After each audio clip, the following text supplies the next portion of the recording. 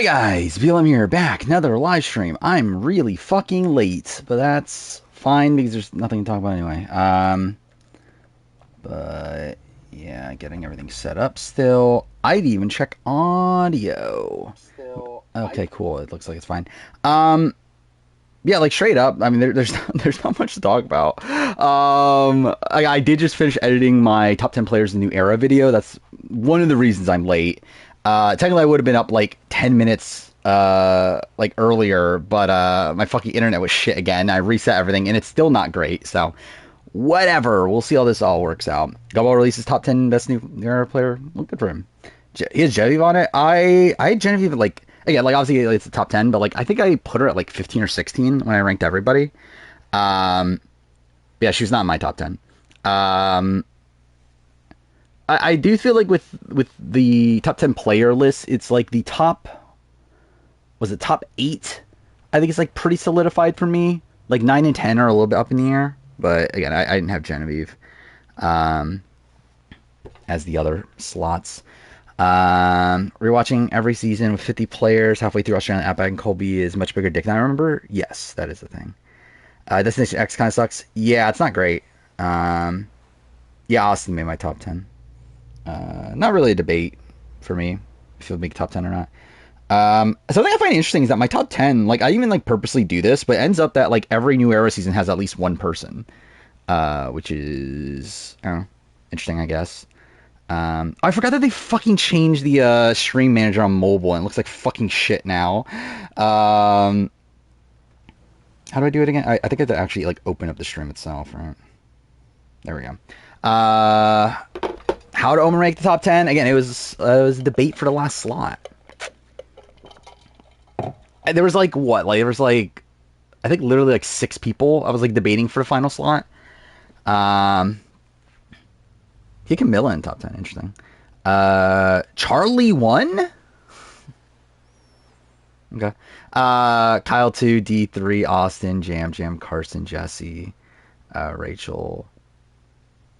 Oh, so no Erica. Okay, interesting. Erica is the one person that I think is a lock on the list that he doesn't have in his top 10. Charlie and Kyle over DM sick. I mean, I could get the debate for Kyle. I don't think, like, for, like, I don't think there's much of an argument for Charlie over D, personally. Are there any new era players in top 10 worst of all time? I don't think so, if I remember right. I'm trying to remember. Well, like, I don't know. Where do you want to put Banu? I really don't even know where you put Banu.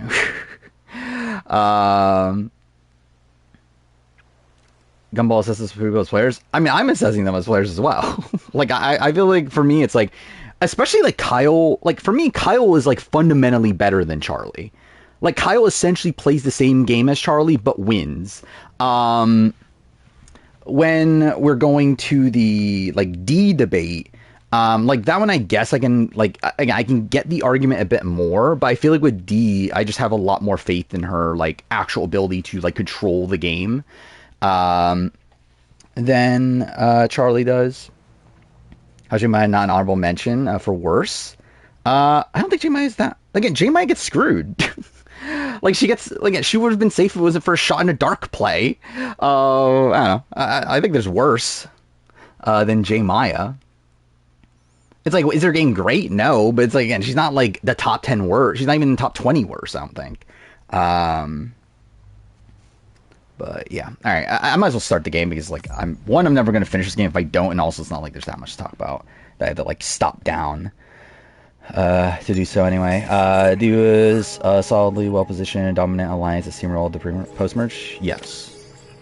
Again, Final 5 is definitely the big qualm, but yeah.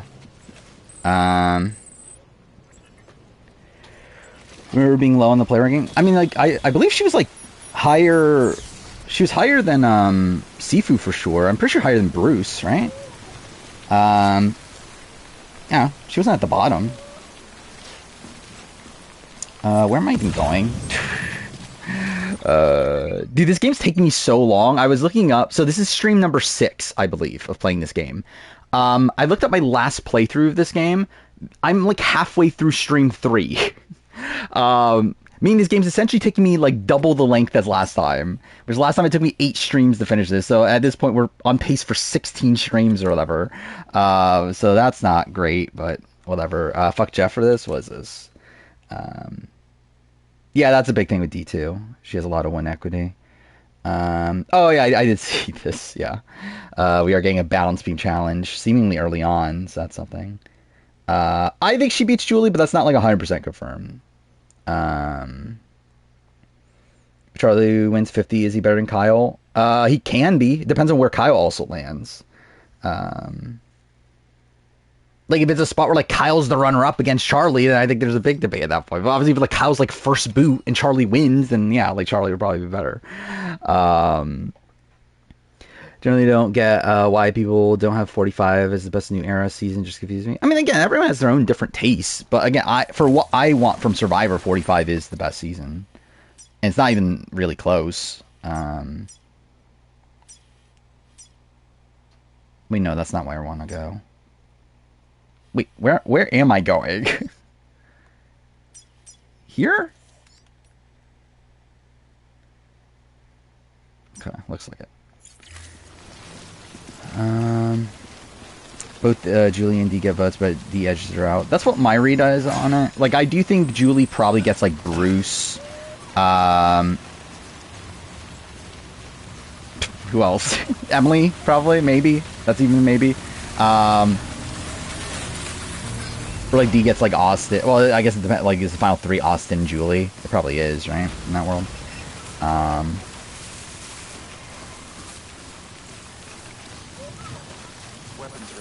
Jerry's an amazing character. I don't know why she's the most hated woman in America back then. Sexism, for the most part.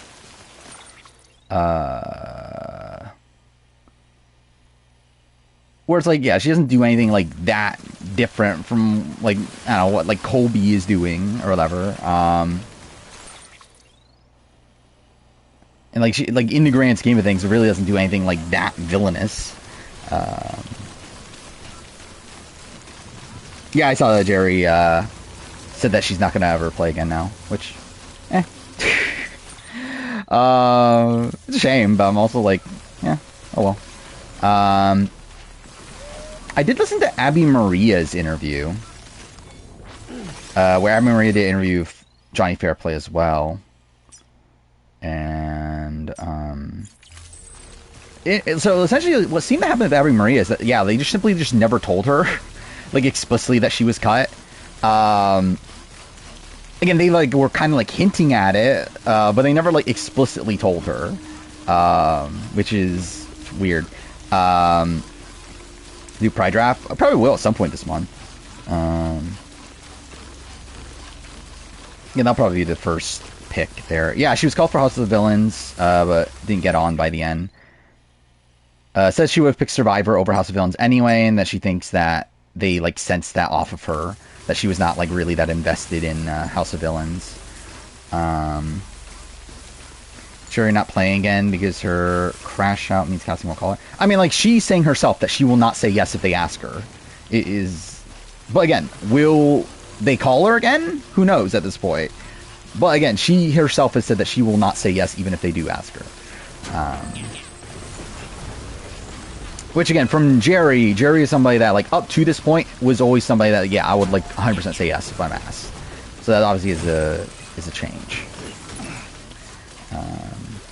Seems like Abby is like pretty fine though. Like, I think Abby will probably say yes if asked again. I think Kelly Wentworth like just talks shit about production constantly. Wait, if you don't know, Kelly Wentworth was not called for 50 at all. Where it does seem like, yeah, it just seems like production doesn't like her anymore. Posts, like, again, now she talks shit about them constantly on, like, TikTok and everything. Also, during Edge of Extinction, she supposedly was, like, calling out Jeff, for, like, how shit fucking Edge of Extinction is and everything. So, yeah, I think Kelly Wentworth's done. And, too, for Kelly Wentworth herself doesn't want to play again at this point anyway, seemingly, even though she did say that she would say yes, during the wish list, the 50 wish list thing. But now is saying that, yeah, 100% I would not say yes anyway, which I think is probably because they're not calling her anyway. But yeah. Gonna talk about Junstock's presidential campaign. I've never thought about it. We'll see if it naturally comes up. I'll probably talk about him being like a politician and everything nowadays, like a big politician. Any chance of Heroes Villains 2 in the future? No, like 100% no. Like there's never a world where we're getting Heroes Villains 2.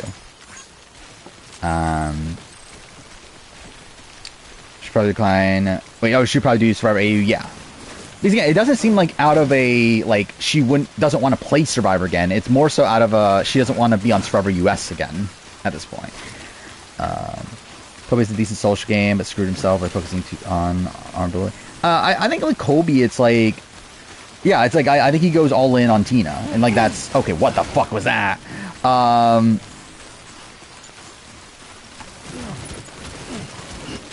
Yeah, he, like, he technically is like a major like swing vote during the early portions of the game, but then he like just kind of sacrifices his own positioning for the sake of going to the end of Tina. Champions versus contenders. I mean, like, no. Again, like they're likely never doing a theme ever again outside maybe Second Chance. As long as Jeff is there, to clarify. We'll see once Jeff leaves. What exactly happens, but as long as Jeff is there, I do not think there will ever be a casting theme ever again for a newbie season, and I think returning is the only one they'll be willing to do is Second Chance. Do you recall the final 3 all the way back on day 24? I mean, because like obviously, like I think that's the issue of the fucking season, is that you can call the fucking final 3 from really far back. 1000 Destination X, I think it's kind of bad. Like, I don't know. Like, there's interesting stuff happening with the cast itself, but I just think the game itself is just, like, kind of, like, bland. Like, it's essentially just a glorified game of, like, GeoGuessr, and, like, whoever's, like, the furthest off, like gets eliminated or whatever. Like, there are, like, social strategy aspects leading into the GeoGuessr part, but, like, it still shows that it's, like, I don't know. It's just, like, whatever. Like, I'll watch it, but I don't really care about it. Another thing I don't get about people saying old era is the best, like, as through the word. Are people saying old era is the best? I feel like a lot of people say, like, the teens are the best. I feel like you don't really see that many people saying old era. Like, and if they are, it's like people like Mario Lanza and, like, people that were, like, there at the time. But I feel like you're not going to find, like, modern fans of Survivor that say, like, 1 through 8 is the best. Yeah, but old era is pre-40. Like, unless they're, like, specifying 1 through 8, like, if someone says if someone says old era, they mean pre-40. Because that is what the old and new era are now. So I didn't watch Survivor. Oh, yeah, I forgot I did watch Survivor Quebec. I watched some. I did not get caught up, though. Well, yeah, no, actually, no. I got caught up on everything that is subtitled. I have not gotten caught up on the actual show itself because not everything is subtitled yet. I got up to... Shit, what was the last boot I saw? Spoiler for Survivor Quebec. Fuck, who was the last person to go home? It was... Florence, right? Yes. Last person I watched go home was Florence. Which, yeah, obviously, again, I had Florence as my winner pick for longest time. Obviously, that's not the case. Which is funny, considering this is literally what happened last season, too. Like, I literally had the exact same thing with Marilu last season. Where I had, like, Marilu #1 in my power ranking, like, almost the entire season. And then she goes out, like, pretty much in the same spot. But, yeah, I personally think it's either, again, it's still Marilu or Mirad. But yeah, I would lean Marilu right now. If not Marilu, then I could definitely see Marilu being like a losing finalist as well. I feel like that's also a potential thing of like people being bitter over flipping on them. I still don't think any of the men are winning. Obviously, again, like maybe I'm holding on to that in like initial content to premiere way too much, and like obviously that was something that happened. Like, and you can't really compare US and Quebec, but like still, like in US, obviously we had what's it called? We had IOI where they were talking about, oh, a woman's gonna win this season, and like a woman doesn't win the season. But like I don't feel good about any of the men left though. Like they all kind of suck. So it's like I don't know. I feel like even like without that, I feel like ethically I would still be Marilu or Miriam. What am I meant? Wait, I'm supposed to put what again?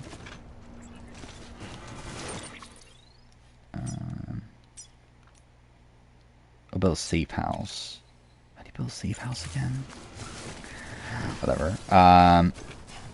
Dude, there was a point, like straight, there was a point where I was thinking, is this like a Gabler run for like Eric?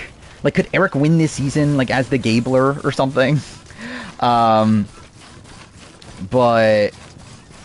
yeah, like everyone else, I don't really see at this point. Like William, like William's probably the most probable of the men.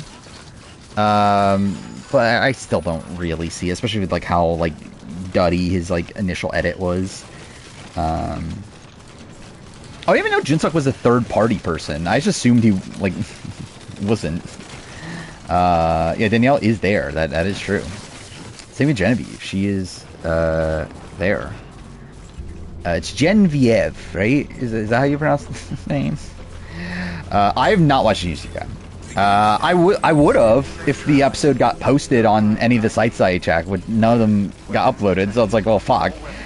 So instead, I went all in on editing my my New Era video, Top 10 Players New Era, which I was able to get finished at least.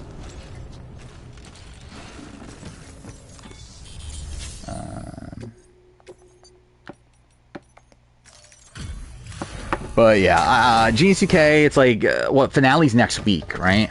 Hopefully I can watch in time for the stream next time, but we'll see. Just needs to be posted on either like the Patreon, like the RGB Patreon's like been posting him super fucking late anyway. So I probably have no hope there. There was somebody on the Genius subreddit that was like posting the episodes like a few hours later. They never posted it today.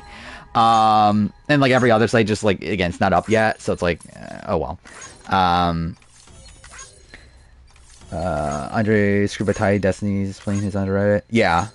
Yeah, Tide Destiny, dude. I was like really fucking annoyed when Tide Destiny's came, dude. Especially like if Florence went out due to Tide Destiny's, I feel like that would be even more like annoying, from like an editing perspective. But then obviously she comes back and just gets put out again anyway, so it's like whatever. But yeah, like, I don't get why people like Tide Destinies. Like I generally don't understand how like how LaRue Botha like really was like so all in on Tide Destinies. Like I don't get why this is the thing that like producers like, but whatever. 50 was all New Era who would make my cast. Who would make my cast? Who did I have on my Dreamcast? I had like what, Shannon Ricard, Drew, Venus, probably Jam Jam Caroline. Speaking of Jam Jam, got confirmation today. Jam Jam was not called. Which is like, how? I don't understand. Like I don't understand how that is a thing. Like, how are we in a world where Carolyn is the only Tika 3 to be called, and she wasn't even called until months later, and then they just cut her right away anyway? Like, I don't understand. Like, it's just so perplexing to me. But yeah, Mary Lou got saved by Tide Destinies, yeah. Well, I mean, like, was she actually going? Like, I know that she got, like... Yeah, like, I knew she was being, like, targeted and everything. And, like, she was in a spot where, like, yeah, like, obviously Ashley, like, being her partner or whatever definitely helped her. But, like, was she, like, for sure going there? And production loves 44, though. Like, fucking Jeff still put in his top 25 seasons or whatever. And, like, the main thing was, like, oh, I fucking love the Tika 3. And just, like, none of the Tika 3 get called. It's just insane. Yeah, I generally don't get it. Does sort of production shape their opinions based on reception? I think some they do. But again, I think people liked 44 at the time. Like, 44 is not even a spot where, like, the like casuals hated it. Like, casuals loved 44. Like, I even liked 44 at the time. Like, the reception of 44, like, again, didn't happen until later. Yeah, that's the thing. Lauren Harp got called, which, like, again, I expected Lauren Harp to get called, but, like, also I expected Jam Jam to get called. And, like, I do actually think, like, this is what I am currently thinking. I think winners might have been called late. or at least I think the New Era winners were called late. And I think that might be why we're getting a 24-person cast, is like my current read right now, is that, because again, no winners came up until, like a few weeks before the cast got finalized or whatever. Like, Redmond finally heard of a New Era winner. To where I think what happened, this is my current, like, read on what happened. Again, pure speculation. I think they called the winners early on. I think, again, when all the calls went out in August, I think they made calls to winners. A lot of them said no.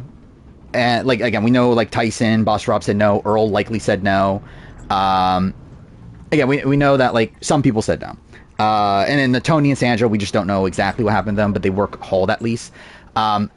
My read is I think they called winners, realized a lot of them were not interested, and decided to go with no winners. And I think that's why we never heard of a winner for so long.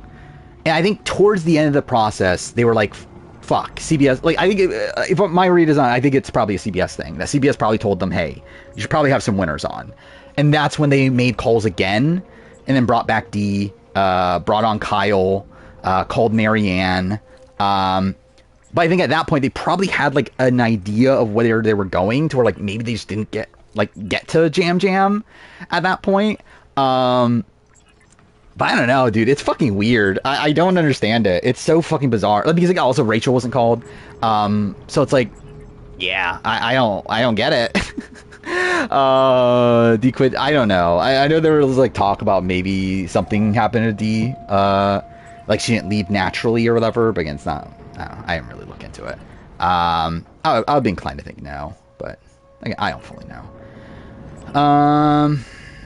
Did for at the time, but I'm now turned off by the overt positivity. That's not my issue. My issue is just the fact that, like, there's no interesting vote off, like, the entire season. Yeah, Jam Jam is like 100% the better choice casting wise. Is there any pre-game drama? I mean, we know pre-game stuff. Like, pre-gaming that's happening, or to happen. Drama, I don't know. I mean, like, obviously we have the Stephanie stuff, but again, supposedly that Stephanie is targeting Suri, but supposedly that's been debunked as a thing that happened. I don't know if Suri... Again, so, like, Rachel has said, anyway, Rachel's super close to Stephanie, that no, this is not true. Stephanie's not targeting Suri. They're actually going to work together or whatever. Or she wants to work with Suri, at least. However, that doesn't specify, like, doesn't clarify Suri's point of view, right? Like, there's definitely a world where, like, Suri thinks that this is the case, and that she thinks Stephanie is targeting her, but Stephanie is actually not targeting her. So I do wonder about that, but oh yeah, targeting Sarah is fucking stupid from Marilu. I generally don't understand it. It, like, comes so close to the backfiring on her too. Was this, would you consider going Big Brother? No, it's lame. I mean, obviously. Like, why would most people go on Big Brother, especially if you are someone like Cass? Titus is for 50. That'll be fucking miserable, but I guess it's not out of the realm possibility. Like, it definitely is possible. Is Eliza spreading lies about Stephanie because she hates her for being MAGA? I think there's a shot of that. Would not be surprised. But yeah, Big Brother hate will not be tolerated. I mean, yeah, it's a good game, not a great show. Oh, she put a hit piece on Joe? Really? What she had on Joe? Like, what did Joe do? Okay, this does recharge it. Change on a triple boot premiere. Triple boot? I don't think so. I'll be surprised at triple boot. Double boot, yeah, I think 100%. I'll be surprised at triple boot, though. Is Winnie Joe still the worst player? I think so.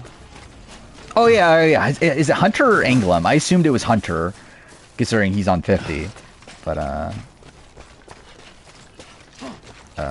ooh, cool. But if it's Anglem, then it's like, obviously. Oh, Hunter, okay. Yeah, what'd Hunter do? Get Joe Hunter. So the 26 was good from production? I think it was good. I don't know if it's because of production. Jello's, is it MAGA? I mean, I knew that. Like,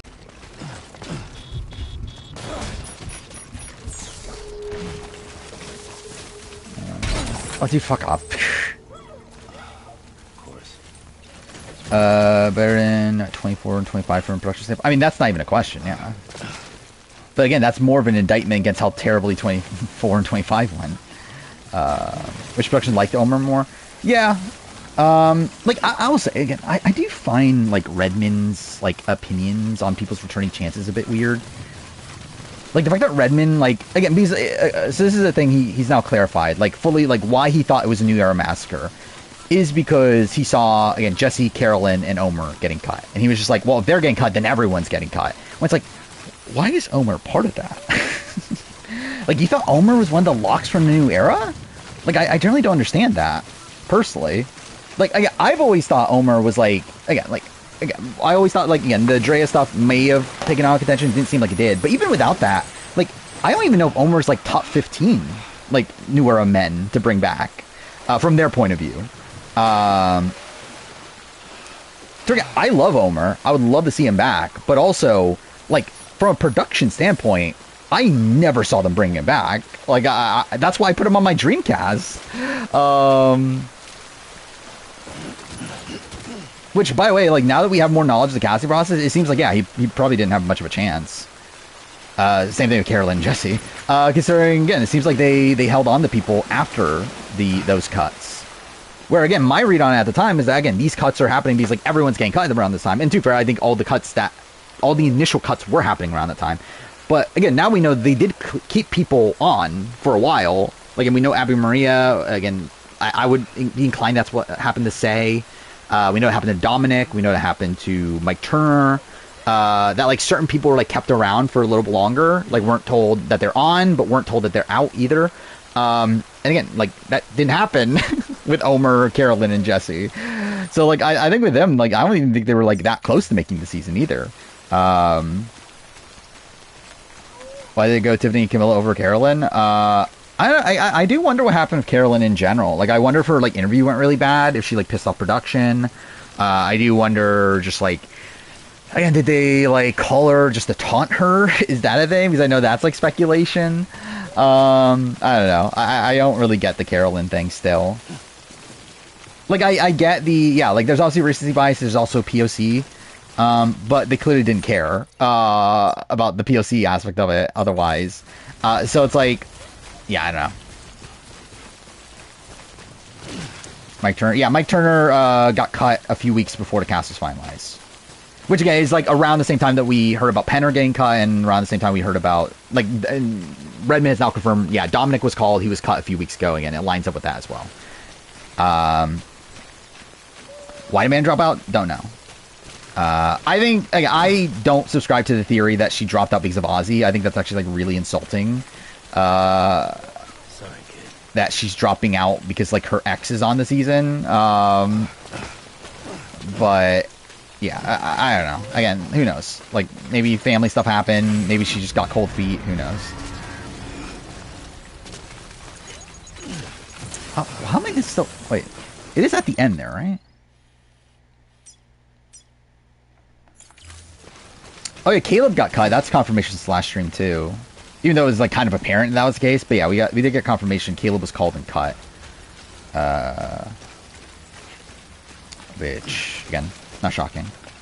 By the way, this Saturday's video is going to be my my players cut video, or players called. I forgot what I even called it. So I go through everybody there. It was made before the Jam, like, hear about Jam got called, like, didn't get called at all. But to be fair, that doesn't really affect the video at all, really.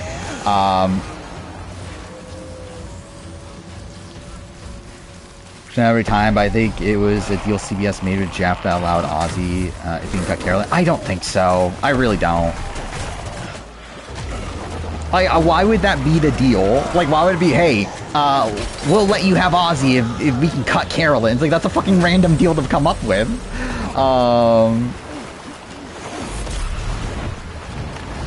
Like, I think it's a spot where, like, I just don't think I don't think either side wanted Carolyn that bad. The question is, like, why didn't they want Carolyn so bad? Which, again, you can debate that. But, like, I don't think it's this thing of, like, hey, let's make a deal over, like, Ozzy in particular.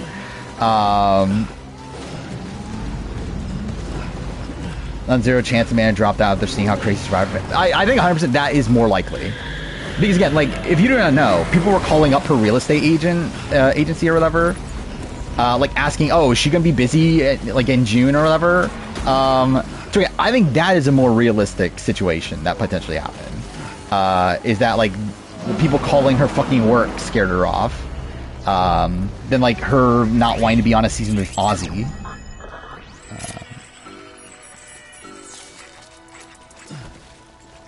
Which, like, it would be funny, but like, it would be sad, but like also funny if that is what happened. Is the people, like, again, these like obsessive fucking people wanting Amanda Kimmel back is actually what caused her to not come back.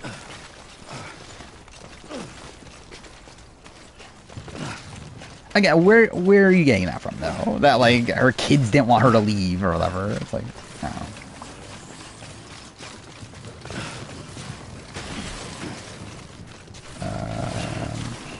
I guess reference be normal people. That is certainly a question.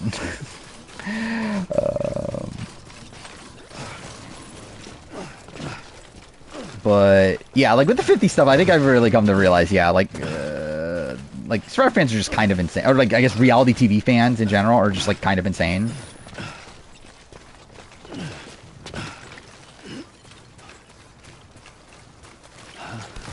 Dare confirm that? I'm talking about Lavasser?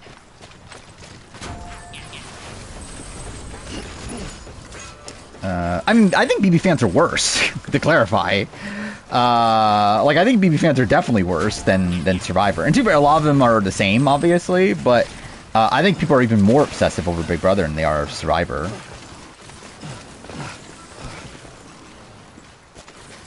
Yes, I think this is the thing, like, again, by also, like, joining the Discord and just seeing how, like, how upset people get, like, on the Discord over, like, the most pointless shit.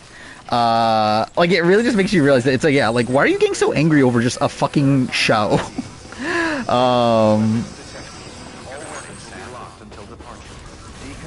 Are B fans more woke than Survivor? Again, it's the fucking same people. Challenge fans are at the bottom. Yeah, I think it's mostly. I guess there's a different challenge. There are these like MTV like purist people, right? Why didn't I make the delivery? I'm really dumb.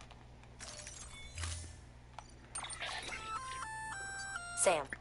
B26 fans thought Leo's racist because made racist comments towards Chelsea.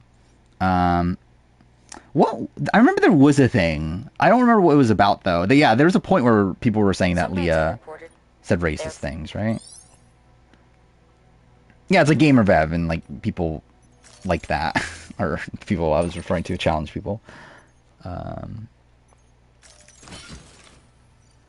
MTV Pierce is like the white supremacists of reality TV. I mean, I guess obviously I wouldn't go that extreme. Like the only thing I was upset about was Sean Rector. Sean Rector is definitely the big one for me, I think. Like I get, like the thing is, like with most of these casting choices, I do get it though. But Sean Rector is probably the one that I personally wanted the most. That I am the most annoyed that didn't happen. Because like you have people like Malcolm, like I would like to see it. And like Rob C, obviously, but like Rob C, like Gamecom, I get that at least. Like again, it's disappointing, but I at least get it. But yeah, like with Malcolm, with Carolyn, I don't get it as much, especially if you're not going to follow through with diversity mandate.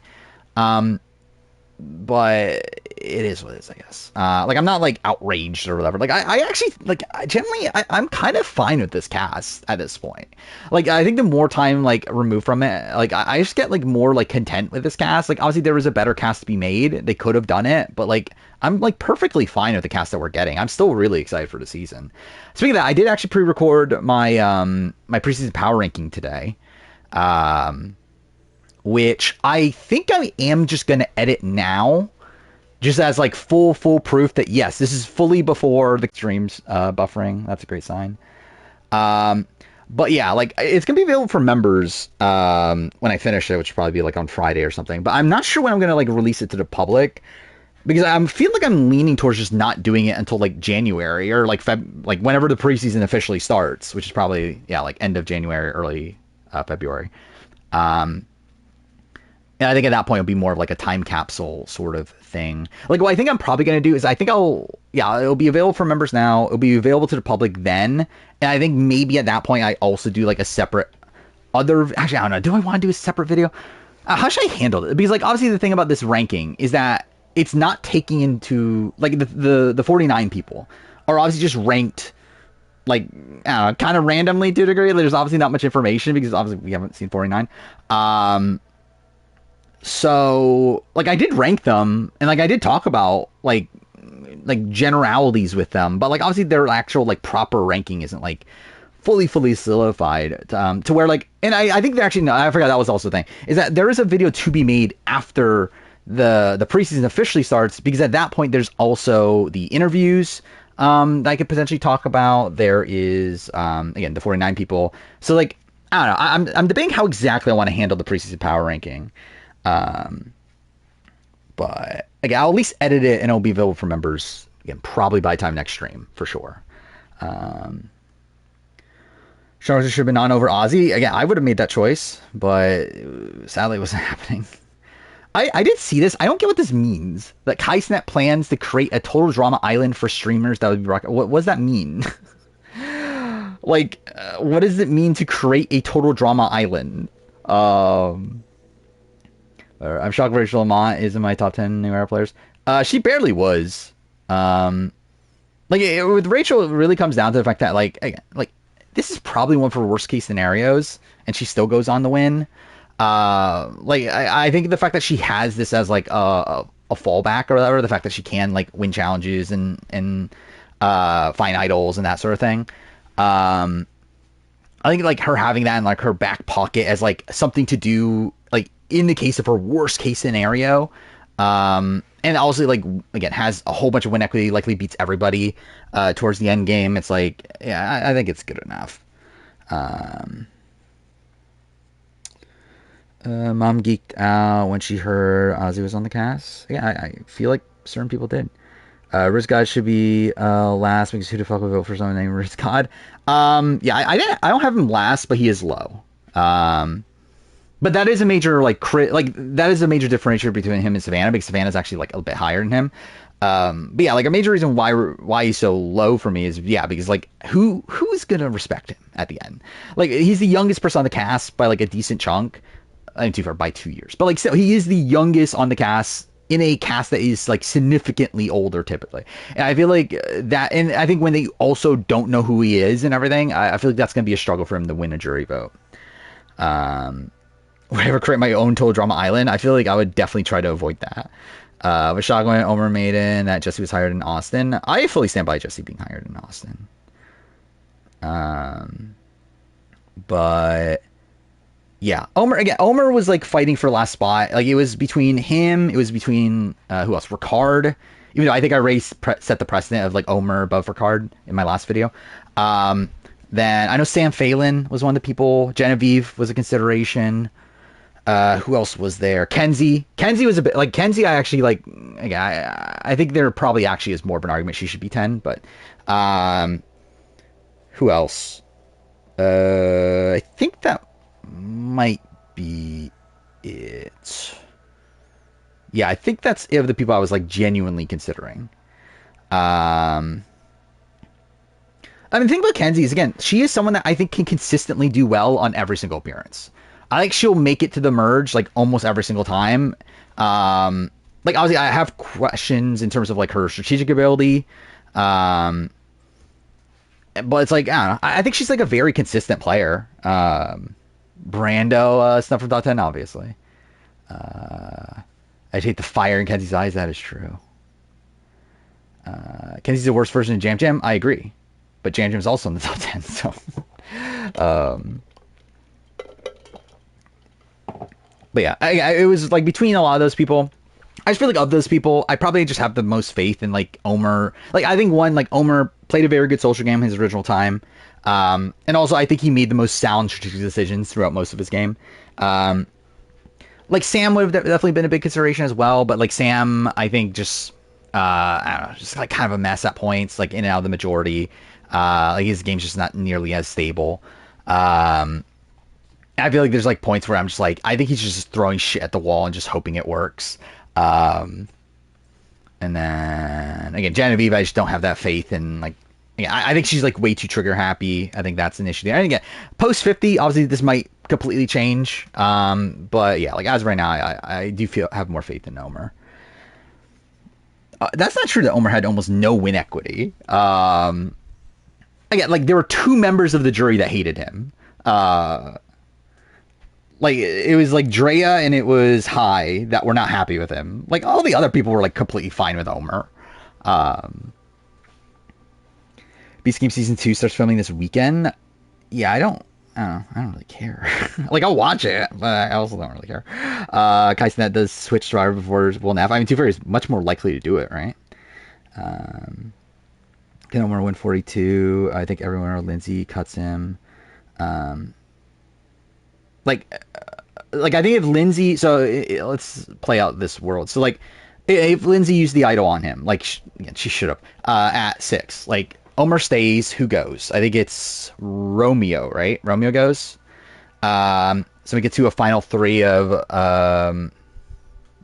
what? Marianne, Omer, Lindsay, Jonathan, Mike. I think Mike wins final 5 immunity. Let's just say he still wins that. Yeah, like who do they vote? Do they just go for Omer still, or do they go for Lindsay? Because obviously, like the thing about Lindsay is that they couldn't vote for Lindsay and did Omer vote because she had immunity, right? So not entirely sure which one they vote out there. And then like again, if he is getting through that, like if they vote out Lindsay, he gets the 4. He at least has a shot at fire. I don't know how he does in fire. He probably does lose to both Jonathan and Mike, if I were to guess, because they're both pretty good fire makers. Maybe it's Marianne, but like let's say he gets to the end against like him, Mike, Jonathan.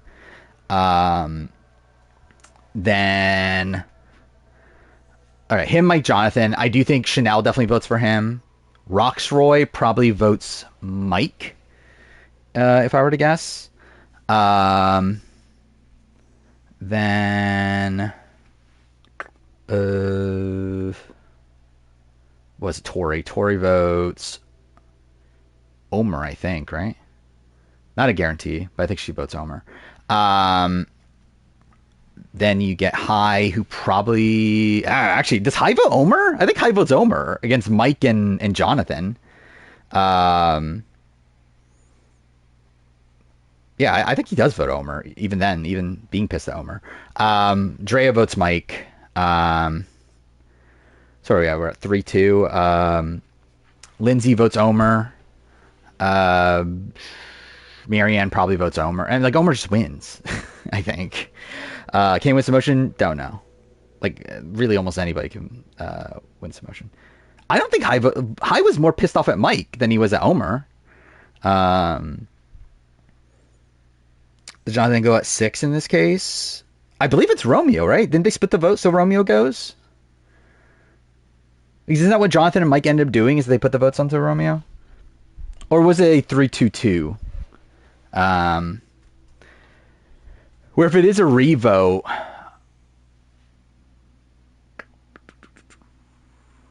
I think, actually, maybe Jonathan does go. Yeah, maybe Jonathan does go, because, like, at that point it is...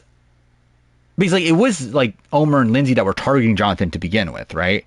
And then, like, Marianne probably votes out Jonathan over Romeo. Maybe. I don't know, actually.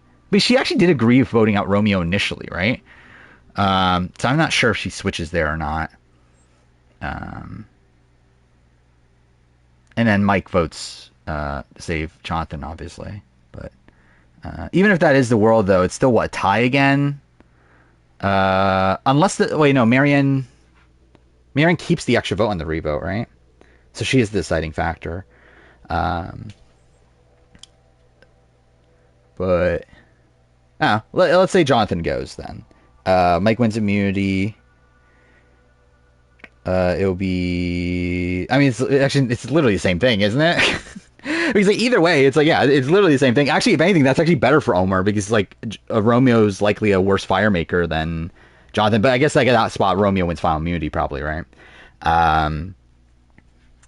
But Yeah, I think the game like it plays out almost the same. It likely is. Well, actually, no. I guess it is worse. It depends on like who. Well, no, because Romeo in that spot would be saving Marianne, right? So it would be Omer, Mike fire making, and Omer would lose fire making against Mike. Um, I mean, like realistically, like none of this actually matters. Like I don't know, like realistically, none of this matters to my actual assessment of Omer's game.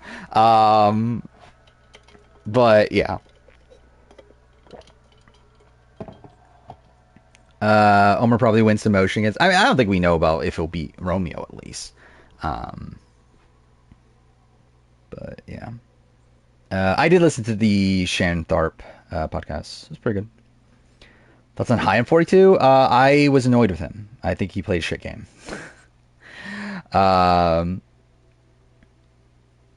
Jordan still wins BB11 without. I don't know if she still wins. I don't think her. Like, I think it radically changes the game, but it's a spot where, like, Jeff and Jordan were not being targeted anyway. Again, who knows how the game changes at that point, because just, like, the fundamentals of everything just shake up. But very likely, it is still, like, Russell goes home. Even if Jesse's side wins power, they're not targeting Jeff and Jordan at that point. They're targeting Michelle and Kevin. And if Jeff and Jordan win power, or Michelle, which again Michelle wins next HOH anyway, they target Jesse anyway. So it likely just plays out like similarly, but it's not like 100% exactly the same. Actually, I didn't deliver a thing still, did I? Dude, draft. I'm open to it today. It is already late, isn't it? It's already fucking 12:30. I forgot I started late. But I don't think Menace is here, right? So I probably shouldn't do the cast. Actually, it would be funny if we do the cast photo draft when Menace isn't here. But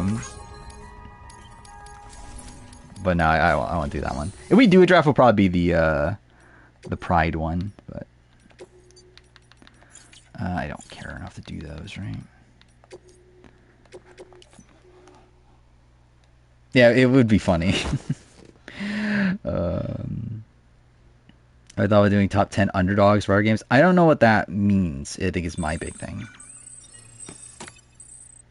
Like, I think you can do, like, top 10, like, underdogs, I guess. But, like, what's an underdog game mean, realistically? Like, I think it's, like, what is the qualifications of what an underdog game is? Like, how do you, like, officially, like, delineate that?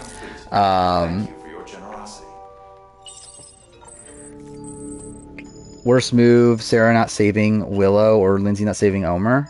I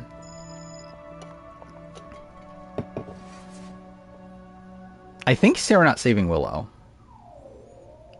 Like, I think Lindsay not saving Omer, I think she was kind of fucked either way. But yeah, it is a really dumb. Like, I think dumbest decision is Lindsay not saving Omer. Like, I think that is the dumbest decision. Worst decision is probably Sarah not saving Willow. Because, like, with Lindsay, it's like, you were safe, and this is the last time you use your idol anyway. So it's like, why are you not saving Omer? Like, I guess she had a reason. It was like that she didn't want to expose that she had the amulet or whatever. But it's like, it's still dumb. Like, it is really dumb. Where, like, with the Sarah saving Willow, like, I at least get Sarah's rationale to a degree, especially with, like, so little time to think about it. But it is also, like, really bad. Especially when, like, Willow was her number one ally at that point, too. Or, like, yeah, it's like, at that point, like, she was more loyal to Willow than she was to Brittany. And the fact that she's, like, just letting go of Willow in that spot, like, because she's, like, worried about an all-guys alliance or whatever, is really dumb, but whatever.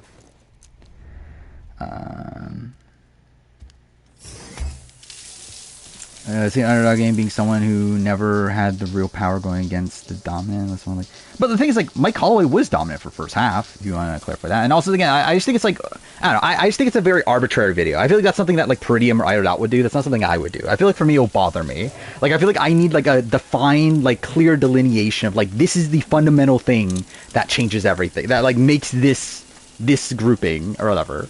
Like, it just feels like a very arbitrary, like, concept, in my mind.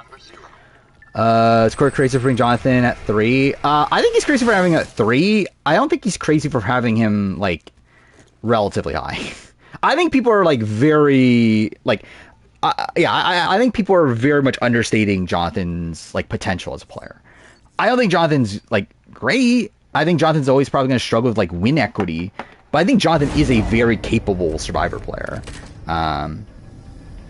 Like people called from 41 were Shan Nasir. No, it's Shan Nasir, Xander, and Deshaun are the people that we know of. Then again, I don't know who else would be called at this point. Like, I don't think Ricard got called. We know Tiffany didn't get called. We technically don't know about Evie. For all we know, Evie got called, but again, don't know about Liana. But yeah, it's like I would not expect many other people getting called for 41, but don't 100% know. Let's trash Sarah Hanlon. Obviously, I haven't done that already. I feel like Mother V will have a massive target on 50. I think she'll have a decently sized target. I don't think she's the biggest target though. Like I think if we're like ranking people on targets, I think Kyle and Camilla are like tied for first. Too fair, I think like Kyle probably won Camilla too, but like I think like Camilla is just way more likely to be the first boot, and be booted before Kyle, just because like, you know, like her not being as good in challenges and that sort of thing. Yeah, I think they're 1 and 2. I think Suri is 3, and then I think after that you have like a whole bunch of other people kind of like tied. Where I think you have like Charlie, Genevieve, Christian, potentially Rick Devins. Who else is there? Q, but like Q's from a different perspective, right? Like, because like Q is like a massive target, not because he's a good player, but just because he is Q. Where like the other people are like being targeted because like people look at them as threats. Where like I don't think people are looking at Q as a threat. I think they just look at him as like a massive like I don't know ball of chaos. That's like how do we work with this person? Jonathan's most likely to make merge. There's very few people who could be in a jury vote. Yeah, probably. Worst twist, do or die, tie destinies. I think do or die, but they're both bad. Yeah, tie destinies. It's like at least there is some agency there in the sense that like if you are tied to this other player, like you can obviously like try to actually there's something actually I forgot about that. That was something I did not like about how Quebec handled it. Is that I did not like that Quebec made them play as a single player. Where like to me that is like complete shit. Where in the original Tie Destinies in SA, it was a spot where like each player was still individual. Like if someone wins immunity, their partner gets immunity. If someone is voted out, their partner gets dragged with them. It's not a spot where like you're voting for both people and both people win immunity and both people have an idol played on them. It's like they're separate players still. It's just that when one goes home, the other one goes home too. And I feel like that's the way it should be handled in Quebec as well. And I feel like the way they handle it in Quebec just is so limiting. Where like it just like very like it essentially makes it a final 5 vote at that point, right? Was it 10 or 12? I don't remember. Either way, it's like it just like limits the options in a way that just like doesn't make for good TV. Schroeder Pride Draft, probably if we're gonna do it. It is late already. Hello professional pre-gamer Cole P2 150. I don't feel great. But worst player on 50 cast. Who's actually the worst player on 50 cast? First instinct's Tiffany, but like obviously it's just like replacement. Actually, no, I think Emily's a worse player than Tiffany, right? Emily, thank God. That's all right. So again, obviously don't know about the 49 people. 48. I think Joe's probably the worst of the 3, but they're not like Joe's not even that bad. Genevieve's probably above Joe, but like it's kind of close. Then 46. Again, you got Q, you got Tiffany. Actually, no, I think Q's a worse player than Tiffany, right? I kind of forgot. Yeah, I think Q's worse than Tiffany. Then Emily or Q, I think is the debate. I would probably lean Q still. Then Q or Jonathan. I think Jonathan's better than Q. Rick Devins is probably better than Q. Christian is, I don't know, a little debate, but I probably would still say Q's worse. I think Angelina's better than Q. Chrissy's better than Q. Coach, Ozzy, Suri, Stephanie. Yeah, I mean, I think ultimately, yeah, I think Q is the worst player. Probably by a decent margin, actually, the more I'm thinking about it. I don't think Christian's that good of a player. Mind you, I actually moved Christian up a lot on my preseason power ranking, where I had him like right at the bottom. I think like thinking about it more, I do think they're just bigger targets than Christian. I think he is still like an inherently like massive target. Oh wait, I'm an idiot. I just forgot about that mission. Well, that's great. I watched Destination X. I thought it was bad. Or like not bad, but just like I don't care. Where is this place I'm supposed to be going to? This one. I'm probably fucked. What if there's an argument for Ozzy being worse than Q? I don't think so. I think Q's worse than Ozzy.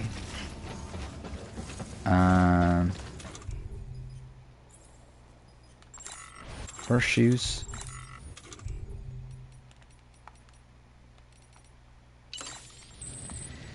Josh going first. Yeah.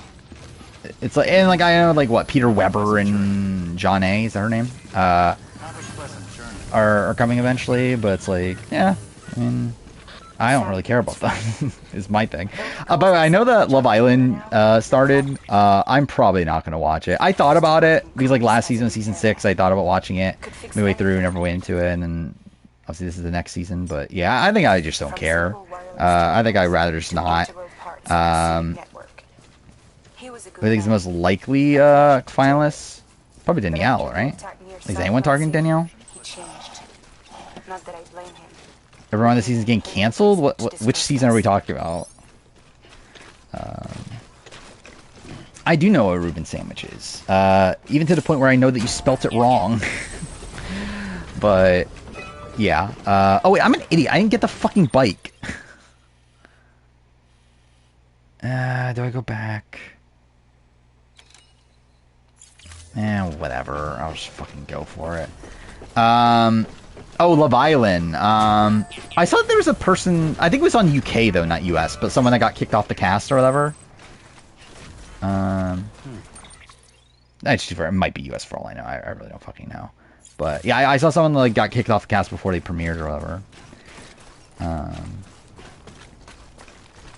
Any social strategy? There is, but it's not interesting social strategy. Not Factory and Win Equity. Did Kate or Zara play a better game? I think now with more like now knowing post-game interviews and stuff, I would probably lean Zara, even without the Win Equity of it all.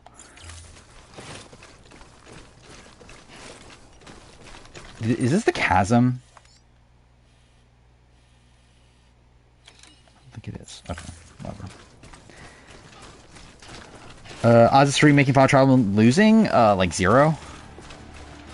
Also, I think the odds of her making it to Final Tribal, though, are also near 0. But, like, odds of her getting to it and losing? I think that's, like, yeah, I do not see a world where that happens. The person got kicked off because casting, someone missed a assault. Yeah, I saw that.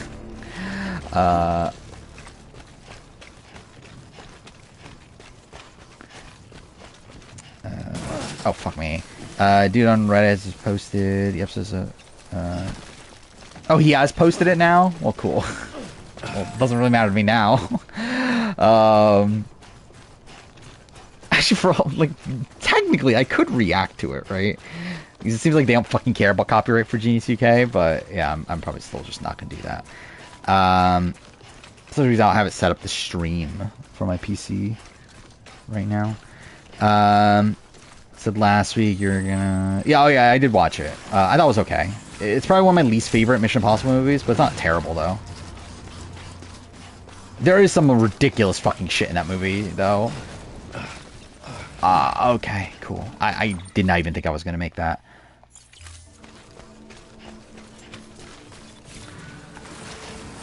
%, they put that in there like solely because of Suri, right? Like, there's no way that was like not a thing that they put in there because of Suri, the like having a balance beam like so early on.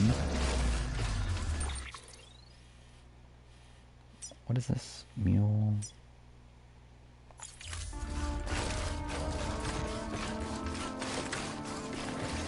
Stream buffer. I would not be shocked. but I have not looked at it. There's fucking enemies here too. Fuck off. By the way, I did cancel my Death Stranding 2 pre-order. Not because I don't want to play it, more so because I don't have the fucking time. Considering the game comes out in, what, like 3 weeks or something?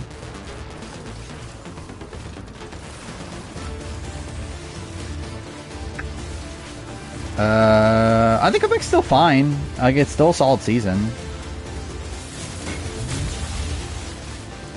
Like, considering, like, the shitty format of Quebec, it's better than it has any right to be.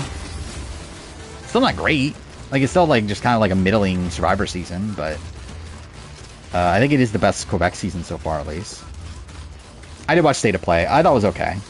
Not, I don't know. Not a lot of what I personally care about, but it's fine for what it is. I still just generally don't understand what Sony's doing with this generation. Like, it just feels like they're so tight-lipped about everything that's like when is anything happening? And like, I get that they like fucking wasted so much of their resources on live service shit that they're not probably even going to release at this point. But like, yeah, it's like it just feels weird that we know like so little about like things that have clearly been in the works for like years now.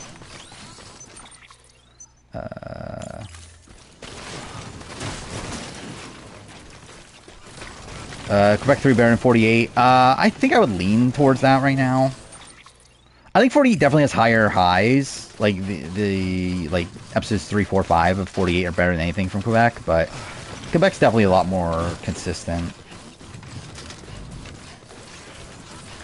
I've seen 2 people streaming G2K on here, so I think copyright. Yeah, copyright's fine for sure. I still have it set up to stream from PC. Like I never bothered to, like I have OBS set up in general, but I don't have it set up to connect to Twitch and everything, which I don't know how I do that.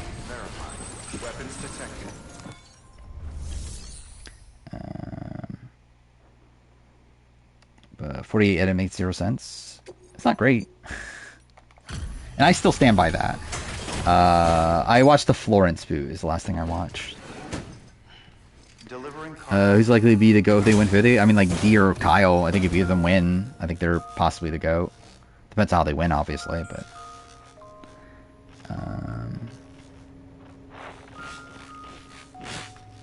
But yeah, I think both of them definitely have a serious shot. That's probably it being like the GOAT, right? Like Charlie, like if he wins, he's definitely up there. I don't know if he's number 1 though. But he certainly would be up there. Was surprised where Florence went? Not by the time it happened. But yeah, it's like I was not expecting it coming into the batch of episodes I did watch this time. Oh, I forgot about Suri. Suri, yeah. Suri definitely could be in the conversation. I think the problem is that still it took her like what, fucking like 5 times or whatever. But yeah, I mean, should be in the conversation. And like also she's still only a 1 win or whatever. So it's like I think should be in the conversation. I don't know if she hits number 1. Like I can see her being number 2. But I don't know if I would have her at number 1. But it would depend on like what exactly happens still. I think Ashley's playing the best game. Who is playing the best game? Like I think he's playing a pretty good, like solid game considering everything. Trying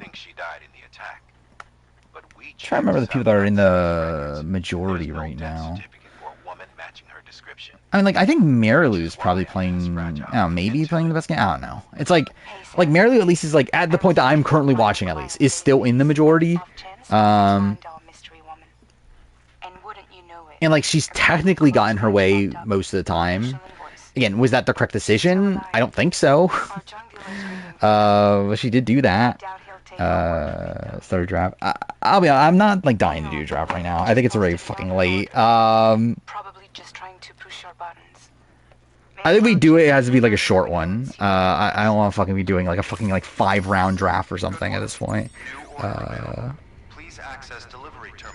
Heard that Florence went out of yeah. Well, she went out and then came back and then got voted out again after.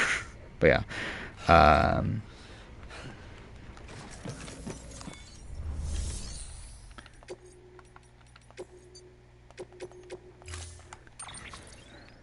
But again, like with Tide Destiny, it's just like again, we didn't get to see the round like properly play out though. So we're like, I'm not like gonna completely like dock against Marilu for that. When like, who fucking knows what happens if there wasn't Tide Destinies. 30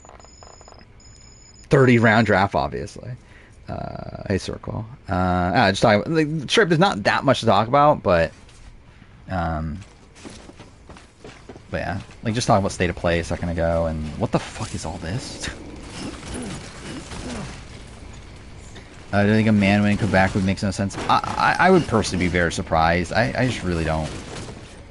Let's see, wait, where am I delivering these to?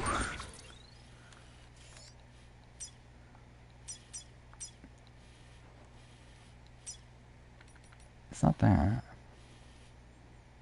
Whatever, I'll just take them. Why not? Just had to give yourself a challenge, huh? Yeah, it looked really cool. I just wish I was more into fighting games. But, like, again, that being, like, a PlayStation exclusive, whatever, that's cool. I just wish it was for me. Wait, what? It's behind me?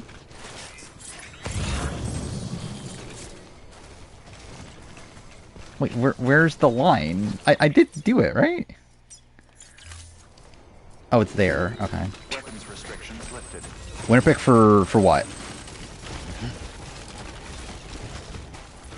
I have not heard a single thing about AE vs. the World. I don't know when that's happening. 50? It's still Charlie. I think everyone has major issues for me. Like, there's no one I'm, like, super confident. Oh, wait, that's not even the fucking thing I'm going to do.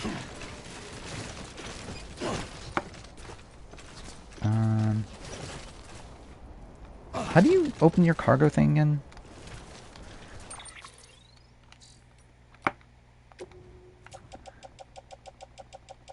Let's drop like this, I guess.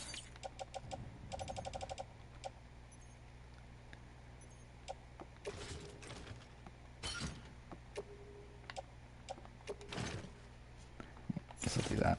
I feel like I would have Austin to win 45 because he pulled over D at the swap. I think for me personally, it's like I think Austin plays the better game up until Final 7.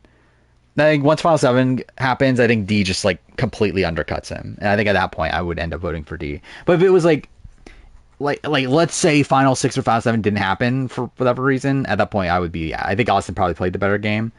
But I do think the fact that and he's just like so snowed for those 2 rounds is the damning thing.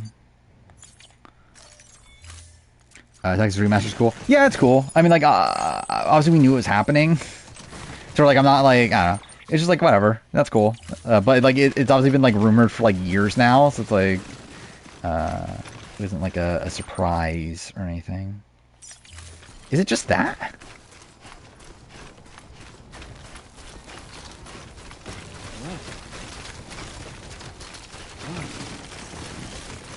And again, that's actually, like, one of the bigger issues of D as a player for me is like the fact that like wait, this is literally the same place, isn't it?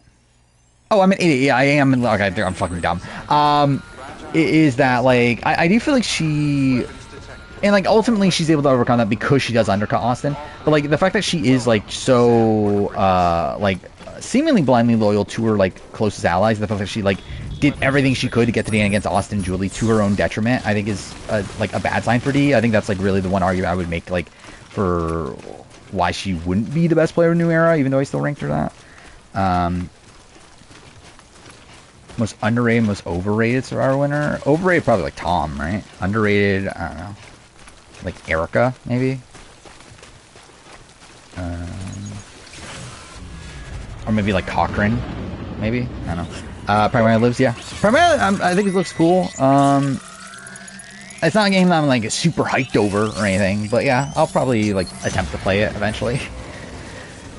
Yeah, I'm really interested in how D does. Like, even if it like doesn't go well, I think it'll at least still be interesting to. And like, if it doesn't go well, like because she's like a winner and she has a big target on her back, but like, I still would be interested in just like getting more information on D as a player.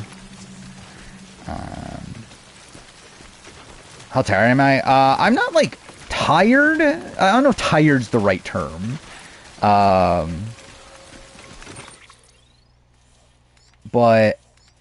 I don't know. Not really at like 100%.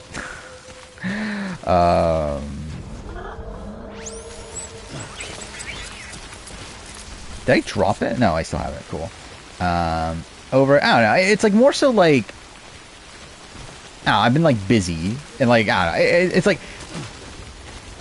yeah, it's like, I don't know. I'm not tired as in like, I'm not like ready to go to sleep, but I'm also like not wanting to think though, is also the thing.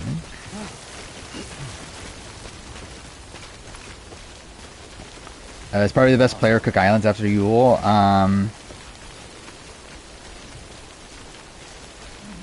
Maybe, I don't know. It's like, is she actually the best player? Like, I assume like obviously in the player ranking, right? Like maybe, just because like obviously that like I think she's the likely winner if the bottle twist doesn't happen. But like, it's not like she played well though. Like it's like essentially like it would have worked out for her. Like, she would have likely won, but it's not like she was, like, actively playing the game well to make that happen.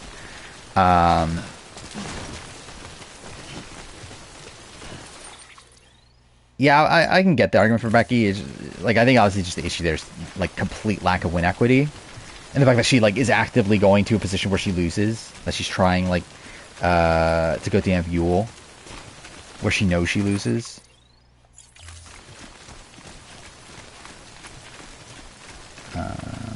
Was it dumbest idle play?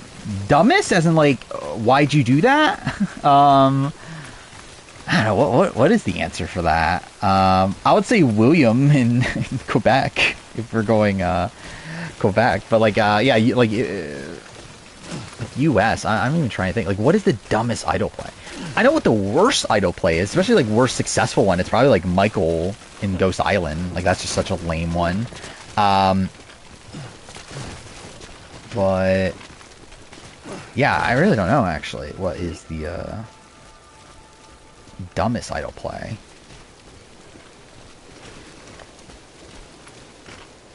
I'm trying to think of like all the like wasted idols. It's like the first one that comes to mind is Troyzan in One World, but like that's not really a dumb idle play. It's like I get why he plays the idol there. But like what's one that like just makes no sense why they used the idol when they did? Jake in 45. But like I at least get what he's going for though. And it's like he mishandles everything. Like he secures relationship with Katura enough to make sure the plan goes through. But like I at least get what he's doing. I'm trying to think of like, is there an idol play where I'm just like, why the fuck did you use that? Dana and Angelina, that's a pretty good one. Yeah, I think that's a pretty good one. That might be the answer. Like I get what he's going for, but like I do think the overall rationale of why he's doing it is bad though, right? It's like why are you like wasting one of your idols on Angelina, who's like not even that good of an ally for you? This is in great shape. So yeah, that's probably up there for sure. Reynolds and Caramoan. Yeah, that's a pretty lackluster one too. Actually, yeah, Lauren playing on Chris is really bad. Actually, that probably is also up there. Yeah, that's probably the answer. I think that is worse than Dan on Angelina, because I think with Dan and Angelina at least like makes logical sense, right? Like at least like there it's like, okay, if you are wanting to secure like the Goliaths together and you think this is actually what is happening, that they actually vote for Angelina, like I at least get the logic there.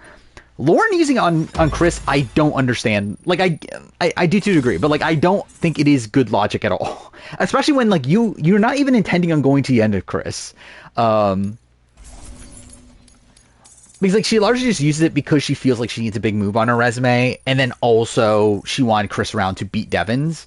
But it's like you still have to beat Chris himself though. Like you need to beat both him and Devons. And like you're at final fucking you're gonna be at final 5 at that point. I am still ranking every AU player this year. I'm leaning towards it probably being in November at this point, but it will probably be this year still. Like William shoving in his idol to everyone at Tribal and not playing it is stupid. It's definitely, I don't know. It's like, I mean, is it that dissimilar from like what Russell does?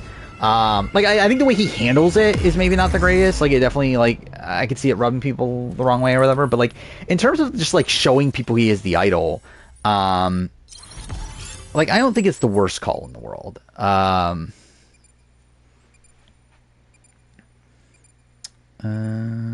LG on Tony. Actually, LG on Tony is really bad too. Yeah, actually, LG on Tony's actually really stupid. Like, I still think Lauren on Chris is worse, but LG on Tony is really fucking stupid. I don't think she even understands fully now. Yeah. Like, I think it was just like Chris came back from the edge telling her, hey, the jury doesn't respect you. They want you to make a big move, which was true. It was true information. But again, that led to her being like, yeah, I need to play the idol on Chris and make a big move. Interesting. Thoughts and stay and play. It was okay for what it is. It's not really, again, like it's just not one for me personally. Like I was hoping for, again, maybe like a sliver of like intergalactic, again, maybe Wolverine. I don't know, like something. like the Marvel fighting game is really cool. It's just it's not something that I have any like connection to. Like it's not something I probably will end up playing. But it's really cool that it exists. So long, Sam Bridges. But Thank you. yeah, like even Ghost of Yotei, and like Ghost of Yotei, I actually don't give a shit about too. But I did find it very funny how they just like showed like a short thing of Ghost of Yotei just to like say, hey, we'll have a bigger event in the month. So yeah, I did find that funny. They will get intergalactic at SGF. Hopefully. I mean, what the game's coming out next year, right? Wait, is it next year or is it 2027? I actually don't remember anymore. But I don't know. I'm not like sold that we will. I could see that Game Awards at the end of the year. I don't know if we're for sure getting it tomorrow. I mean, like typically Sony does like to give SGF something. The question is are they going to give intergalactic? Guess we'll have to see. But yeah, I mean, like by the time next stream, we're gonna have SGF and then also Xbox, right? So that should be fun. We'll see how that goes. Actually, I forgot about that. I'm gonna be busy on. Fuck, I just realized I might not be able to watch Xbox live. But we'll see how it turns out. Next big. Wait, what's next? What if video? What is it? What I record? I mean, like, there's a what if. Not a moment too soon. What the fuck's the video called? What is it? What if? Wait, who would I vote for? Yeah, actually, yeah, that's what it was. Like mixing who would I vote for with what if. It's like who would I vote for if final jurors won final immunity or something fucking dumb like that. I forgot. It's something to that nature. But even that's not coming out probably for like 2 months at this point. Will 2026 be a go to year for games? It seems lined up to be a pretty good one. I don't know what 2025 is going to be at this point, but yeah. Joe Hunter lost 48 because he went shove honor and integrity. I don't think so. I think there are other like more fundamental issues. When we get in there, Last of Us Remastered, it'll be funny at least. I saw someone post that, like, I never even came across my mind that, like, what if they did Last of Us the show, the game? That'd be funny. Like, just recreate Last of Us 1 again, but this time, like following the story of the show. Like, I would unironically actually buy that. Like, I think it would be really funny to play.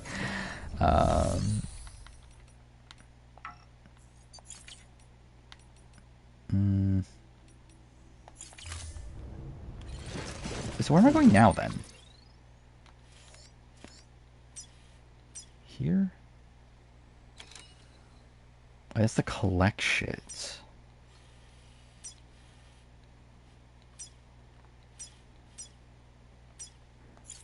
I should probably just drop all this, right? What's the history behind the bottle twist? Is it true they brought it last second? That's the story. That's what like Mario Lanza and whoever said. I'm not like 100% sure on. Like, I think it is definitely something that they brought up. Yeah, I think it is something that they like created last second. I do think that is the case. Do I think it was a thing like? Because I think that's like the other part of the conspiracy, right? Is that people say that like, oh, if they lost and they would have swapped out the message and stuff. I don't believe that's the case. I think they legitimately put it in there no matter what, that whoever went to tribal would eliminate 2 people. Well, I do think, yeah, I think it was put in there, like, yeah, last second. Last Remaster Collection. I'm pretty sure they did do that, didn't they?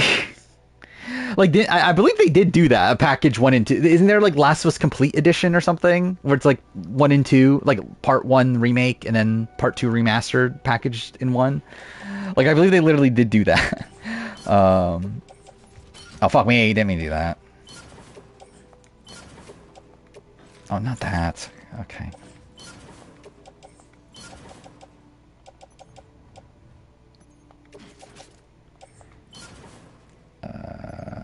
Kugan's production rigged the season for I24. I think they wanted to not make it, like, I think they wanted to avoid the white people running the show.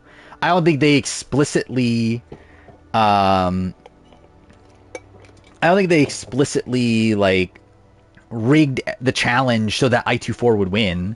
But I do think they, again, set it up so that it would be more, I don't know. It's like, I think they put it so that the I2s could potentially make a comeback. Yeah,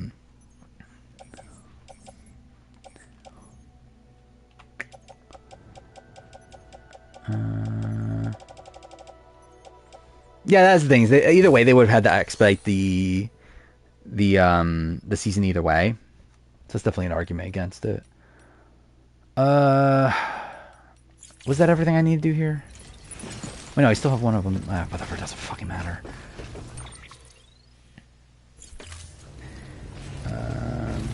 Did they remake Last of Us again? I want a Telltale version. I think it would actually be funny if they did that.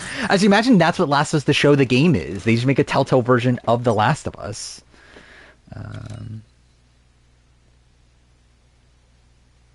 Wait, what the fuck? How did my chat get fucked up? Alright, there we go. Thoughts on Allie Bolton? I think she's fine. I would like to see her play again.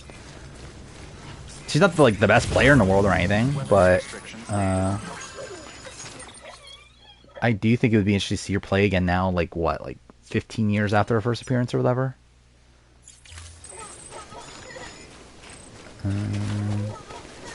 Ever consider updating worst Survivor players? I mean, I'm just gonna rank every player.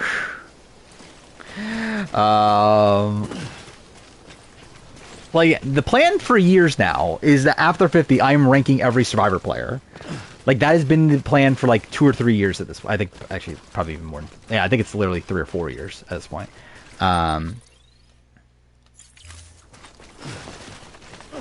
So I've like been alluding to it like a billion times in videos themselves, and I've obviously just openly talked about it here.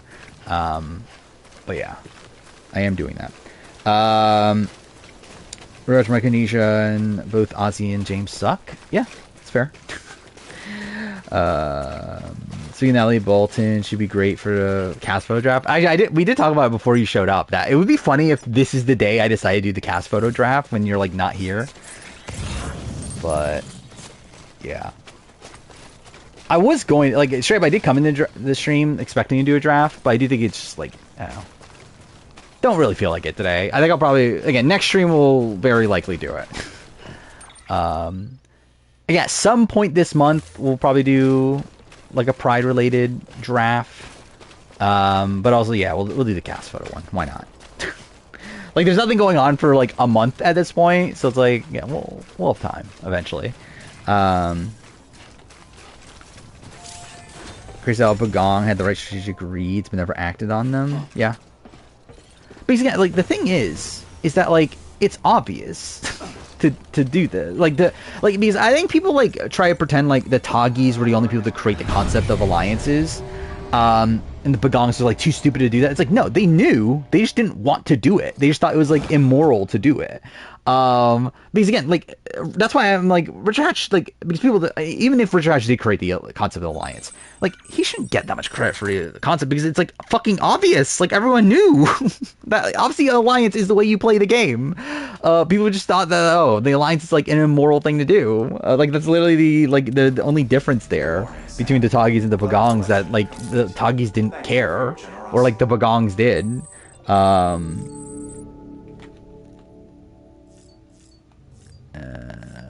Just leave, right? Watch BB19. It feels so bad for Cameron. Yeah. Daddy edition. Imagine. Yeah, they're gonna add that line to the game. I can't wait. It is my Last of Us season 2 review came out today. Funny that it reminded me just like how shit videos that aren't reality TV do, which like is obviously expected. Like obviously I'm not like shocked that that's the case, but again it is funny because like obviously I haven't done a like non-reality TV video in a decent while, especially like even like the non-reality TV videos I've done like have been ones that perform like fine. So like this is my like worst performing video in a very long time, but like it should be expected though. But again, I was never not gonna make this video though. Except for B27, am I not that excited to be honest? It's like when it happens, it'll happen. But I'm not like dying for it to happen. Can Ali Bolton win Micronesia? I don't think so. Not 100% on that though, but I would lean towards no. How many? So I mean, in that world though, there would be 4 Black Widow Brigade members on the jury, which would be half the jury. The problem is that I don't even think like if it's Eric and Natalie, like is Amanda voting for Eric or for Natalie? I don't think so, right? I think she's voting for Eric. So it's not like even a guarantee she gets all the Black Widow votes.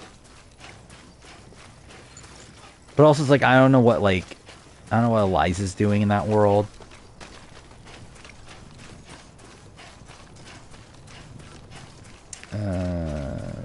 Needs to solidify top 8 for B27 cast draft. No doubt. Bruce isn't going to be on the worst new era players. I mean, BB19 final 8 to the end is actually really good. I personally like it too. I get why people don't like it, but I personally do. Yeah, I think seeing Paul like. Because it's essentially just like a massive like tragedy of Paul, of like seeing Paul run the game but doing it in like a really like terrible way that causes them to lose respect from the jury. Which again, it's interesting to watch, in my opinion. I should record myself watching Last of Us reviews. I need to like find specific ones then. Which also, by the way, actually I forgot, was last stream was after the reaction to Jeff Probst's favorite season thing, right? But anyway, like that video's been doing really well, surprisingly. I expected to do as well as it has. It's funny how like, yeah, like the 3 most viewed videos on the VOD channel are like videos from this last week, which are like the 2 cast reactions and the, well, I guess not last week, because during the emergency stream thing is before that. But either way, like it lasts like 2 weeks. Which, yeah, the channel's like, it's funny that channel's gotten more subs in the last week than than the actual main channel. But yeah, like I'm not gonna force it though with the reactions. Like I'm not gonna like just like out of the blue do random reactions for things. Like I think I'm only gonna do it if it's like a thing that I feel like is worth reacting to. Which, like, maybe I do that for, like preseason interviews, maybe. I don't know, though. Because even then, like, I want to, like, actually be able to do it on my own time. More so than, like, being forced to do it, like, all at once. Like, while standing in front of a camera. I don't know. Yeah, because I think the reaction stuff has, like, gotten the... And, like, I think also the emergency stream, also. But anyway, like they got into the algorithm. So I think people are like finding it from like just because like I don't think it's like people like I think it's mostly people that already watch my stuff, right? It's just people that didn't know about that channel or like didn't care when it was obviously just like VODs.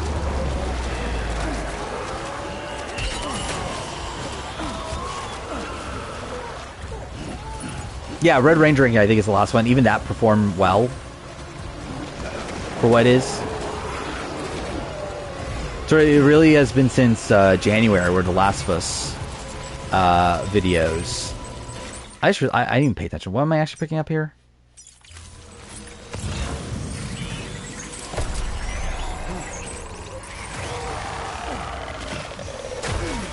Cool.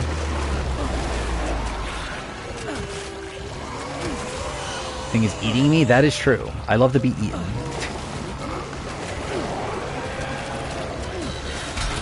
Oh no!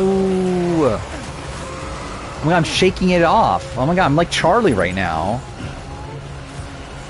Well, actually, no, I guess Charlie didn't shake it off, right? The question was, can he shake it off? Which I guess we don't know that yet. Wait, where's the actual thing I'm supposed to be picking up?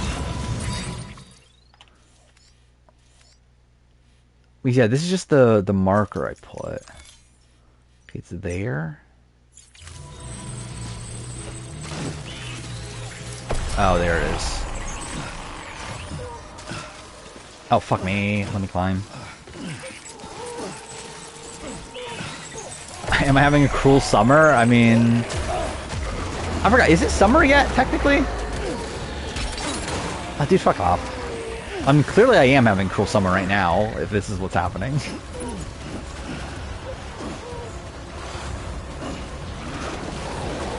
No.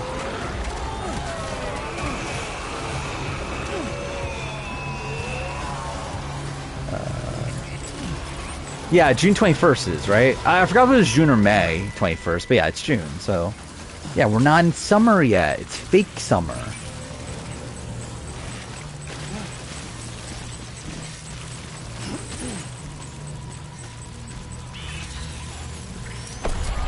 Dude, fuck off. So I have to pick up all these? That's really annoying.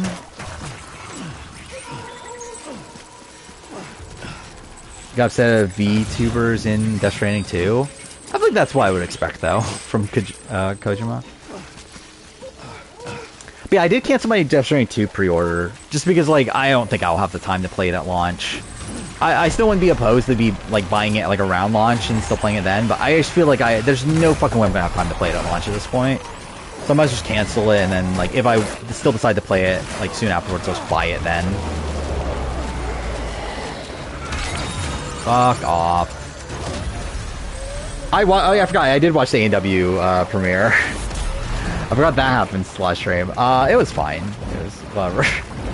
I do like that. Like, okay, like they're celebrating the series. Thank God they're doing what Survivor 50 couldn't. But yeah, it's like I don't know. The season's gonna be shit by the end anyway. Like I still think the format's really bad. But like I don't know. It's like at least they're trying from that point of view, I guess.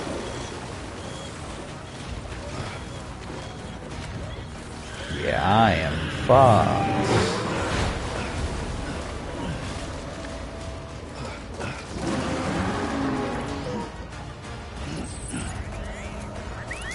Yeah, there's like a lot of like random like celebrity cameos in this game. So it's like, I don't know.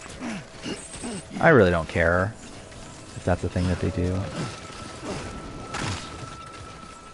Pick it up.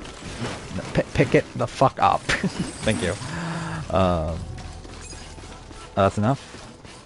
God.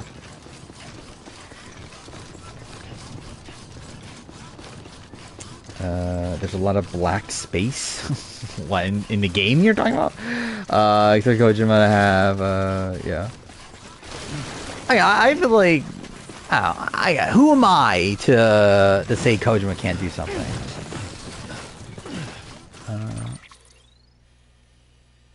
Okay, straight up. Alright, I think he's earned, like, my, I don't know, faith, or I don't know, what the fuck do you even call that? Now, how wrong can he go? Oh, blanks. Oh, yeah, the Taylor Swift reference. Okay, yeah. Generally, actually, I wonder if I can even name, like, 5 Taylor Swift songs. Okay, actually, 5 Taylor Swift songs that aren't referenced through the, like, Survivor thing. So I know Teardrops on My Guitar, is that what that song's called? I know that song. That's what, like, made her famous to begin with, right?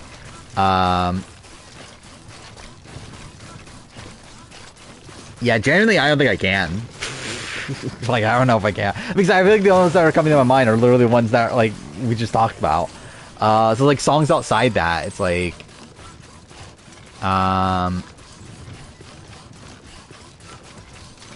Yeah, could not tell you. Okay, it's like, it's the sort of thing where, like, if I hear a song, I'm like, oh yeah, I know that song. But, like, I don't know if I can name a song out of the blue.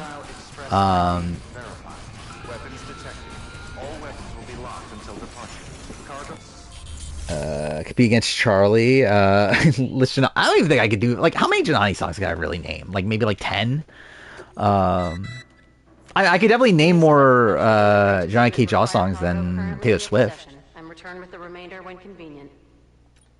Once the cargo submitted meets or exceeds requirement. Okay, I really don't care. I just want to finish this mission, so I don't have to do this again. Oh, Bad Blood. Yeah, that's... Oh, You Belong With Me. Yeah. 22? I assume it's called 22, right? But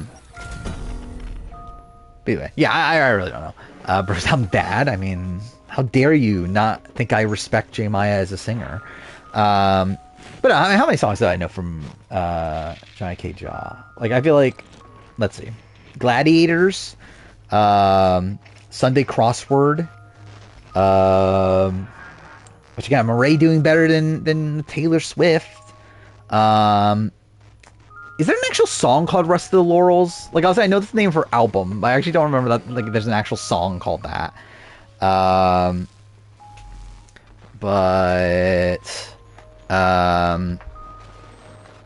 my god, why am I blank? I'm like looking. I'm remembering the music video, which is actually kind of sad that that's the case. That I actually remember the music video more than like the song name.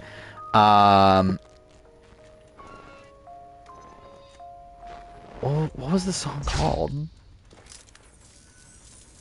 Oh shit! Either way, You got the goods out of there? Oh, Royal We. That's what it is. Like, I knew it started with fucking R, and I was just like, Not bad. but, oh, yeah, Library of Alexandria, that's the thing. Oh, End of Us, right? Or, what was the fucking name of the actual song? It's like something, like, End of Us is like the end of it. It's like, I know it's like a Greek thing, because that's what she does. But either way. Again, still did better than Taylor Swift. Yeah, Thanatos. Name 5. I don't even think I can name a single One Direction song. I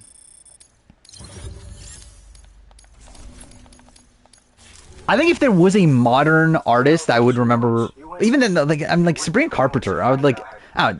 Even then, it's like I've listened to Sabrina Carpenter's songs, but I'm also like, I don't know how many of them I can name like top of mind. If it wasn't for you people, she was there. Which, like, yeah, like, everyone else, like, I generally don't know. Like, I just haven't paid attention to music recently. Even, like, Breaking Benjamin. I wonder how many Breaking Benjamin songs I can still name. He's wrong. She's in So what, Diary of Jane, Give Me a Sign, Dear Agony, if he's not coming out, then it doesn't matter who he yells at over the wire. Forget It, Guessing he'll feel out on me. Polyamorous. What else is there? Anyway, like, I used to, Lies Beneath. That's a song, right? But yeah, I used to love fucking Breaking Benjamin. I at least can name some of those. Chappelle Roan, I could not tell you a single name of, or it's Chapel Roan, right? But yeah, I could not name a single Chapel Roan song. What people are returning competitors? I mean, like the individuals? It's like, I don't know. Like, I really don't care that much. But it's cool that they're doing that. They're, like, actively, like, reaching out to these people again. But it's like, how many of them are actually going to do well, though, is the question. Because I don't feel like many of them are. Especially on this season without Vegas and everything. Or without, like, again, the 4-stage course. The fact that it's just racing. Well, it's like, well, then all these fucking people are fucked anyway. Because, like, obviously a teen's going to win this season anyway. But, yeah, it's whatever. I think for me, the fundamental issue this season is still the fact that it's all going to come down to racing, which is like the entire, like, again, it's not what I watch A&W for, personally. Like, it would be fun if it was like a spin-off, but like as a main, like, season of A&W, and like probably where the show's going at this point if it continues even beyond the season, which even that I'm not even sure it's going to. It's just like not what I want from the show. But yeah. 10 Jeremiah songs. How many was I at already? What I get? Sunday Crossword, Royal We, Library of Alexandria, Thanatos, The Maze, Gladiators. What was there? Generally, I've not listened to her music in a while at this point. Like, again, I'm on a bit of a break. Let's see, what else is there? The what was the Library Card? That was a song. Wait, Massage Shoulders? That's a thing in this game? I didn't even know that was a thing in this game. I am a fake fan at this point. That's true. Again, if you asked me like 2 months ago, I'll be able to name a whole bunch. But again, it's been a bit. Like genuinely, like I've been so consumed with Survivor 50 that like that's been like pretty much my life the last 2 months. Like genuinely, like I just have like outside of like been keeping up with the other shows that have been going on, like I have not had much time for anything else. Like that's literally been everything. That's part of the reason why I genuinely forgot this week was like Summer Game Fest and all that stuff. Like typically I'll be like really hyped for it. I'll be like, oh, I can't wait. Like this time I'm like, fuck, I forgot this was happening. What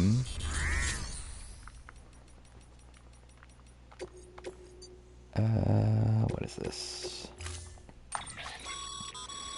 Yeah, eat, sleep, Survivor 50, repeat, essentially. I look back at my chances. Yeah, I did watch it. I did already watch it. But yeah, maybe I should have done that as a reaction. That would have been an interesting reaction.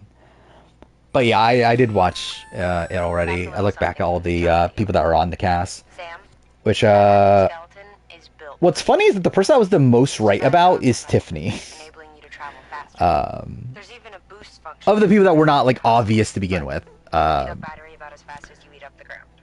Yeah, maybe actually, I think that would be a funny... But then it's such a long video, though, right? Like, I think it actually would be an interesting reaction to just watching that video in general. But...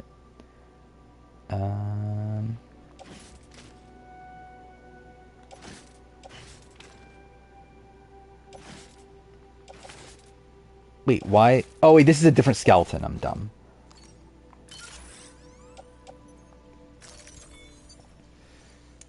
Can we vote Redmond off the island? What does that mean? Your top 6 favorite Big Brother players are doing a season of reality TV this year? Like, my top 6 favorites? Are we talking about, like, top character video, or what? I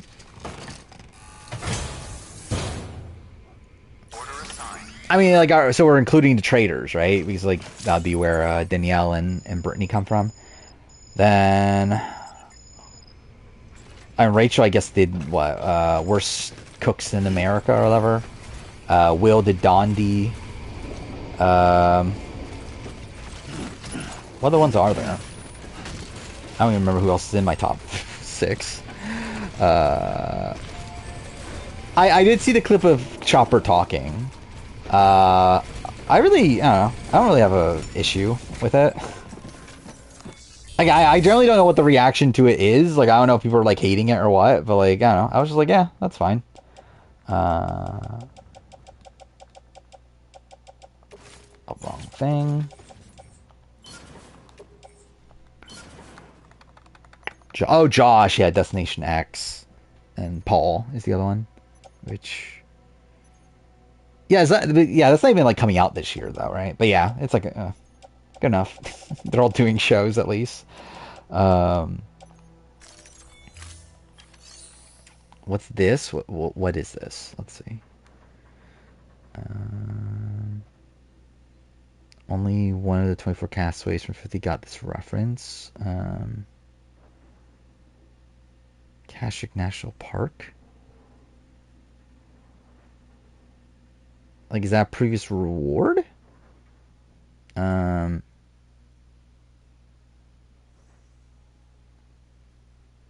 I don't know. What is Kashik National Park? Yeah,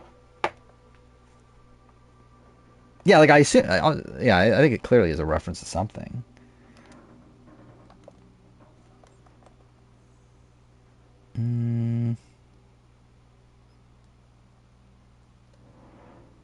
Oh, it's like, is it a Star Wars thing?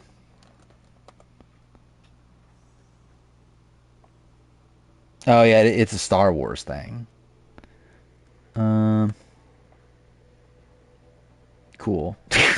Yeah, I don't fucking know what it is. But yeah.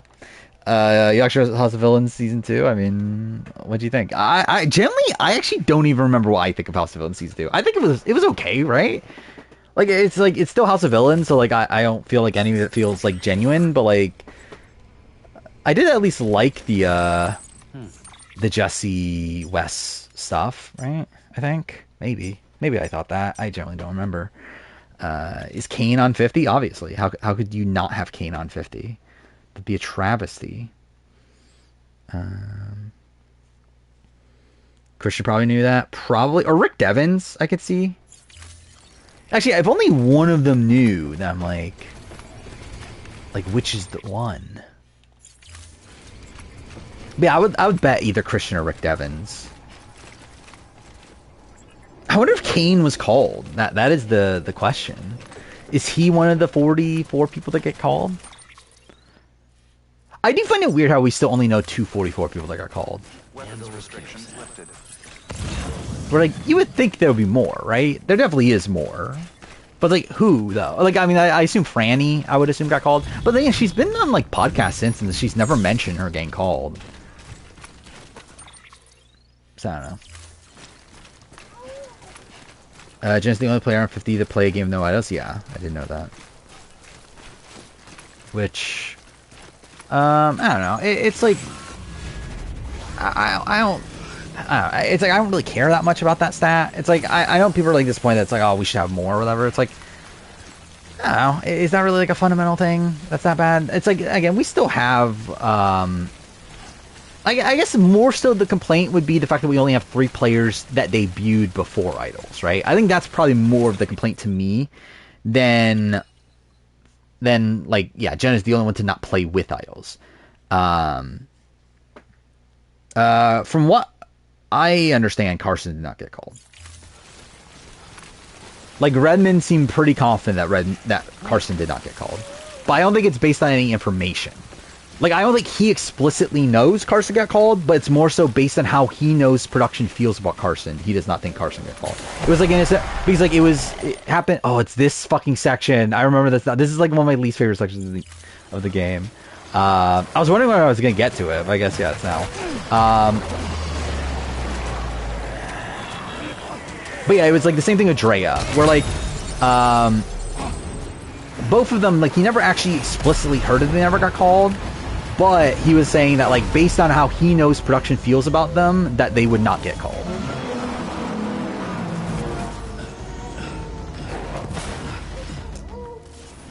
I do think Carson, I would lean towards Carson being more likely to get called than Drea, but I think we're probably just in a world where he did not get called.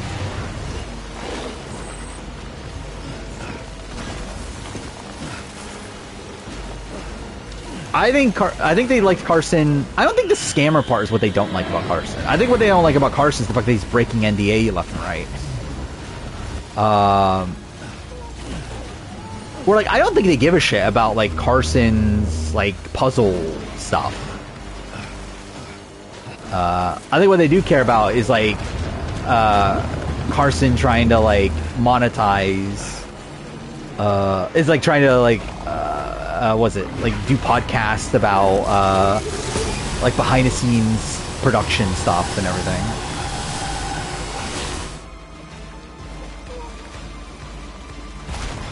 I am so fucked. What the fuck is this? But yeah, I remember this. This is like, I fucking hated this mission first I played the game. He's like, you're carrying something that's like fragile in your hands while you get fucking chased by the BTs and everything. Okay, that wasn't that bad. I wonder the Carolyn thing will pass, or her shot's kind of done. I would suspect they'd be willing to bring her back again, but I don't know. Like, I think right now we just don't know what their intentions were with calling her, and like what exactly happened to make her not on the cast. I would still lean towards her having another shot, though. But it's obviously not looking great either way. Like, I think it's more likely we get Carolyn back than we get Jesse back at this point.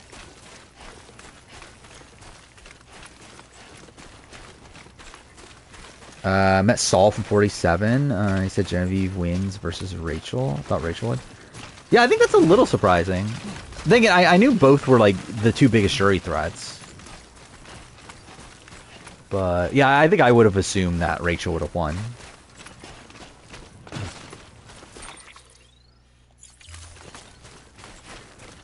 Crazy thing, Carson might have thrown away an automatic return after 44. Yeah.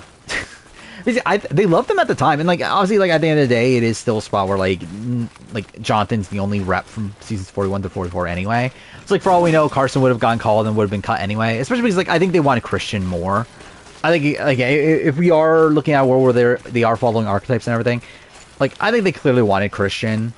Like, I think that's why Drew got cut. I think Drew got cut over Christian. And I assume it would be the same thing with Carson as well. But something I didn't realize until, like, looking back at all the 50 stuff. We're definitely getting Hubicki on 50, aren't we? Like, as in Jeff's gonna call him Hubicki. Or at least Christian Hubicki. It'll at least, like, first last name. But he's like, every single time Jeff mentions Christian, he says Christian Hubicki. Like, he said, like, when he announces his name, for the cast reveal, he says Christian Hubicki. During the top 25 season thing, he lists him Christian Hubicki. Well, like, he says, like, again, there's great people on this season. Christian Hubicki, like, Angelina, Mike. Like, he like, says everyone else by, like, first name, except for Christian. He says Christian Hubicki. So it's like, I don't think we're definitely getting Hubicki for 50. Who be next woman to be called by surname? I think the thing is, like, who has a good last name to call them by? Because, like, I feel like a lot of the women on this season don't have the greatest last names. Yeah, LaGrossa, I think, is probably... But, like, does Jeff like Stephanie enough to do that? But, like, I think she probably is the one with the best last name. Bracco? I don't know, I guess, maybe. But yeah, like, I mean, like, Camilla is someone that's like, I don't know if Jeff can even pronounce her last name. Let alone, like, exclusively call her by her last name. And yeah, Valdez, same thing. It's like, it's not like something that rolls off the tongue. Imagine he calls Tiffany Irvin. Like, that'd be funny. And similarly, yeah, like Genevieve also. It's like, yeah, they just, like, don't have the easiest last names to say. Maybe Keely. Is he gonna call Angelina Keely? Oh, Flippin, actually, yeah, I can't see Flippin. Flippin's possible. Oh yeah, Nicole Irvin. Yeah, it'll be Nicole. That'll be even weirder. And then, like, people are just gonna call her Nicole, thinking that's her first name. That's wonderful. I'm happy to be Lewis. I mean, it would be funny if Jeff even, like, yeah, does Jeff even know her last name? I think that'd be funny if he doesn't even know her last name.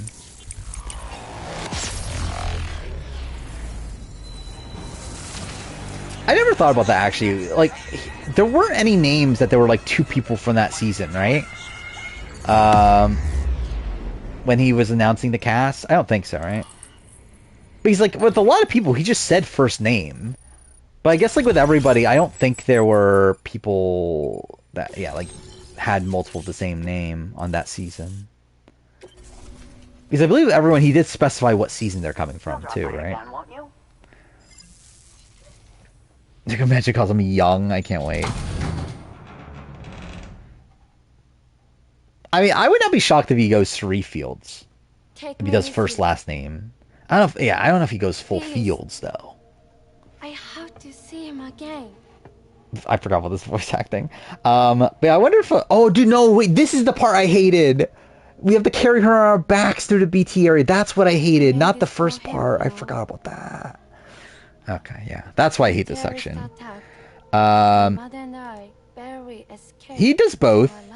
Recently, it's been Rick Devens.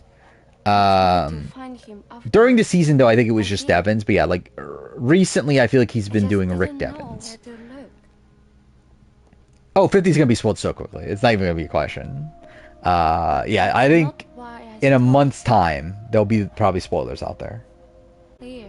CBS mandates that Jeff says Mike White, creator of White Lotus. I assume that will just be a thing that comes out of Jeff's mouth. There we go. So then she said, Aubrey's your She winner pick died. because she's the master strategist. That is obviously the reason to believed her. pick her as a winner pick.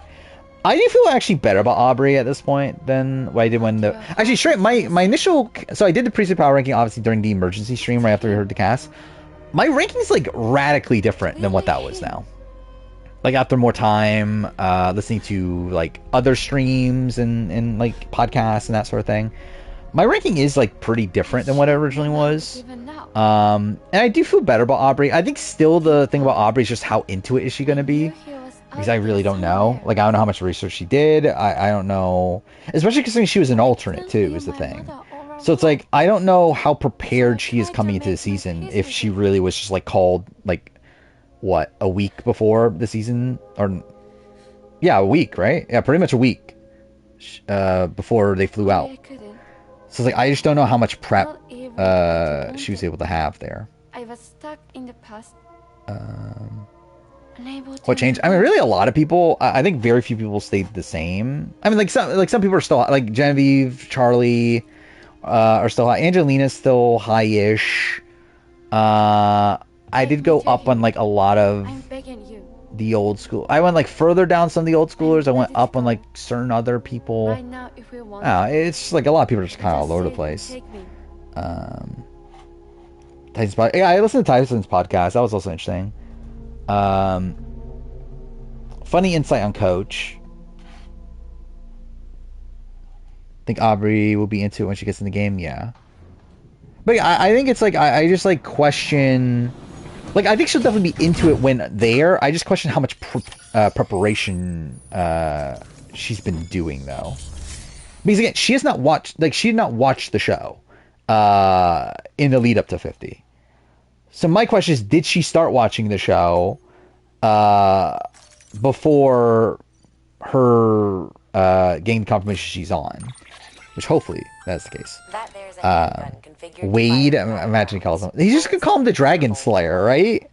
Should do some Like I damage feel to like, NBTs. yeah, I think he's just gonna call Coach the Undrill Dragon items in your Slayer, body like carry constantly. bats on hand to fill its cartridges when in use.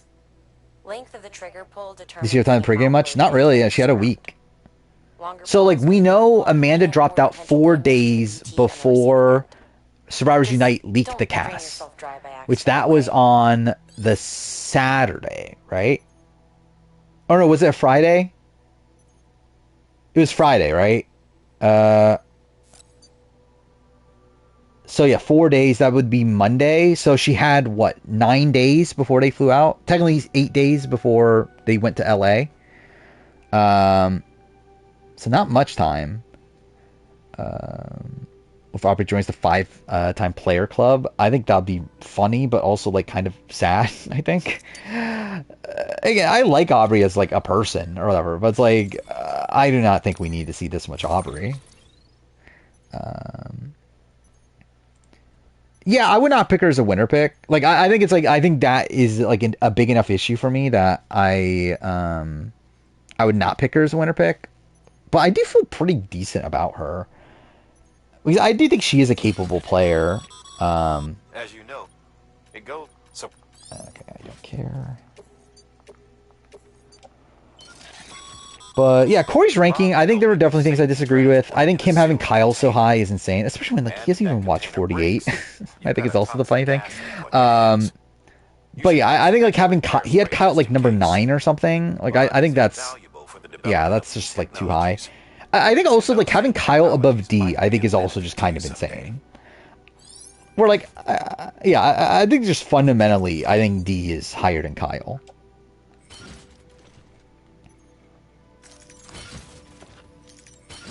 Okay, fuck me. There's this much shit. Actually, wait, what?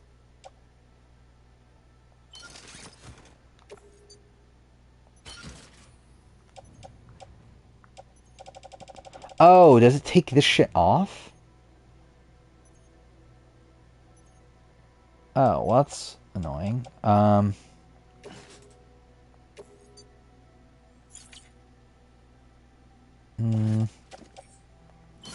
yeah, I have to put in the locker then, right? Where Tyson's takes? I think pretty much the same as most people. Just like, yeah, not the greatest cast they could have put together.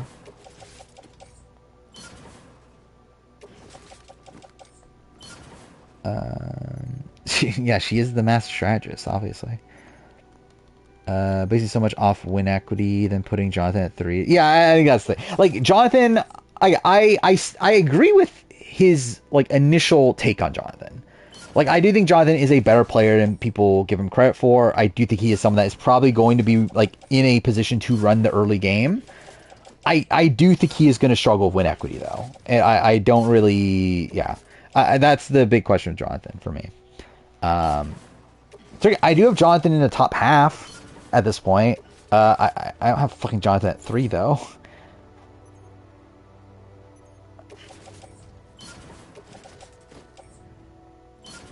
Wait, how much am I carrying?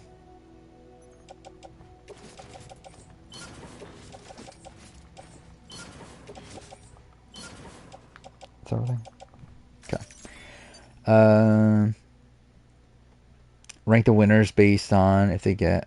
Wait, based on if they got voted out the first opportunity, like, would just like rank it on how they played the first round of the game, and if they had gotten voted out, it's like, well, what an idea.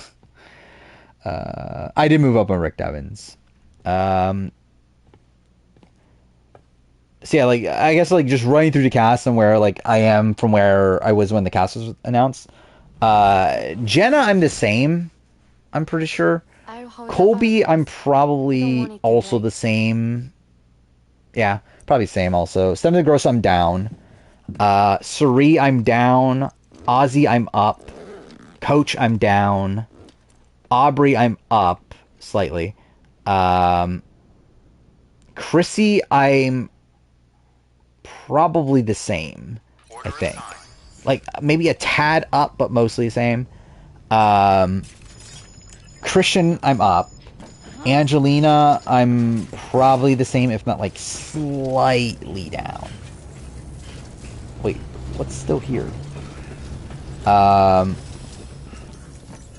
Then Mike White, I'm probably same, which is, like, lower than most people, I think.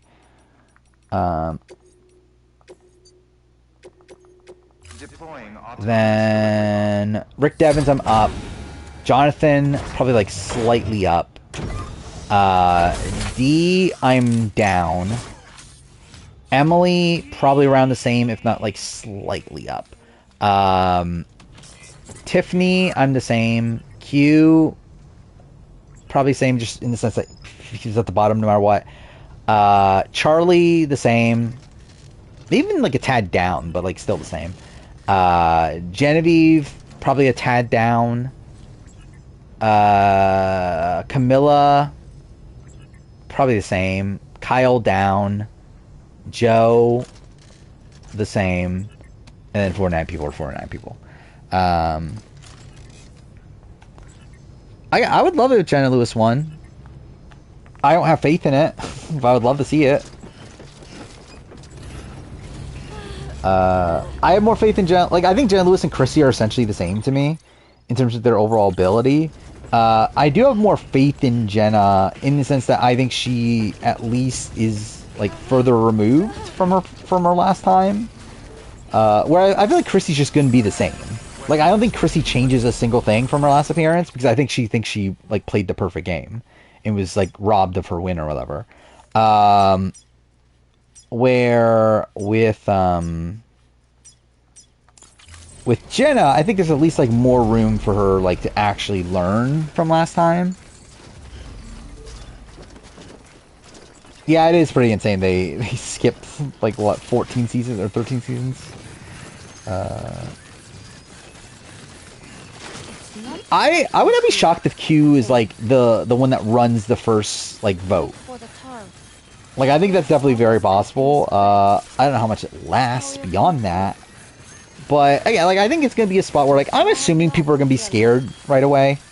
That's typically how this like recent returning season have played out. Is that like everyone just wants an easy vote for the first time around, and that everyone plays like a scared game. And I feel like if that is the case, then that's obviously gonna be good for Q, who's not gonna play a scared game and is gonna play very aggressively. And through that, I think could at least like get people to like go along with what he wants to do if he's like the only person like pushing a name.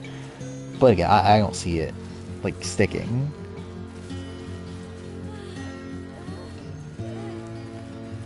I don't feel like Jenna will overplay that much. I do. I really do. We'll see though. What would be the worst final three? Probably like what? Jonathan, Ozzy. I don't know. Who's the other one? Maybe like I guess Joe. Maybe I don't know. It's like yeah, I think like to have like an alliance of like the honored, honesty, loyalty people like all getting to the end. That was an insane jump. What the fuck was that? Okay, cool. That looks ridiculous. I love it. I think it's because I'm on like a slanted thing, so it thinks I'm like, oh, I'm fucked.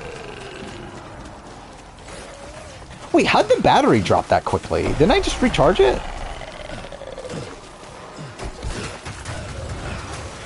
No. Again, fuck this section.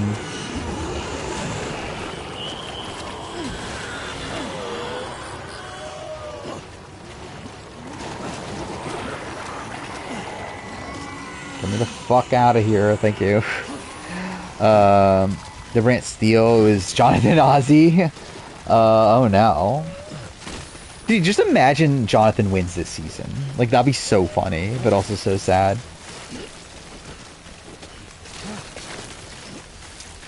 Why I think Jenna will overplay? Because I think she's been wanting this for a very long time. And I think even in Jenna, like, I just would expect Jenna to play hard. She did on All-Stars. But I think this is a spot where, like, I don't think she has as many connections as she did on All-Stars.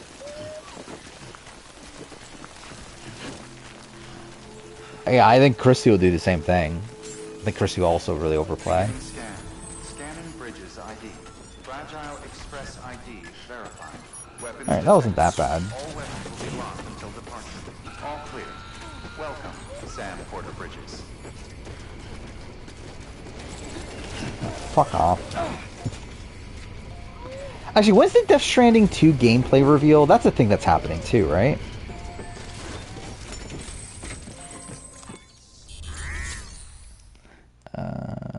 Who'd be the worst winner for 50 for legacy of the show? Probably Jonathan, right? Like, maybe Joe? Like, I think Joe, Jonathan... No, I think those are two answers. Because, like, even with, like, Ozzy, if Ozzy wins, at least that's, like, an interesting story, right? Like, and, like, it's, like, legend of the game, Ozzy finally gets his win. At least there's that. Where, like, if Joe wins, then, like, I think that's just, like, further, like, this honesty, loyalty game. And, again, maybe Joe changes his game. That's definitely a chance of that. Because he was, like, implying that he would do that on return in his Express, but... I can't believe you're alive. Still, it's like, yeah, I think if Joe were to play the same game and win, I think that would be a bad precedent for Survivor. My mom told me you were. Jenna Lewis's answer if she would play on a quarantine questionnaire is amazing. I don't remember what it is. I definitely read it at a point. I kept it close. Oh no, I read that one already. Chrissy's delusional. Yeah, like Chrissy seems to genuinely believe if she got to the end without Ben, she wins. I thought about fixing it. Which Sand flowing again. I'm pretty sure she's wrong. But it felt too much like Whatever. Everyone's way too high on Christian winning. I agree. I think a lot, like, and too bad, I think a lot of the people that are doing podcasts and that sort of thing have a connection to Christian. That's why they're assessing him highly. And too bad, I move Christian higher on my ranking, but I still do think Christian's like the issue with Christian. Like, actually, there's multiple issues with Christian, but really, it's like, yeah. He's in a spot where, like, I think he just naturally comes off as a threat. Just the way he talks, the way he acts, I think comes off threatening. I think people are going to look at him as, like, a big threat by the end. Beyond that, also, I don't think he has a killer instinct. Like, I think with Christian, like, really the strong suits of Christian's game is the fact that he was able to have allies that were able to tell him, like, when he was in trouble. Like, he had, like, Davey and Nick who were willing to protect him at points. Really outside that, like, Christian's, like, kind of aloof to things happening at points. Like, he's, like shocked when he finds out that people were, like, actually against him at points. Like, when Gabby turned against him, when, like, the Goliaths turned against him during the John Hennigan boot. Like, I don't think Christian has, like, the greatest reads in the game, and I also don't feel like he's very, at least, again, based on how he played last time, I don't think he's very, like, proactive in the game. And again, that might change this time around, but I feel like based on how he played last time, I do not have the most faith in Christian's overall game ability. Please. Did survivors like her personal dictees? That seems about right. Of something she would say. To understand and accept Marvel took on make Sony PS5 game lists. Probably, right? It's a Sony published game, right? and I need her. I'm pretty sure last time I did it, I did include games that were not developed by PlayStation, right? It was a Sony published. Yeah, it was Sony published games, right? So yeah, it would still be in it.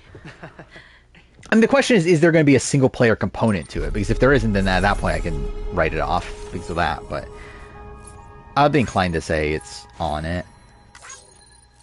Yeah, how many years away are we from the end of generation again? I forgot. Was it 2027 or 2028? Where we're getting new consoles.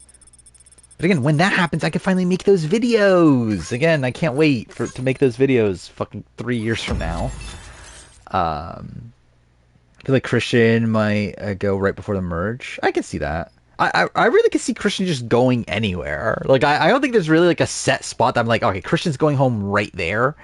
I just feel like anywhere I could see him going. Yeah,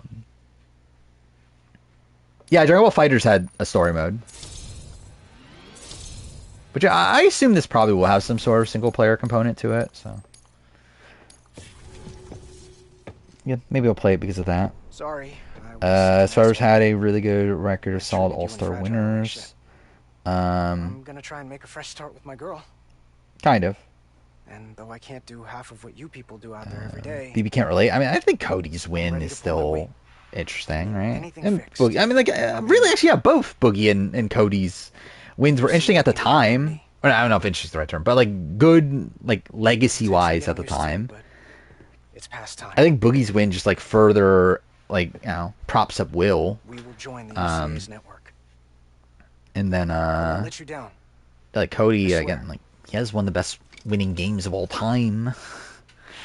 That's a chapter 12 boss of Infinite Wealth. I don't get why. Like narratively, I'm like, yo, I don't know, why did this happen? Like, why are they just like fighting for no reason? I thought it was a cool boss battle though. I thought it was. It's definitely the hardest fight so far, for what that's worth. But like narratively though, I'm just like, yeah, I feel like this is just like kind of fan servicey. Boogie's win so boring. Is it though? I don't know if I'd say his win is boring. I feel like Cody's win's a lot more boring than Boogie's. But paralleling the fact that they were the second of their duo to win on an All-Star season. Yeah. I mean, like, I think obviously the difference there, though, is that Boogie, like, had his duo on the season while Cody didn't. But yeah. I still understand what the silver gold thing is in this, but whatever.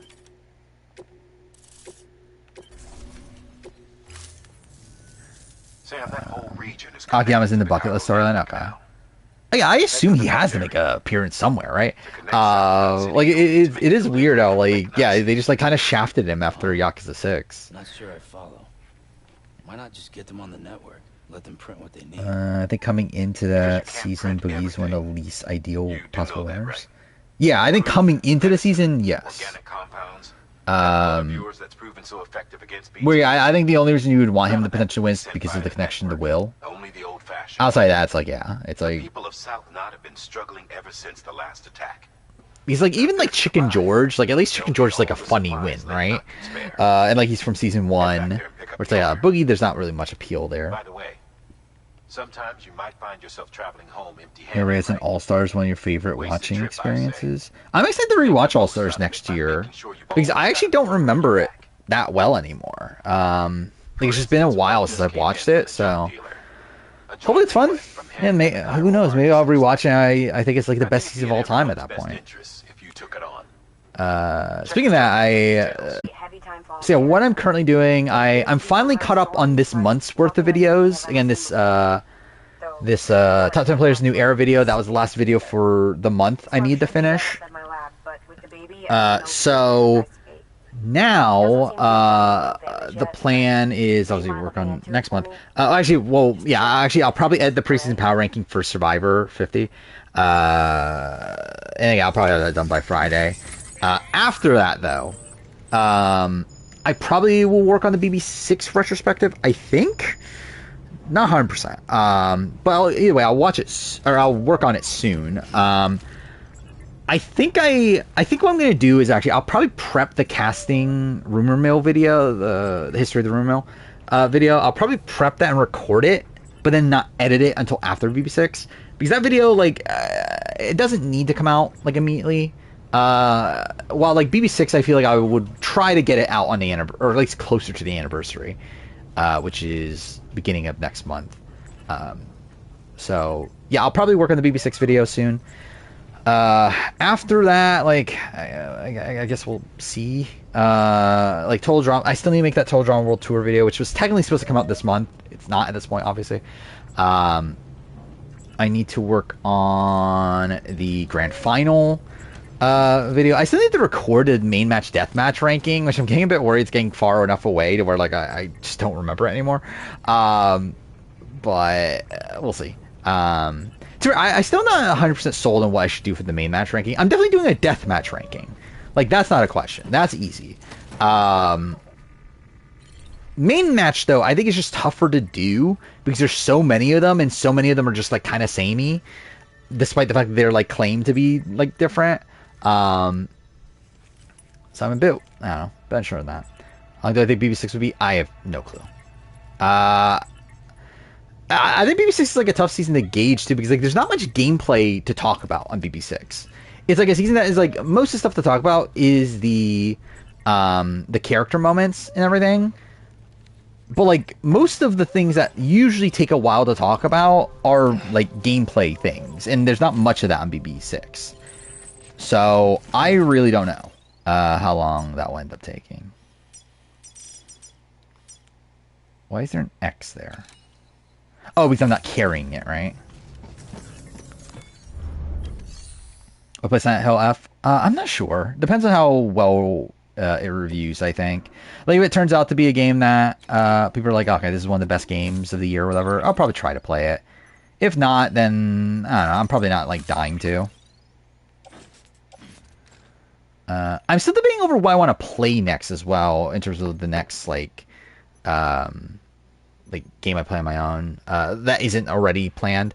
Because, like, I'll finish Infinite Wealth. Then I'll play Never in Greece still. I'll play probably Mighty Morphin Power Rangers Rita's Revenge, or fuck the game's called. Yeah, here it is. Yeah. I'll probably at least try to play that. Then I'll play Enslaved Odyssey to the West, because I'm doing a video on that, at least as of right now. We'll see if I cancel it. We'll see. Either way, though, I still want to replay it anyway, so it's like, I'll probably just replay it even if I decide to not make a video on it, but either way. I'll play that. After that, yeah, it depends on, like, I don't know where I'm going to be at time-wise. I don't know how far after Death Stranding 2 that is, if I'll just buy Death Stranding 2 at that point and play it, or maybe I play Expedition 33. It's probably one of the two. I'm not entirely sure which one I'll do. I think I would rather play Expedition 33, personally. Just because I feel like more... Like, I kind of just would rather... Yeah, because I think more people have played Expedition 33. And, like, there's, like, spoilery things that I want to, like, stop having to avoid with Expedition 33. With Death Stranding 2, I don't know how much, like, spoiler stuff I'm really going to see from that. Because like with Death Stranding 1, it's like I don't feel like anyone like spoils the ending of Death Stranding 1. Like I feel like I feel like I've never actually seen any spoiler stuff for Death Stranding 1. Where for like Expedition 33, like I see a lot of people talking about it to where like I kind of have to like actively avoid it. I'm a PlayStation sleeper as well. It's just that it's like, yeah, that's like one that, do I have to play immediately? Well, watch Guatemala. Probably still a while from now, to be honest. Probably, so like the video is meant to come out in September. I would say end of July. So like, I guess that's really only like a month and a half from now or so, but yeah, around there. Endgame is fantastic. I hear that, yeah, the ending of Expedition 33 is really good. Which again is why I'm kind of feel like I'm more inclined to play Expedition 33, which I might have to buy like a Japanese copy, I think is where I'm leaning right now.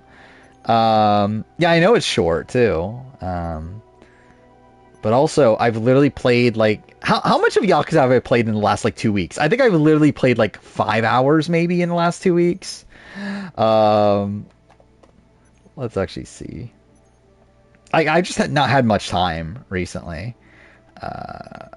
Let's see. Last 2 weeks, I have played. Oh, not even that. Yeah, last 2 weeks, I've played 2, 3, 4. Oh no, maybe it is. Yeah, around 5 hours. Actually, maybe around 5.5. So again, that would still take me a while. Imagine how much I could have done if I just never played Yakuza. That is certainly a thing. Actually, imagine if I never played Metaphor or Persona 3. I would have so much extra time. There's a 2-choice ending, and you can reload before choice. Yeah, or you can just look it up too. But yeah, I'll look this up actually real quick. I want to see how much Expedition 33 is for a physical copy, because I am probably going to buy on PS5. Yeah, there's one for $51. Is that a Japanese copy? I think it is, right? Yeah, it's a Japanese copy. I'll probably just go with that. Just because it is gonna fucking bother me. Because like essentially the two options are play it on Game Pass, which I could technically do. But at that point I can't record commentary, which is gonna annoy me for a game like that. Even though it's super, again, obviously I don't add much commentary wise to begin with, but like I just feel like I want it for my own sake. So yeah, like Extra 33, ideally I would like commentary for. So I want to play on PlayStation so I can record that along with it. I mean, to be fair, actually, is there? No, yeah, I think I would have to play on PlayStation. Technically, if I streamed it from Xbox, I could record a commentary, but like, I don't feel like it. And also, like, obviously, I just would not, like, if I streamed it here, I definitely would not, like, imagine, I have thought about this, like, should I, like, actually, no, I could do that no, because you can't stream from YouTube, that's an issue, right? Because, like, you could technically stream unlisted on YouTube. The problem is that you can't stream from YouTube on Xbox, I believe, which is annoying. Anyway, whatever.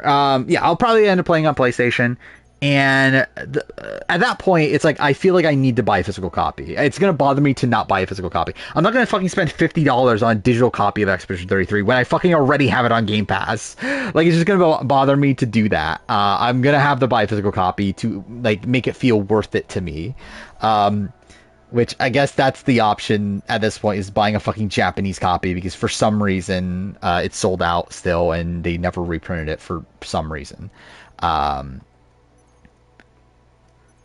gonna look up how much it's selling for on eBay though, a US copy, because I know scalpers are selling it on eBay. Yeah, like $90, even more than that, which is insane. So yeah, I'll probably just ultimately buy the Japanese copy, but whatever. I do feel like you should push Expedition 33 as soon as you can, because I feel like it's the type of thing I want to review. Yeah, I feel like I probably will want to make a video on it, but like, to be fair, it'll probably at this point just be like my Metaphor video, or like it'll just come out like a year late or something. Generally, actually, I don't know when my Metaphor video is ever coming out. I recorded it. I haven't edited it. I haven't even edited my Persona 3 video, which is coming out sooner. Like, that video is probably coming out in August.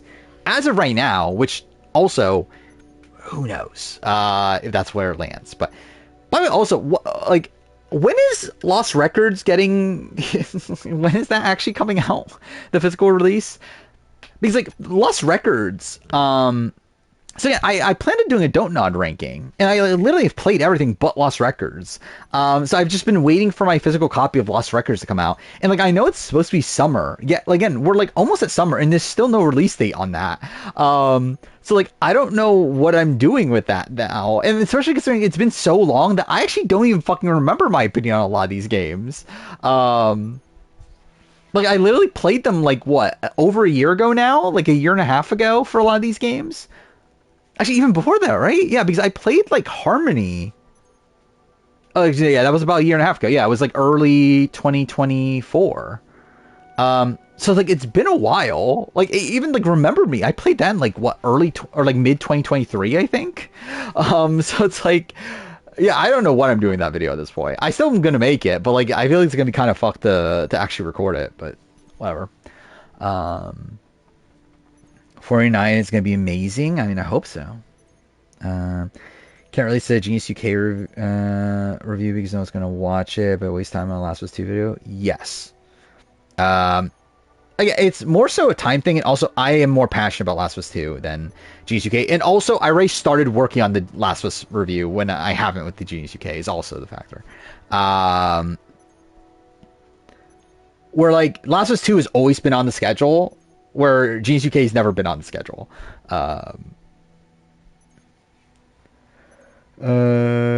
Stream is offering me a free game because my Steam Deck is taking so long to repair. Oh, Steam is... I read that as Stream.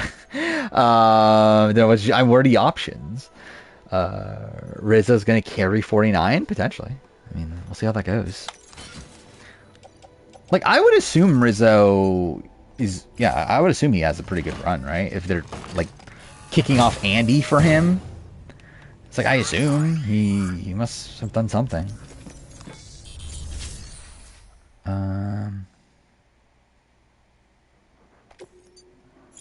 Wait. Okay, everything's low, so I should get new shit. Just anything? I mean, that's kind of insane, then. I feel like I don't know, you might as well make the most of it, right? Like, get something new that's, like, still expensive. Imagine there's a Disaster Tribe on 50. I wouldn't be shocked.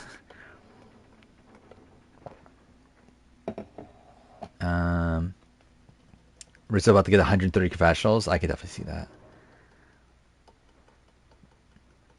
Trying to think of something high ticket that is going on sale. Yeah, I don't know what that would be right now. Like, I think GTA 6 would be a good one. Like, if it was obviously when GTA 6 is coming out. Because, like, GTA 6 is a game that's, like, yeah, that's never going on sale. Like, it's going to stay that price for forever, probably. Or not forever, but, like, for a very, very long time. Yeah, right now, I'm not really sure what game that would be. Yeah, I generally, I actually don't even remember what has come out recently. Like, I generally don't know anymore. Video games.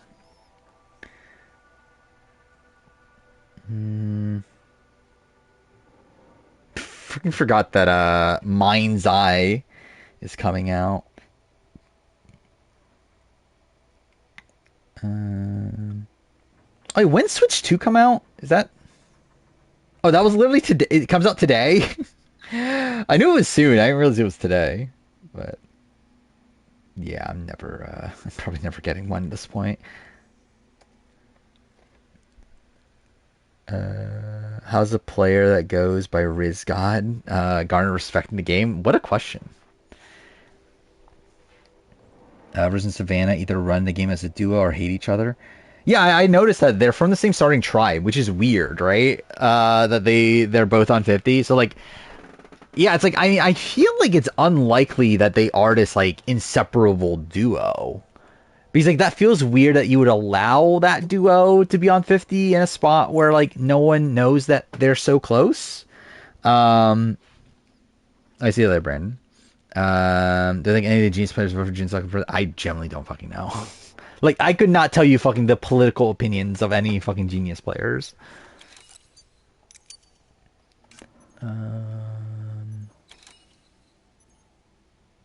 Actually, wait, no, I shouldn't be doing this because I have stuff in the locker, right?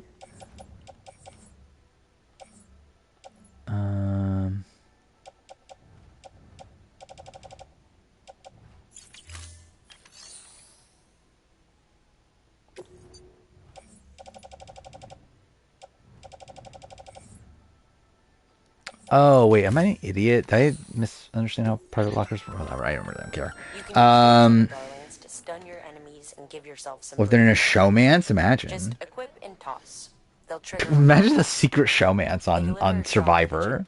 Like, imagine they just do the Big Brother, because like obviously we've gotten like multiple times the Big Brother of like a pre-existing like relationship or whatever. Imagine they did on Survivor in the modern day. That'll be so fucking funny.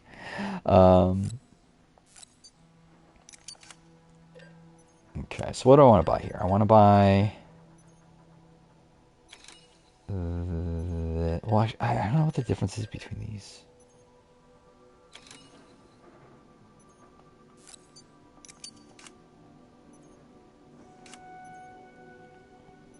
That's fine. Maybe they were a duo that betray each other. Maybe there's like tension between them. I can definitely see that.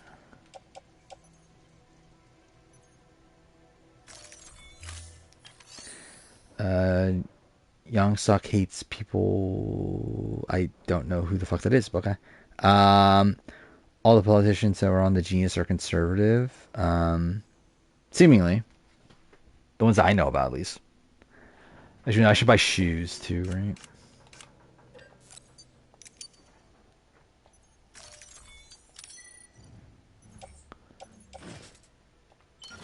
Why not that shit?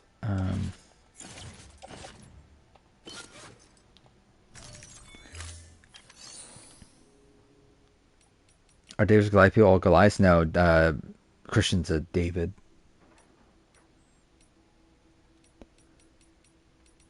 Is that everything I need? Sam, I forgot this is a thing also. Yeah, I could have just taken this.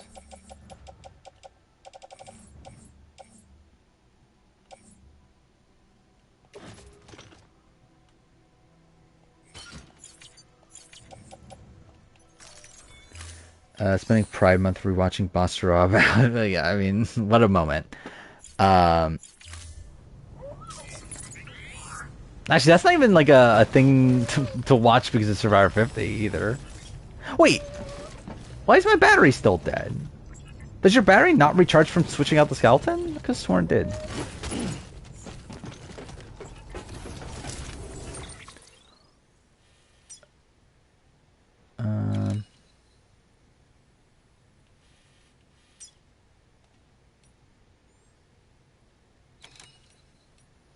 Yeah, shit. So I have to go back there for this. That's annoying. I misunderstood how this worked. But I guess that makes sense. That works that way. I'm just being dumb.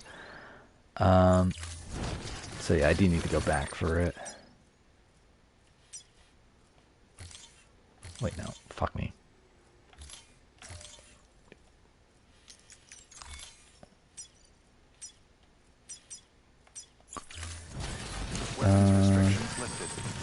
So some Riddos, Orgs, run me a Sammy, very sociable, likes to play the middle.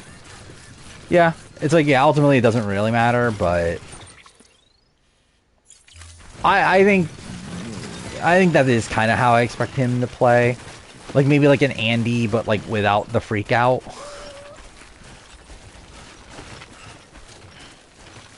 He's like kind of what I was expecting from him.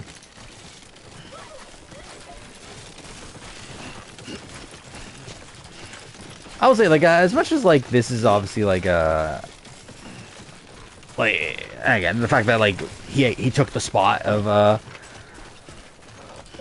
someone else we already know and that sort of thing, like, how upset people are that, like, 49 people are on the season. Like, at least for him, like who seemingly is this like massive super fan. Honestly, this is like a pretty like cool opportunity for him.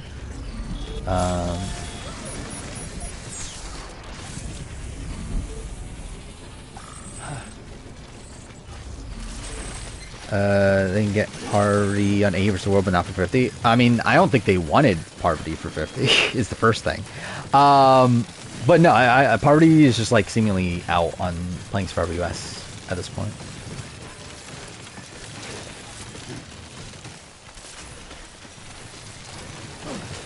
Like, I think with her, it's just that it's like, yeah, what else is there to get from Survivor US? Especially when like she just knows she's gonna be like a massive target on like any season of Survivor US she's on at this point. Or like at least there's like more room to hide. Especially on like a cast filled with like other like legendary players or whatever. Well, you put Parvati on 50 here, it's like she's fucked, right? Like she obviously has like people she has connections to, but like in general though, she's pretty fucked.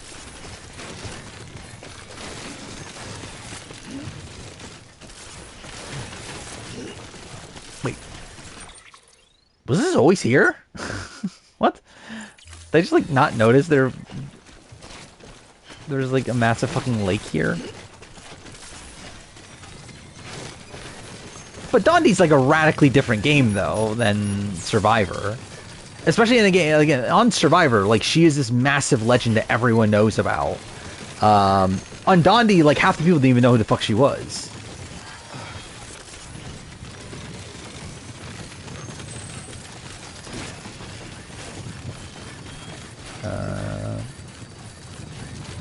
Still shocked how many people are surprised about the 49. Yeah, it's like I thought there'll be one. I am a little bit surprised they end up going with two, but I thought there was almost no way they weren't going to go with at least one though.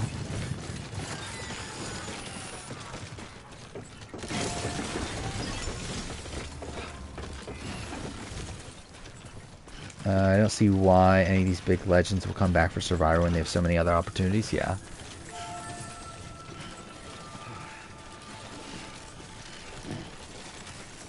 I mean, except for Sri, I guess.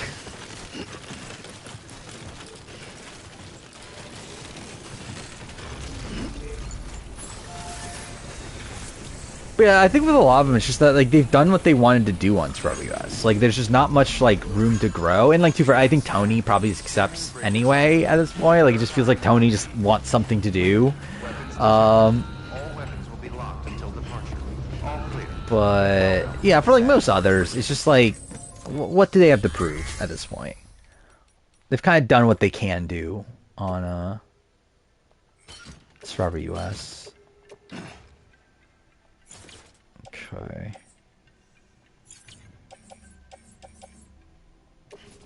Wait, no, that's the locker.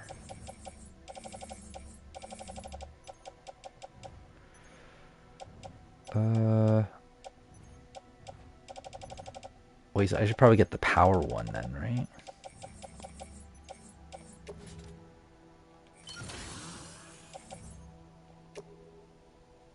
Oh, can I still not put it in the back? Well, that's annoying.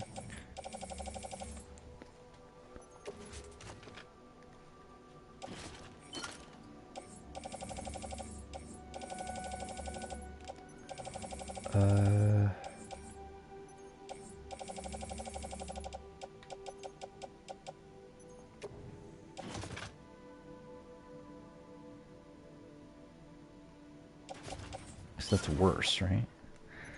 Do I think they'll ask for players to play on 50 during the after show? There's a shot of that actually, isn't there? There is a shot of them. That's what they do the reveal during the after show, because by that point they likely have asked them. But then again, it's like, how do you handle that if like something goes wrong in between now and then? But I guess like at that point they would know nothing went wrong. I don't know. Maybe they record. I could definitely see a world where they like shot that, and just like hope that it stuck. Shit, am I gonna have to carry this by hand?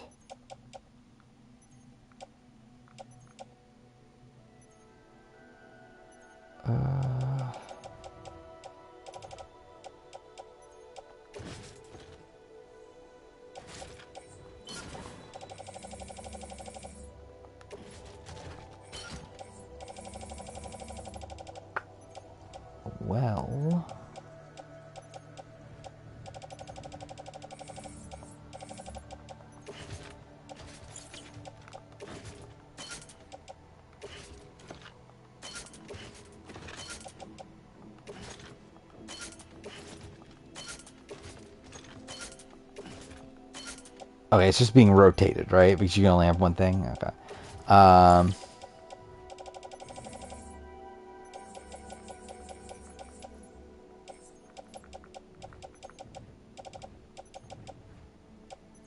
Okay, I guess I'll just keep with this then. Just like somehow won a plurality of 18 to 29. Yeah, it's a shame. I did see that, like, yeah, like, it does seem like younger men are now, like, leaning more conservative than not, which, that's just kind of sad, but okay.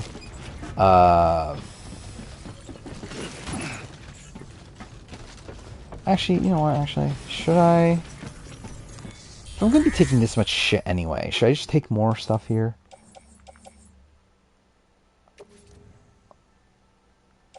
Oh no, I can't put it on my back anyway? Okay, well, whatever.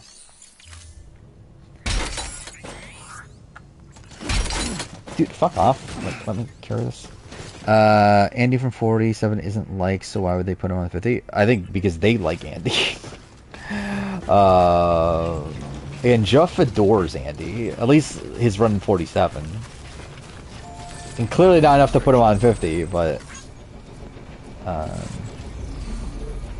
imagine they asked someone else, they said no, and then... I mean, that would be kind of funny, right?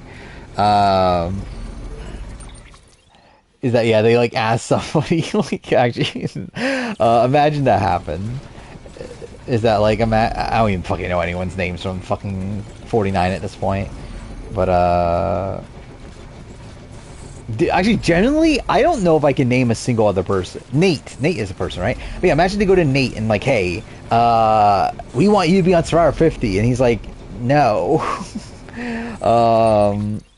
They're like, okay, well, then we'll move on to Rizzo. Rizzo, we want you to be on Survivor 50. But I assume what probably happens, like, like what has happened in the past is that they ask them pretty much immediately after they're voted out. So we're like, by the time of the after show, I think they would know already, that they're playing again. I think it'll just be a thing of like, they announce during the after show, that, again, these are the 49 players that are going to be on Survivor 50 or whatever. Is Joe portrayed on 48 like Carolyn was? I think in terms of like meant to be this like super rootable, likable person, yeah. Obviously they're not the same inherently. But I think the entire like the purpose of their edits is the same though.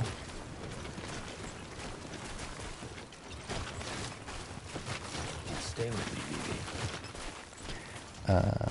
Yeah, I think that's the dumb thing. It's like, I think a lot of people are like, yeah, seemingly like upset at people for like saying yes to 50. It's like, man, you're not gonna fucking turn down, like, if you are someone that wants to play Survivor again, you're not gonna like fucking turn down Survivor 50.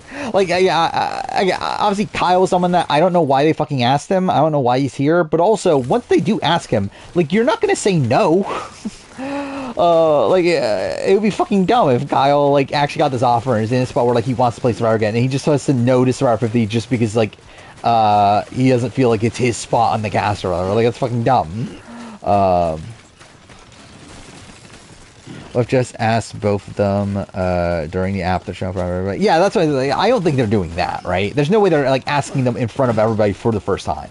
Like, there's a shot they pretend like they're asking them for the first time in front of everybody, but like for sure, like it's a thing that obviously they'll do in private first and work out, and then we'll see how they play it for the show. But yeah, I think that is likely where they're going to announce though that these players are on Survivor 50 is during the after show, whether it be like during the actual after show itself or through the trailer, like immediately afterwards. But yeah, they will, like, I think that is where we're gonna get like the official confirmation that yeah, it's Rizzo and Savannah.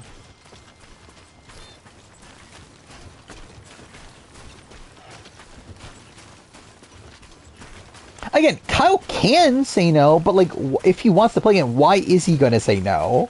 Like I don't think it's like a spot where like you can say, oh Kyle, you should have said no so we can get Sean Rector. It's like obviously he's gonna fucking say yes. This is more so an indictment against production, not an indictment against Kyle.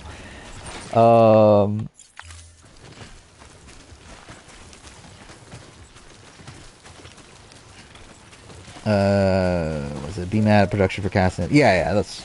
It's again like, is he really gonna turn down like an easy like $30,000 or something to be on Survivor 50? Like I wouldn't.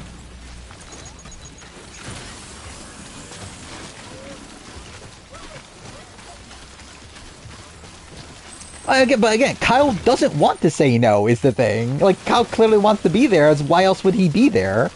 Like, this isn't a thing of, like, production, like, pissing off production or not. It's a thing of, like, why are you not going to take the money to just play a fucking game?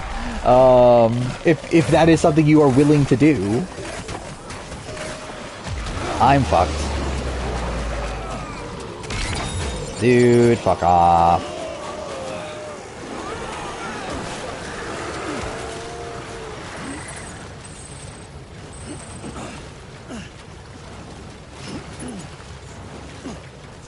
You think one day I would actually fight back against these instead of just running away?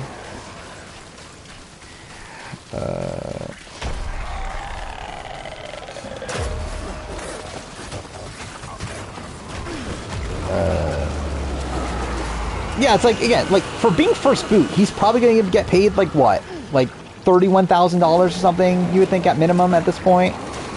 Like, you for first boot, you get $11,000, along with also, for returning season, you typically get an appearance fee, which I believe has been $20,000 in the past. It's like, are you really going to turn down $31,000 to, at worst, get, like, again, a once-in-a-lifetime experience, being on Survivor 50 of all seasons? Like, I feel like it's, like, kind of a no-brainer to say yes, if it is, like, something you're inclined to do to begin with. Like, obviously, like, if you're Elizabeth Hasselback, then obviously this is a different circumstance. But for someone like Kyle, who clearly is someone that is willing to play Survivor again, like, why would he turn this season down? Okay, fuck off. Thank you.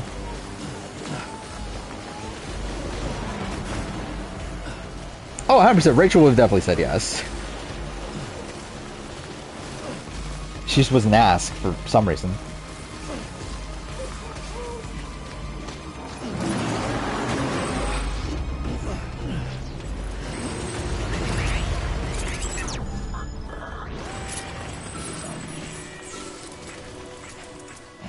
I don't even know if I'm going in the right direction at this point.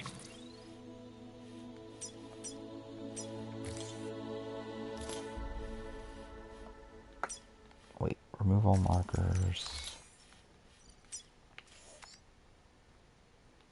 What is this again? Oh, I don't need that. Okay.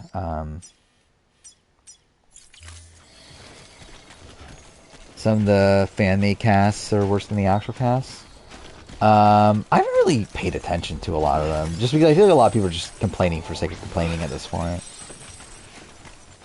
Like, I would make a different cast for sure. Like, I definitely would have swapped out people. But I'll be honest, I probably wouldn't have swapped out the people for the people that most people want. Which I'll probably end up making that video anyway. Like, I do plan doing that, of like who I would have cast for Survivor 50. Using the cast people they had. But yeah, I don't think Jerry Manthe makes my cast. Which, like, Abby Maria is even one I'm like, I don't know, maybe. How close will Christian and Angelina be? Be to what? Like, how close would they be in the game? Yeah, Drew's someone I would at least consider. Even Drew, I don't know if would make it, because I would try to do diversity mandate and everything, and I do feel like, would I need Christian and Drew? I don't know. Like, obviously I put him on my dream cast, but it's like, also, it's like, in practicality, would I really have both? I'm not sure, but I would definitely very much consider Drew. I put Sean Rector, like, that's kind of a no-brainer for me. I'm not even sure if I put Greg. Like, that's because I think, like, with Greg, it really comes down to, like, how into it is he actually going to be? But I would still lean towards putting him on. But the thing is, I think I've actually grown on just the idea of Jenna Lewis, though. Like, I'm actually, like, because initially my instinct is, like, okay, Greg over Jenna Lewis. I think at this point, I actually am, like, I'm kind of all in on Jenna Lewis. I kind of actually am pretty happy that she's there. And, like, maybe there's a world where I could swap her out for Nalia. Because I think it's, like, kind of a similar sort of thing. And, like, we at least, like, haven't seen Nalia while we have seen Jenna. So, like, I think there's a world where, like, yeah, I go with Greg and then I go with Nalia instead of Jenna Lewis. But, like, and even then, though, like, Greg and Jenna Lewis both actually isn't the worst thing in the world either. Like, they had, like, I don't know, a somewhat rivalry, I guess. So it's like, I don't know. But, you know, I am pretty, like, kind of all in on Jenna being there at this point. Yeah, Drew for 54, I think it's definitely still an option. That's also a potential video. It's like, like if 54 is returning season, who's on it? I do worry for Drew that it'll be, like, a little bit too far by that point. But I do think he'll still be in the... He'll definitely be in the mix still.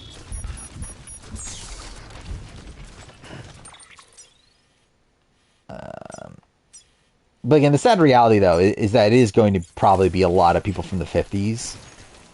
If, like, 54 is returning season, it probably will just be, yeah, a lot of, like, 51, 52, 53. But I do think, like, 50... or 45 on probably has the best chance of still making it by that point. I think 55, 45. Either way, like, that's why, like, I think someone like Jesse, it's like, I think he's done. Like, I would be pretty surprised to see Jesse, on the season from this point forward. And, like, I think he'll get called. Like, again, will he get called for 54? Probably. I'd be surprised if he makes the cut. Oh, Omer, I'd probably have Omer on my cast.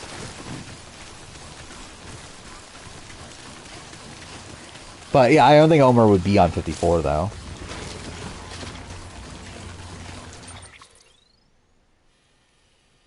Okay, still. Dude, I'm never finishing this game. Like, considering this stream I actually genuinely played, like the fact that, like, I'm still, like, you know, I feel like I have not made that much progress, is, again, not a great sign. Well, I think Jesse was cut. I just think he was cut. Like, I just think they didn't want him that bad. Like, in comparison to the other people they put on. Like, I just don't think he's a priority for them at this point.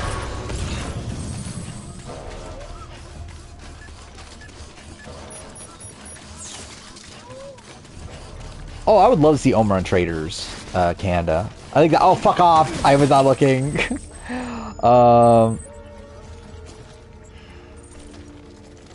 Shit. Well, I'm kind of fucked. Shit, where do I go? Yeah, I would love to see him on Traders Canada. Like, that would be a pretty perfect fit, perfect fit for him. There we go. By the way, at this point, I am starting to get tired. But, yeah, I need to make progress in this game so I can actually finish this game at some point in my life. So I'm not playing this for fucking 16 streams.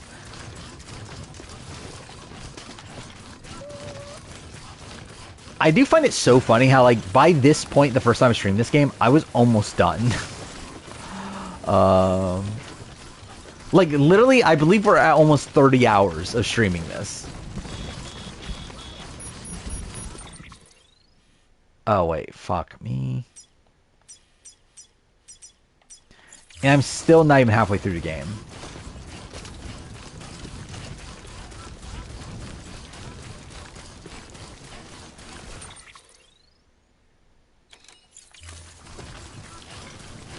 Wait, how do I get there then? Dumbest reason why a player got cut on a returning season? I don't know. I don't think we know a lot of the reasons why people get cut typically. They just get cut. Like, we know of, like John Mish, like, didn't answer, like, got called for second chance and didn't answer the phone call or whatever. Like, that's a thing that's, like, dumb. But it's also like, what do you made the cut? I don't know.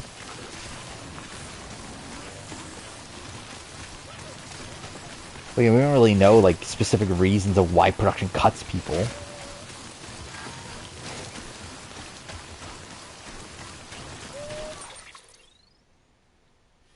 Like, how am I getting so far on my way here?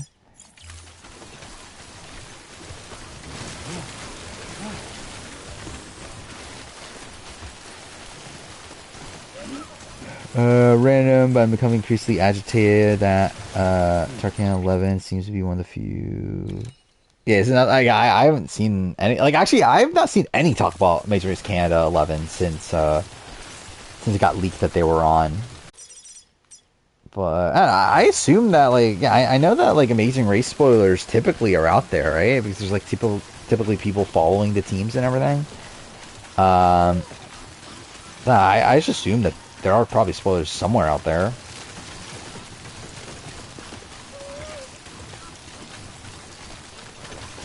Oh, are there no live sightings this year? Yeah, that's kind of weird then.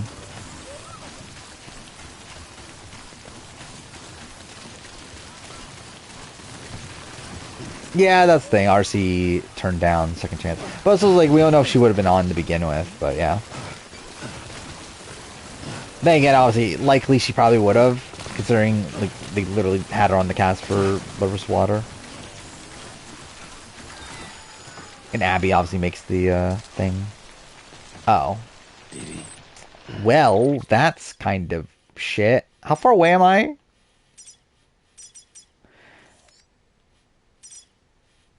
It's a bridge. Generator. Okay. Oh, fuck. That's across the fucking river, though. Dude, this is gonna be fucking miserable. There's a few, but not enough to craft a bootless. Yeah. But, yeah, I never pay attention to the fucking Amazing Race spoilers. I'm starting to cramp up.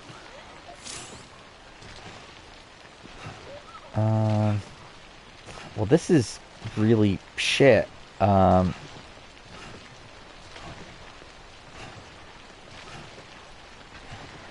Second chance is so random looking back on, like, Mac Dawson, Michaela. Michaela, I think it's right. Max Dawson makes sense for the time. Like, it was literally right after the season.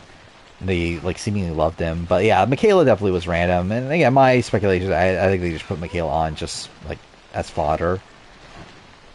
Like, not really expecting her to make the cut, but just, like, making it more likely that someone that they did want on was going to make it on. While also being somebody that, like, I think they're, like, fine if by some circumstance she does get on, but obviously I don't think they were intending on her, like, making the cut. This is so stupid.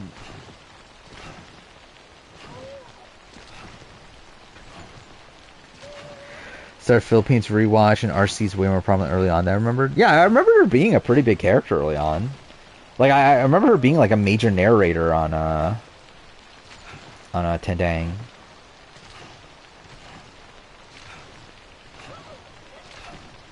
Dude, this is taking forever. Drink something, dumbass. But yeah, that's not the issue right now. I need battery. Actually, I guess I should drink, right? Wait, no, it's not these. It's,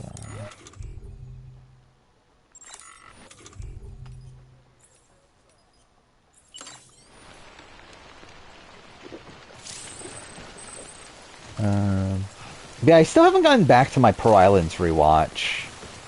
That's that relevant at this point, considering, like, none of them are coming back for 50 anyway. But my plan was to finish Pearl Islands and then watch Tocantins. Because I haven't watched Will Neff's watch through of that before. Which, again, don't know when that'll happen. I'm still trying to get caught back up on things after, again, 50 taking up so much of my time, and then I got far behind because of watching The Genius. Shit. Cool.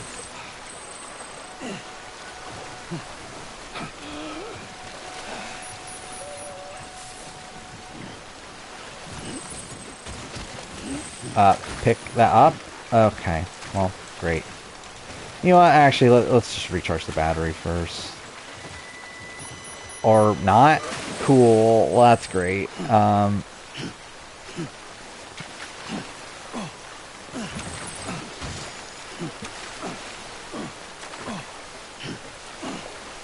This is such a fucking disaster. Alright. Let's try walking there now. Read Jonathan's description. What's this? I assume this is in order, right? Alright, Jonathan's one of the first new era. Wait. I should probably point towards the right direction. Alright, Jonathan is one of the first new era castaways to return to the game.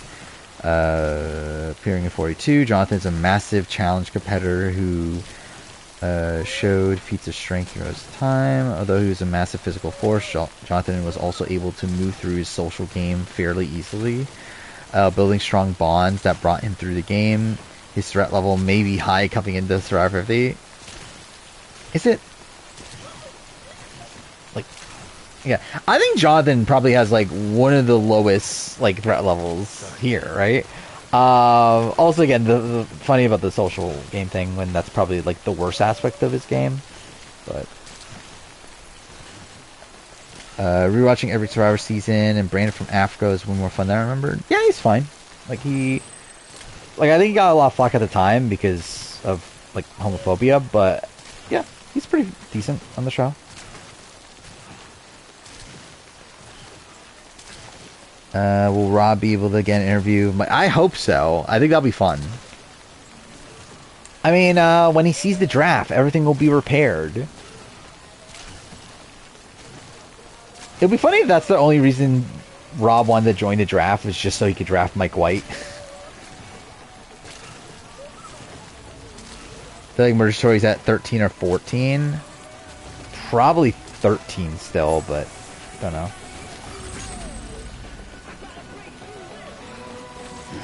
Try. Now where am I going? Oh, I have to get back across the fucking river. Cool.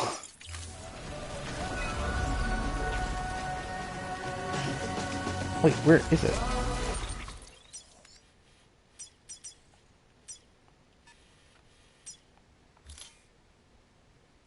Wait, how do I remove?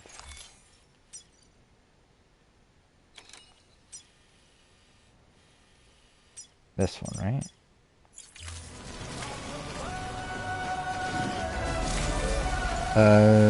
We got Rob seeing Mike versus Rob, 100%. Man, that was. I wonder if Jeff even knows that happened. I doubt he does, right? But still, we were Rob. The jury is 8, 9, or 10. What if everybody's on the jury? 100%. I am not putting it past them to do that. Because I feel like that's a big thing with Jeff, is that, like, one of the reasons he loved The Edge or whatever is because, like, everyone got to be on the jury and everything. Yeah, I wouldn't be that mind-blown if they do that. More than likely, though, yeah, it's probably, like, 10-person jury. Imagine Colby confused when they merge, but Jeff doesn't give them a buff. Like, Colby's definitely watched. Like, if anything, like, Aubrey will be surprised by that.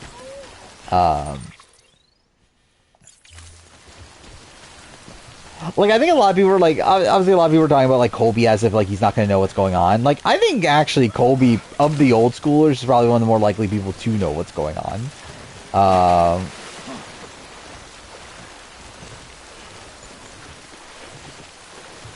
Like, I think it's more likely that Coach knows, or that Colby knows what's going on than, like, Coach or Stephanie. Rupert would be funny. Like, I am at the point now where I fully think Rupert probably failed medical, because I don't think it really makes sense for them to not have cast him. Where, yeah, I think more than likely he either failed medical or they were, like, at a point where they're like, I don't know if we need a, like, again, Rupert this old. But even then, like, Rupert's still younger than Penner, and Penner was, like, supposedly, like, almost on the season. So it's like, I'm inclined to think it's probably more of a medical thing, personally. But Maybe we'll find out eventually. Then again, I don't know if Rupert, like if Rupert did fail medical, I don't know if Rupert's going to be on an interview saying, "Hey, I failed medical." But still, yeah, Ozzy. I know Ozzy's been watching very recently. He'll definitely know what's going on. Obviously, Suri watches. Jenna has been watching. Again, Colby's one that I don't know for sure if he's been watching recently, but I assume he has. And like we know he's been pre-gaming pretty hard, so it's like I assume he's definitely informed on what's going on. Coach, I'm interested in because like Coach, I'm pretty sure has watched recently. Don't know how recently, but like again, I know he I know he was like following Jonathan before all this even happened, I believe. And then, like he's like friends with Ben, right? He was like touring with Ben Katzman. Oh yeah, I haven't actually talked about that. I thought it looked pretty good. I thought it looks cool, the 007 game. I don't know if the Bond, like James Bond didn't really feel like James Bond to me, but also it's like I'm not like a big James Bond person to begin with. So what do I know? But I think it'll be fun. It should be an interesting game. It looks decent. Like it looks like they're essentially taking what they did with Hitman, but then like utilizing it in a more like linear style of game, which I think will be interesting to see how it plays out. I'll probably play it. That being said, I don't know why the fuck was that a PlayStation event. Like that's probably the bigger question mark to me, but whatever. Those are games what you want from Hitman. I can see that. I mean, like, I don't know. It feels like it isn't exactly what Hitman is, though, right? Because it is, like, a lot more action-y. So it doesn't seem like as, like, entirely reliant on stealth. Like, it feels like take the Hitman, like, gameplay systems and everything, but then, like, add that into, like, an Uncharted-esque game. And, like, that's probably what Hitman, or that's probably what 007 is going to be. Which, yeah, I mean, again, I'm interested in playing it. I didn't pay attention. When's it coming out? It's not until next year, right?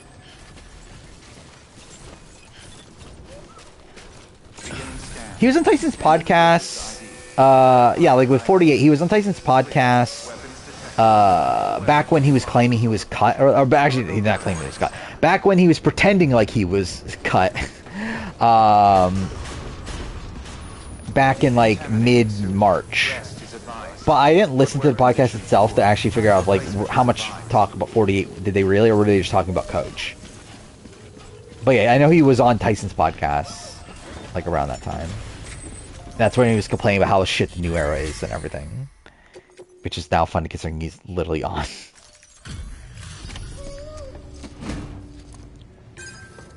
I'm still, yeah, I haven't watched the latest episode, but as the last episode, I was still all in on Charlotte.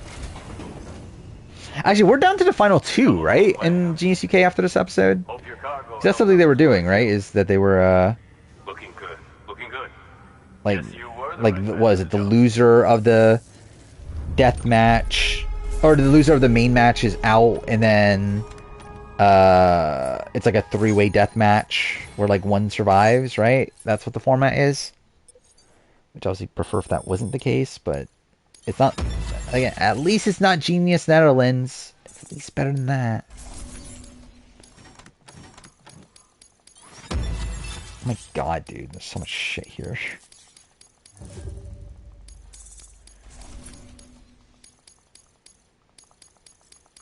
Dude, how many fucking menus are there? So, motor.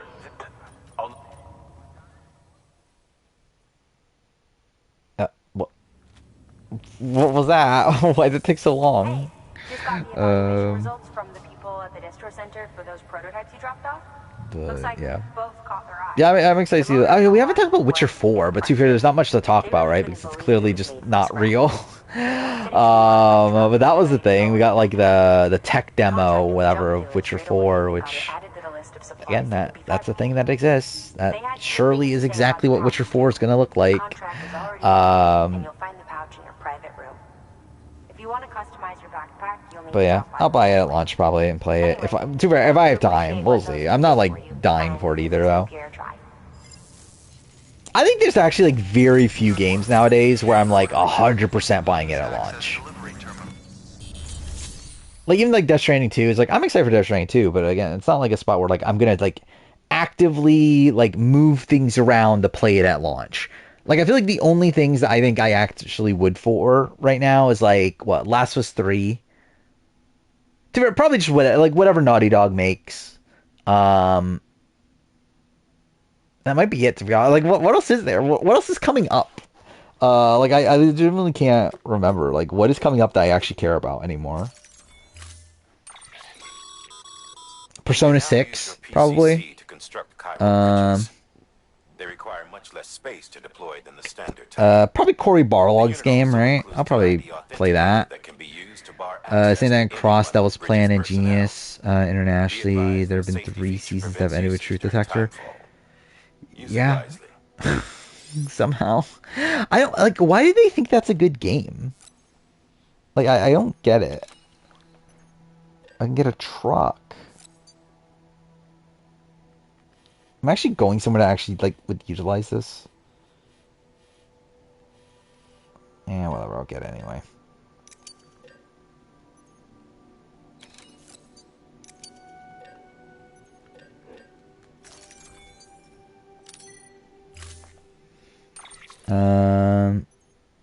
Yeah, it seems like we are getting Persona 4 remake, which I'm actually happy about because like it'll give me an excuse to play Persona 4 because I really want to.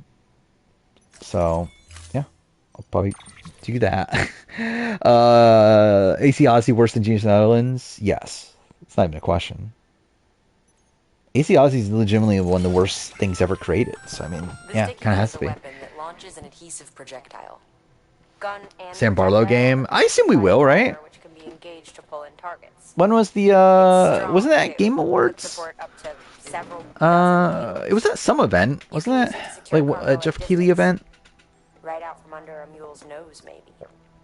You're a clever guy, so I'm sure you can think up a few other applications. Love the 4 remakes. I'd be happy if, or love the 3 remake. Would be happy with 4.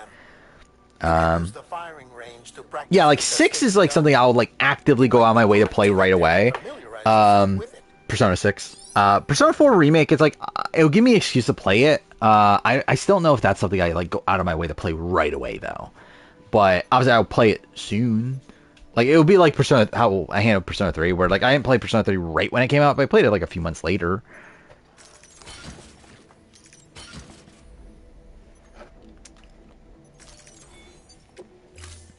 I've been rewatching 46, and Charlie is a slightly better character than I remember, at least as a narrator. I mean, I agree with that. Like, my sense on Charlie is that, yeah, he's a good, like, confessionalist.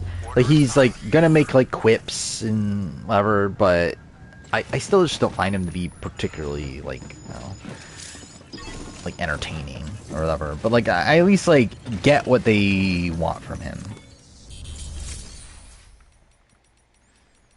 Dude, imagine they just like full-on remake Persona 5. That'd be so funny.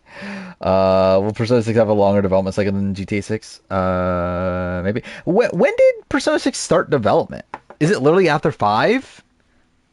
Or did they... Because I know they're... Like, Persona 6 is a different team, right? Than Metaphor. Like, they split off, right? And, like... the original creator did Metaphor, and then like this other team did Persona 6. So if that's the case, then yeah, Persona 6 has probably been in development for like 10 years now. Like 9 years, I guess. Which like I assume it's not coming before 2027 or something at this point, right? So yeah, that is kind of insane.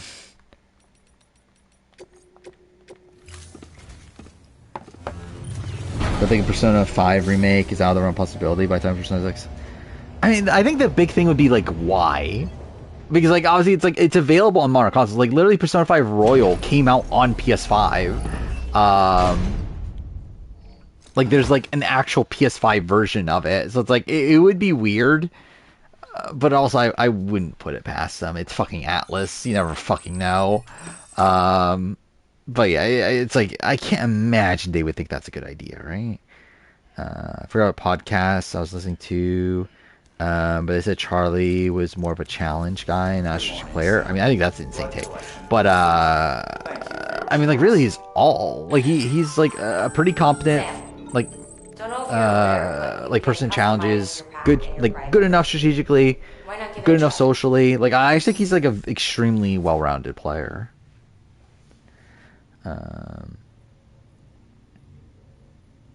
Because it's funny to make Atlas money. 100%. Again, that is why they would do it. That is a very Atlas thing to do. Is just to do something for the sake of just making money. But again, it's like, I mean, like, actually, I will say the one benefit to a Persona 5 remake is that I could potentially stream it without buying a capture card. That could be a thing. Because that's the only thing about the original Persona 5, well, like Persona 5 and Royal, is that they block recording or whatever on like console. So like if I were to want to stream Persona 5, I can only stream it up to the Royal content. Like once the Royal content starts, I can't stream it anymore. If I'm streaming it from PlayStation or Xbox itself, I gotta have to have a capture card to do that. So yeah, again, I guess that's a benefit, but also it's like, when am I ever streaming Persona 5? That is true, dude. It came out on PS3. I'm trying to remember when Royal came out. Did it? It didn't come out originally on PS5 though, did it? Now that I think about it, it did originally come out on PS4 and then later came out on PS5, didn't it? So yeah, maybe they would be willing to do that. But again, at least with like. Actually, no, fuck me, dude. It has been... yeah, I guess it actually has been around the same amount of time, hasn't it? Dude, that's actually fucked up to think about, though. That it has been the same amount of time between Last of Us 1... Wait, between, like, Persona 5 when it originally came out and now. That has been when Last of Us 1 came out and Last of Us 1 Remake came out. Because that was, 9 years? And it has been 9 years since Persona 5, so I guess it actually, yeah, I guess it is kind of the same thing. How much more do I want to play? Yeah, I guess I'll go still. Oh, or not. What the fuck is this? Wait, what? Wait, that just opened like that. It might have been Terran or Omer, but I could be wrong. Saying Christian was the only strategic man on this season. I feel like I would have remembered that if like Terran said it. But that would be an insane take. Wait, what is this? Is this like new content? I have no memory of this.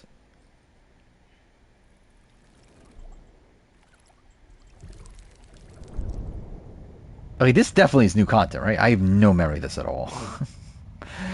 Persona is not a hyper-realistic series, so I think that actually... yeah, it's like, I like, what would they do with the remake? Because, like, the thing is, like, Persona 3 remake is essentially just them Persona 5-ing Persona 3. Cool. There's, like... Yeah, why? And then I assume Persona 4 is going to be the same thing. They just like add things that they did for Persona 5 into Persona 4. Like, why would what are they going to do to Persona 5 to actually even justify a remake? But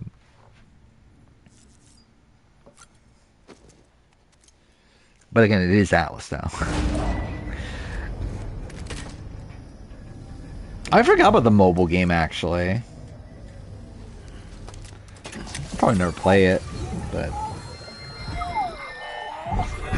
Oh, 100%. I think that's always been the case. And that's why, like, and that's always been my, like, issues with Christian as a player. Is that's just, like, he's not even actually that threatening, but, like, just people just think he is. And that's what's always gonna, like, bite him in the butt. Is that just, like, people just assume that he is this massive threat when, like, he doesn't actually do anything to become that massive threat. Yeah, he's an aura of threat. Which I really do hope Christian does well here, because like and more and more I do think about it, I do think there's a shot it does go well for him, But it is going to be tough, though. Yeah. Especially if we're going to go to 2 tribals in the pre-merge, like, every round. Like, I think that's going to make even more, like, difficult for someone like Christian. But, yeah, we'll see.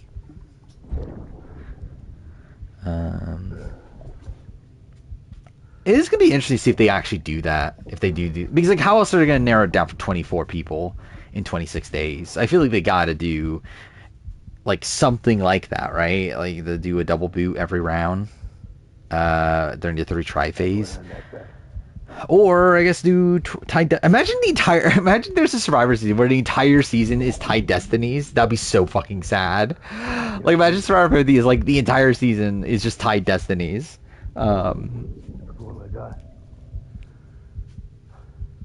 Which, again, I guess, like, never put it past Jeff. Because, again, that would be dangerous fun. If everything was just tied destinies. I mean, that's dangerous. The fact that you're tied to another person. Yeah, imagine Suri getting taken out to do tied destinies. At least it would be a new way for Suri to go out. So, I mean, yeah, you never know.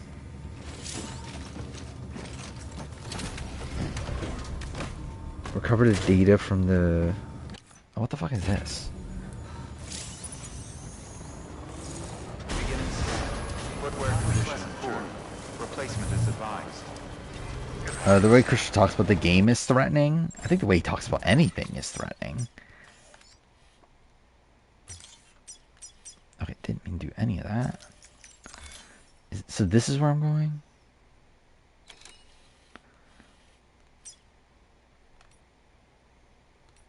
So the mission back there.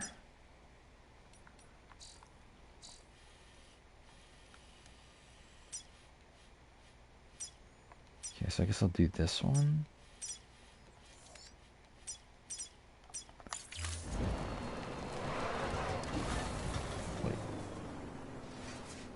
Wait, where even is the path?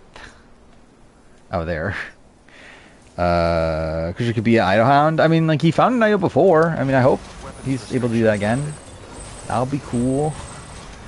I mean, there's a lot of good idol finders, right, on this season? Actually, who has found an idol before in this season? So, I guess nobody until Ozzy. And even Ozzy, like, he found one in Exile. Oh, no, he also found... No, he found one in South Pacific as well. So I guess he did generally find one. Cool. This worked out great. Dude, fuck me. Cool. Yo, Ozzy found one. Coach found one. Has Aubrey found an idol? Oh, she didn't Edge, right? And then Chrissy never had one, right? Ryan had one, right? Well, I guess Chrissy... Well, yeah, Ryan gave her an idol also. But yeah, again, yeah, she never found one, right? Then, yeah, Christian and Angelina both have found one. Rick Devins obviously found one. Jonathan never did. But Jonathan found a idol nullifier or whatever, right? Or was it idol nullifier? That's what it was, right? But it wasn't on the show. But either way, there was that. Then D never found one. Emily never found one, right? Q found one. Tiffany found one. Charlie never found one. Genevieve never found one, right? I don't believe. Joe never found one, right? Eva had them all. Cal found one. Anyway, I thought there was more actually, but it's probably still like, still a decent amount. Oh, I forgot. You're right. It's Omer, right? That found it. Actually, I generally don't even remember anymore. Who found it? I think it is Omer. Now, yeah, I think it was Omer. But still got it.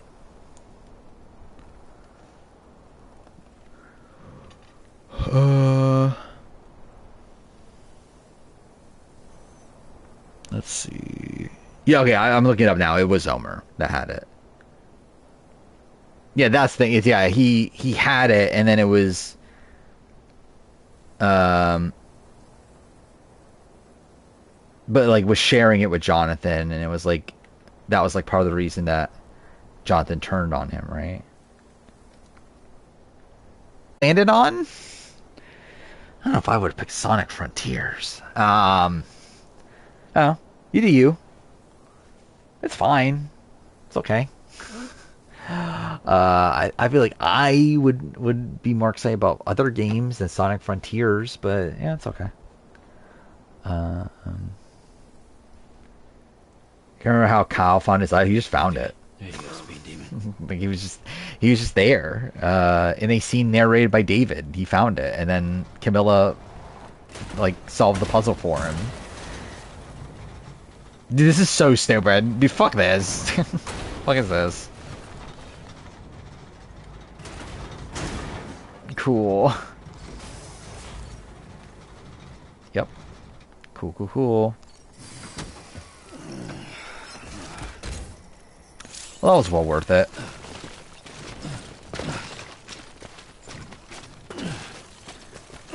Wait.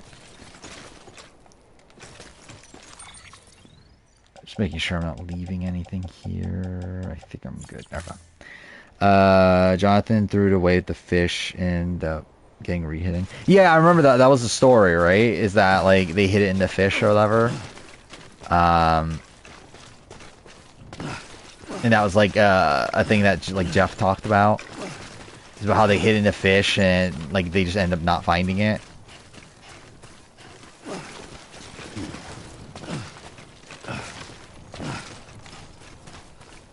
Yeah, that sounds about right. They were going to use it against Mike, and Jonathan didn't agree with it or something of that nature.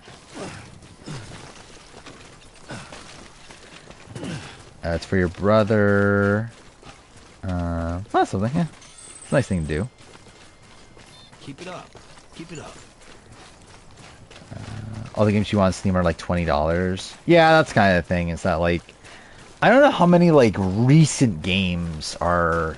Actually, maybe like Kingdom Come Deliverance 2. I feel like maybe that's what I would personally get at this point. But even then, I haven't played Kingdom Come Deliverance 1 is like the issue. So, yeah. Yeah, I don't know how many options I would have at this point either. Just stuck to the roads. Maybe they should stop putting rocks all over the place. Like, how dare they make like this place so rocky? That's their fault. Like, how dare Earth naturally create rocks?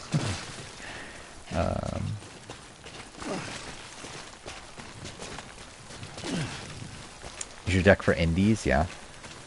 Yeah, I've never actually paid attention. Like, how well do like I don't know, like yeah, like do modern games run well on Steam Deck?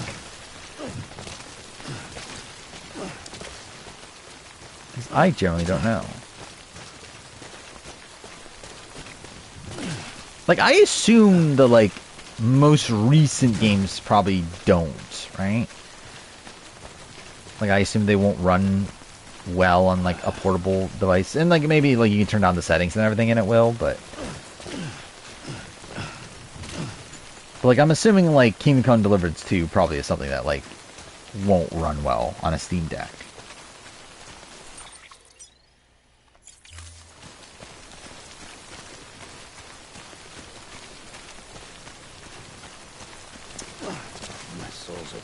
Yeah, but like, how good of a PC is it, though?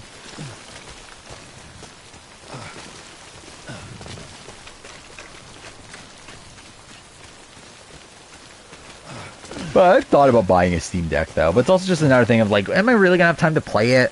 Like, I have so much other shit to play right now. Like, I have, like, a billion things in my backlog. Do I really need to buy a fucking Steam Deck just to, like, play, like, again, a very limited amount of like PC exclusive games, because it's not like I would actually like I don't go anywhere, so it's not like I would actually like utilize it like as an actual portable device. Like where like yeah, like the reason I would get it is simply because of like the accessibility of like playing PC games or whatever.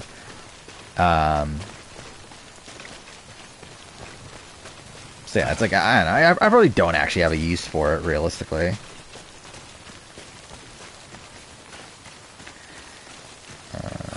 No desk jobs, no slow days, no boss lets me play it. Yeah, that's cool. But I don't think I can get away with that. I can get away with like podcasts and that sort of thing. I don't think I can get away with literally like playing games and that sort of thing.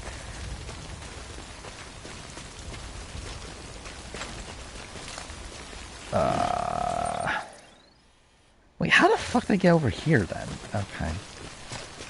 Wait, how the fuck do I get down? What?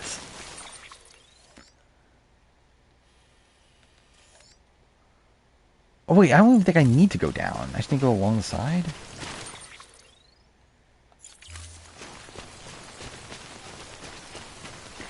Never use your deck outside of my home. Don't even know if I took it on vacation. Yeah. Yeah, I guess that's the thing. If I ever went on vacation, I guess I could use something like that. But also, when am I doing that also? Oh, fuck me. Cool. Yeah, I was like thinking about like taking like a trip with my family and stuff in January until I realized, wait, that's Survivor 50 pre-season. So I don't know if I actually will at this point. We'll see. Like, if I were to take a trip, that's probably the time to do it, I feel like. Like, it's really, like, this time of the year or, like, January. The problem is, obviously, just, like, with 50 happening, it's like, I feel like I would rather be spending time with 50-related stuff. So, I don't know, maybe after 50 is a better time? I don't know. Like but then again, even after 50, I want to make the ranking of every player and everything. So it's like, that's going to take time. So I don't know. So maybe like 2 years from now, maybe that's the time to do it.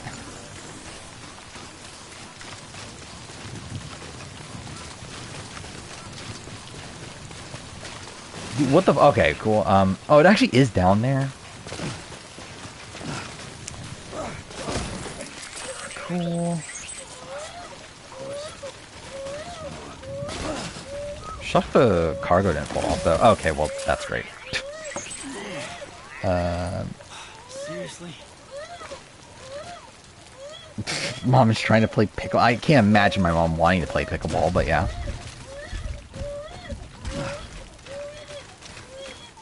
I mean, I get the point.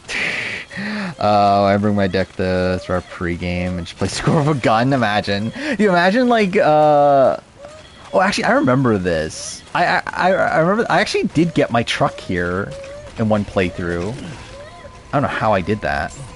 But I remember, like, I actually drove my truck here, and then I got it stuck on the way out of this.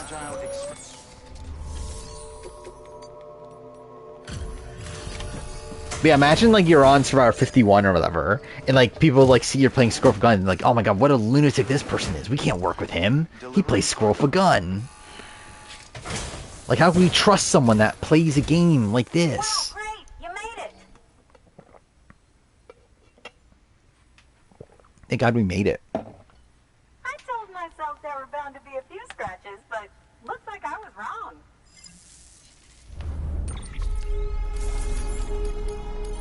I can't believe we're only 3.5 hours in the stream, by the way. And, like, obviously I started, like, what, almost 40 minutes late to begin with, but... Can you make it official? Whenever I mention your Still, name, this might end up being the shortest stream I've done in forever. He's pretty interested in the chiral network too. Totally on board with it and everything. Or it would be the game version of he has a long beard. I guess what I'm saying is Maybe it is Squirrel for Gun. trying it out, just without any of the Or maybe it's like, I don't know. What is, like, I don't know, what is a game that, like, someone would legitimately play and then people are like, oh my god, what a threat. Maybe like Tetris or something. Yeah, like I legitimately don't know. Balatro. No, but I feel like people would like people that play Balatro, right? They're like, oh my god, that's a chill thing to do, is play Balatro. Yeah, like I feel like it has to be like some sort of like puzzle game or whatever. People are like, oh my god, he's always thinking, and he was playing Tetris. Slide. Actually, yeah, slide puzzle. Like, dude, imagine like someone's playing Rooms. That's a game, right? It's like a slide puzzle video game. I own it. I don't know. Actually, do I still have? I don't remember if I kept it in collection. I don't think I did, but I think I have it on my shelf of games to get rid of. Is it here? It's not there. It's somewhere. Like it's a Wii game, and I know they re-released it recently on something. Do I still have it? I don't know if I even still have it. Maybe I did get rid of it. I have no fucking clue. Either way, it's a game that exists. It's like a slide puzzle. Wii game. Did I get rid of it? I could have sworn I still had it. Oh, maybe I did get rid of it. I don't know. Whatever. It's a game that exists.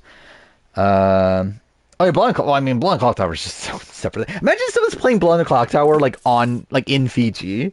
Like that'd be pretty insane. Wait, what's this? Oh, okay, that's fine. Hey, Sam.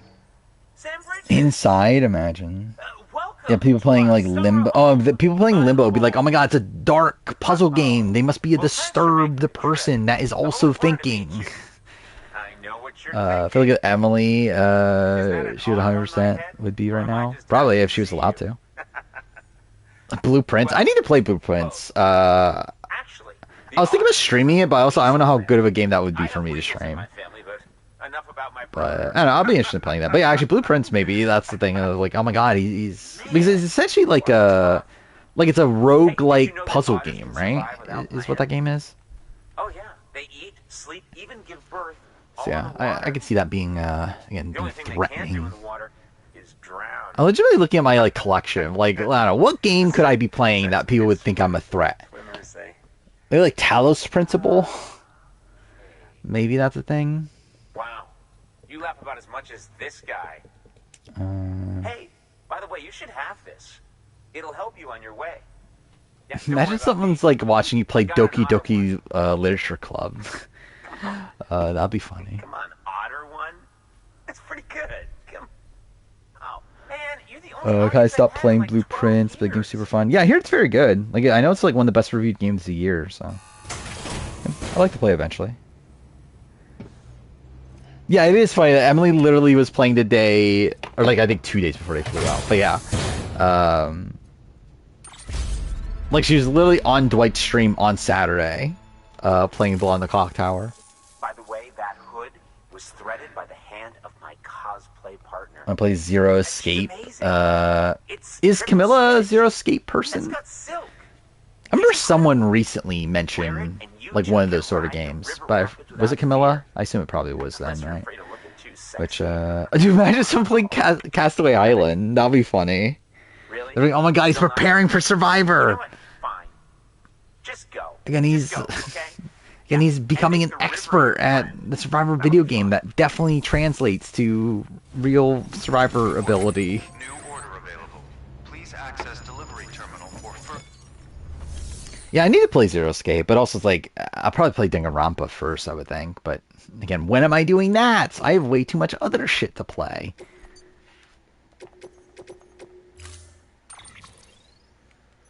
Wait, why did I do this? wait.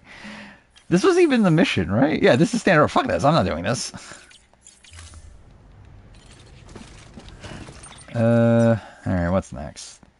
There is like all the way back there.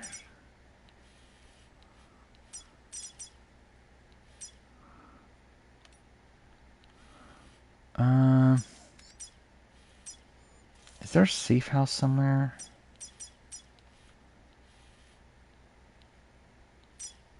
Okay, there.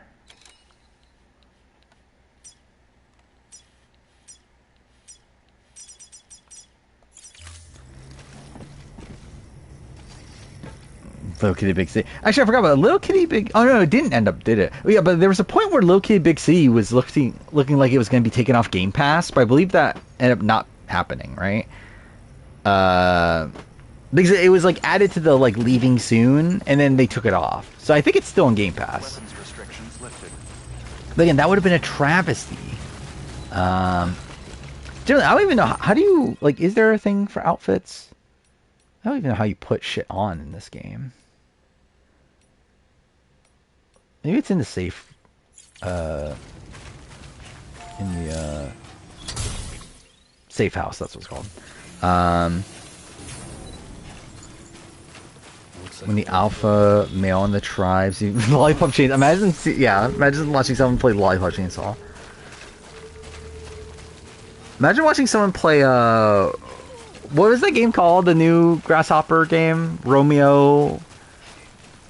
well, fuck, what was that game called already? I know it's not Romeo Must Die is like the Jet Li movie, right? But it's like a similar title to that. But... Oh, I didn't mean to do this one. Shit. Oh, no, I did. Wait, no. Yeah, I need to do this. But, yeah, that seems like a very Grasshopper game to make. I actually thought about when I saw the game got announced, I was like, should I make a Grasshopper ranking? But also, I feel like I haven't actually played that many Grasshopper games. I think I've literally just played that. Like Lollipop Chainsaw, I mean. And No More Heroes. Even then, never even finished No More Heroes, so. But Grasshopper is like a really interesting developer, though. Good morning, Sam. Again, maybe at some point down the road, I would be able to play enough of them, but yeah, there's like way too many like miscellaneous games. Let's see, Silver Case I haven't played, even though I own it. Flower, Sun, Rain haven't played.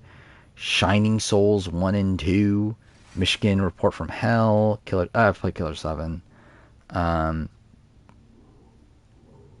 25th Ward Silver Case I've not played.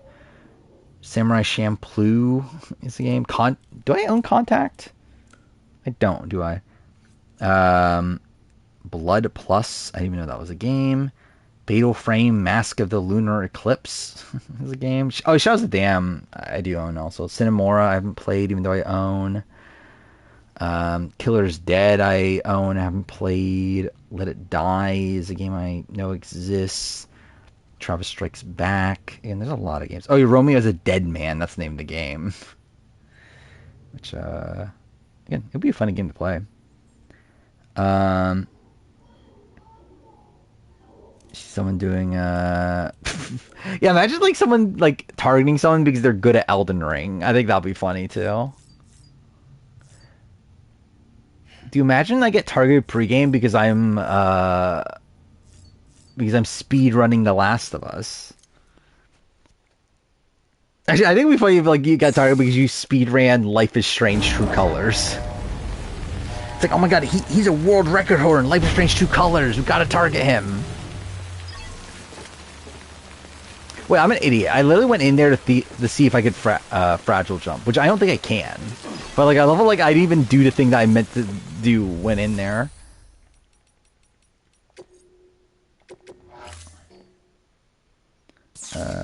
Like I mentioned Pragmata, it's like I don't have much to say. It's like I'm interested. It's not really a game that I'm gonna be like super hyped for or anything, but yeah, I'm interested in playing it. Oh, you can't fragile jump. Oh, okay. Well, that works.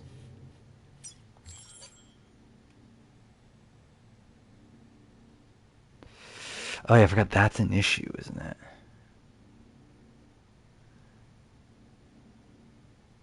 What do I have with me again? Yeah, fuck it, I'll just do it anyway. Take the plunge. So, Christian and Emily creating a Blood Collector alliance would be funny. I think they're definitely going to work together. I just have no faith in Emily to not betray Christian, like, very quickly. Like, I would be pretty shocked if Emily doesn't betray Christian by, like, I don't know, halfway through the pre-merge. Get tired because they disagree with my life is strange choices. That'll be even funnier. Like, how dare you, like, side with, fucking Nathan over Mr. Jefferson? He needs to be part of yeah, imagine.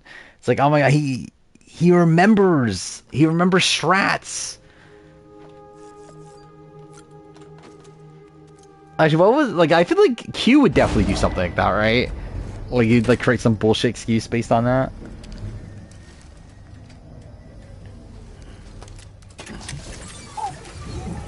I did watch a best of Q compilation the other day, which, yeah, I mean, Q's great. I hope we get more of that on 50. I don't know how much of that we're gonna get, considering I don't know how long Q's gonna be there to begin with, but it'll at least be fun. I did bugs. I just realized I still haven't streamed Bug Snacks, have I? I literally bought Bug Snacks to stream it like 2 years ago now. I think like 2 or 3 years ago, and I still haven't streamed it. Which can maybe someday.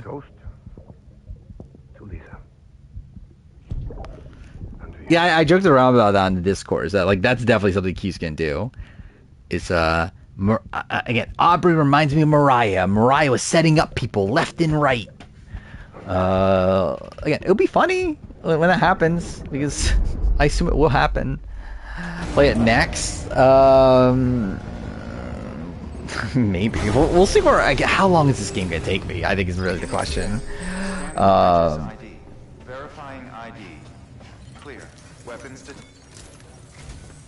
The people down in South Knot City have had to suffer through a lot of. Because like this game is taking me forever. Like I should be done with this game in like 2 streams. I'm not gonna be done with this game until like I don't know, like 8 streams from now or something. We need you to bring them as much as you can. Which again is gonna put me a bit behind schedule, but we'll see. Played Bug Snacks DLC. I didn't even know there was DLC for Bug Snacks. And anti-BT weapons laced with your blood. But I'm pretty sure it's on the base game. A delivery will remind the citizens they're connected to the rest of the country. It will give them hope. And if you can get them connected to the country... Yeah, I am expecting Q to say cancel Christmas at least 5 times in the premiere. Like, maybe even 5 times in the opening scene. Like, like, I feel like it's definitely gonna be something. Oh, is it free DLC? Yeah, we'll see. How long is Bug Snacks? Like, is Bug Snacks even a game that has, like, a main campaign? I assume it does, right? Be sure to take a look. I legitimately don't know, though. Chiral density appears to be increasing across the board. 8 hours according to this? This might have on Cupid functionality. So, that's not that bad. No need for you to worry about all that, though. Just keep on doing what you do best, huh? Okay.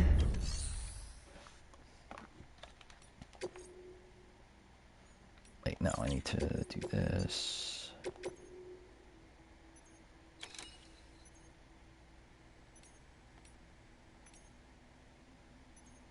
Oh, that's really fucking far.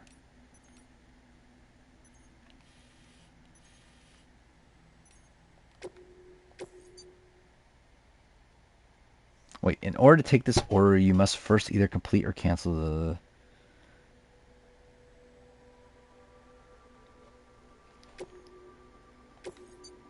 Wait, so I can't do that?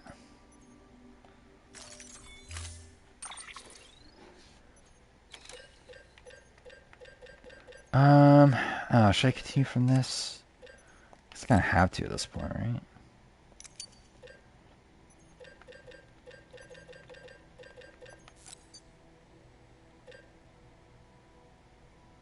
Wait, do I have one? Oh, I'm wearing it. I'm dumb. Yeah, okay, cool.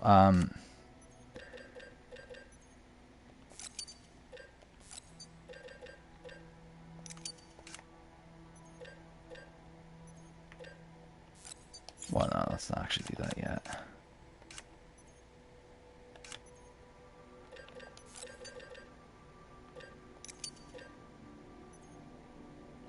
That's fine,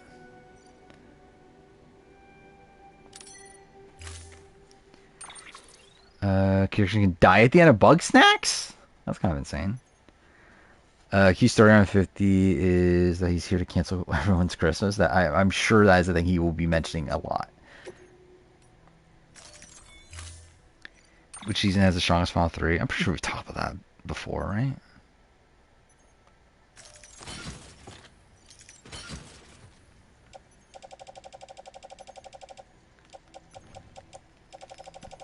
Wait, these are... Guess I should do...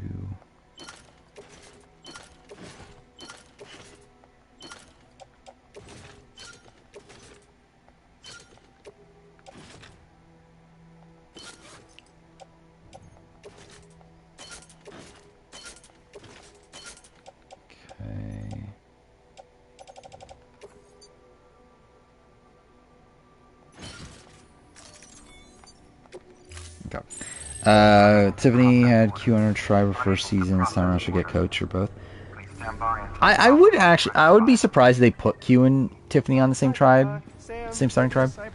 Oh my God, it's fucking Troy Baker. Thank God. One of the packages wasn't. Has he shown up yet? No, right? Out of the order. It says here the client is. Well, this is his first appearance, right? Herself. But yeah, I think Tiffany Q or Tiffany Coach could still be fun. Really, just anyone with Coach will be fun. Watching a Coach compilation last night, I remember that this man's genuinely insane. Yeah, I'm excited to rewatch Token Cheens. So yeah, I think it'll be fun. Especially watching Will Nuff's reactions to Coach, because I've never actually seen like his initial reactions to Coach. Again, I think it'll be a lot of fun. I wish I was watching Laced Up Lauren back when she watched those seasons, because I think that would also be interesting to watch. Because from what I understand, I believe she loves Coach. Like that was like her favorite Survivor player was Coach. So yeah, if only I was able to watch that. Oh wait, this is the end of the chapter, isn't it? Because yeah, this is like, it turns out to be a bomb, and that's the end of the chapter, right? Is when you deliver this.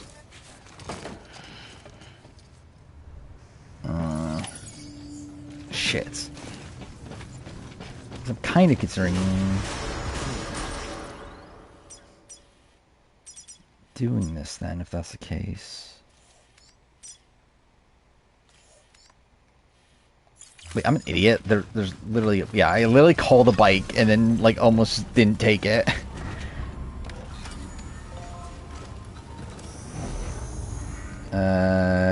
Hinted at videos from home, not letters.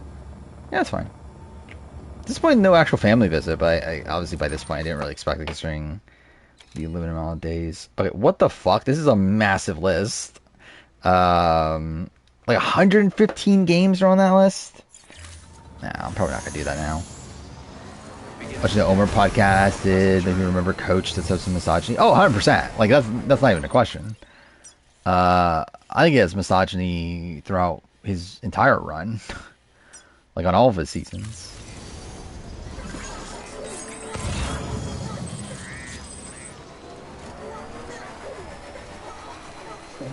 Someone's happy. Have a pleasant journey. Okay. So what's supposed to be doing this?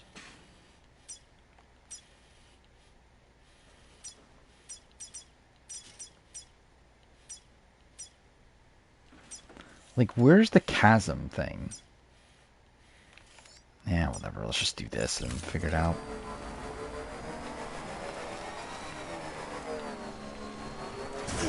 Weapons restrictions. More manageable. What is this one? 50? That's a lot. I probably just won't bother at this point. It's too fucking late. I just want to finish this section and then we'll probably end. Actually, should I do this? What do I even need for this? I don't even think I have that, do I? Oh, wrong thing.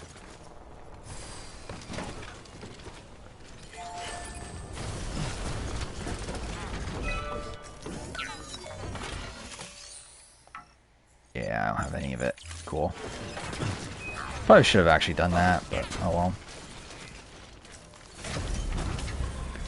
The rehearsal's kind of crazy. Yeah, I haven't watched it.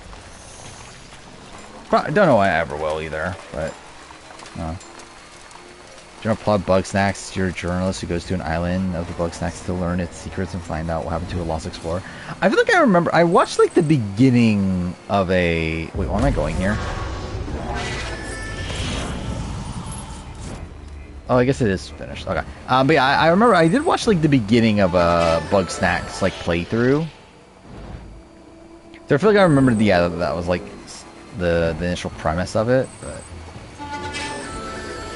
Okay, I didn't see the ending, which I'm surely will be extremely riveted by.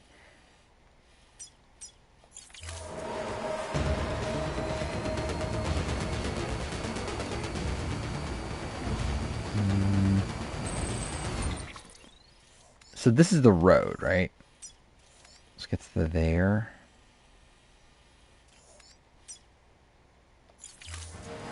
And maybe I'll just follow it.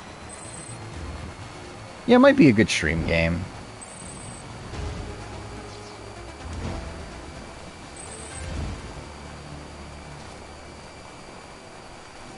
It'll be nice to finish a game that I haven't played before on stream again. It's been a while. What was the last game I finished on stream? I think Shadow Generations, but again, does not really count considering it's not even like a full game.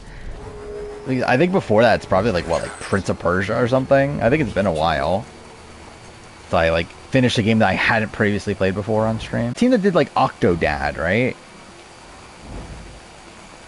Like, do they have a new game in the works? I generally don't know.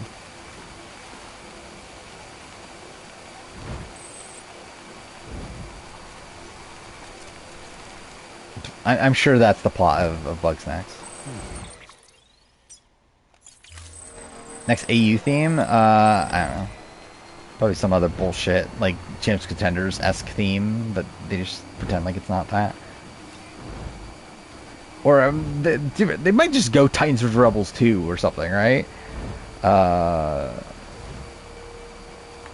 or just Champs Contenders 3.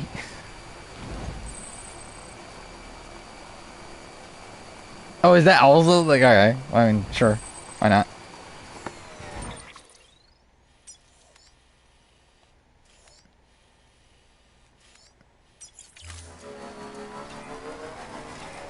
Yeah, I can't wait to experience that. I don't think they're doing Blood vs. Water again.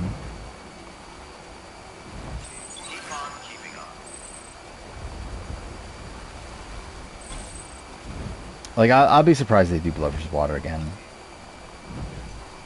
Still got it. But yeah, like Champs vs. 3. Oh, David vs. Goliath. Yeah, they could do that. Even though, like, really, David vs. Goliath is just like Champs Contenders, though.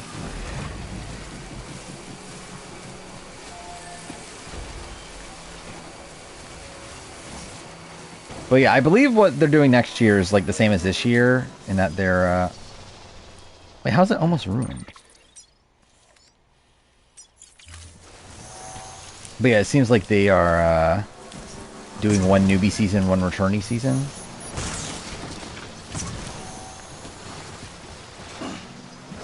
But yeah, I assume the newbie season will just be another like bullshit twist or theme that doesn't matter.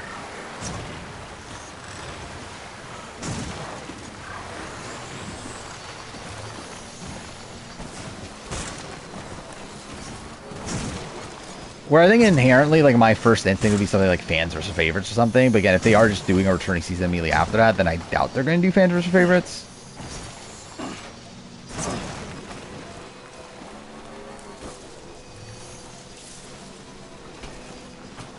Gen Alpha versus Gen Beta? That would be depressing if we get to that point.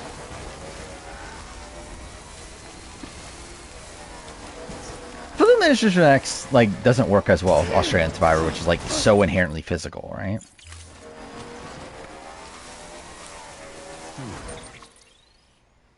Okay. Where did I fast travel from again? It was, like, here, right? Or is it here? No, it was here. Do I care enough?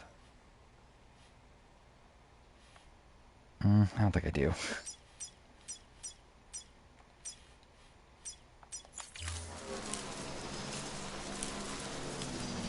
It's that way.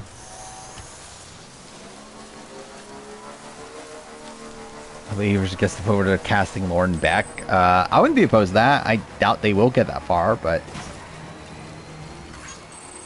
yeah, I'd like to see Lauren Beck play again. Especially now that she wasn't called for 50. Beginning scan. Scan operator's ID. Verifying ID.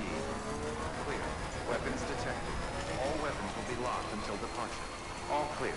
Weapons restrictions lifted.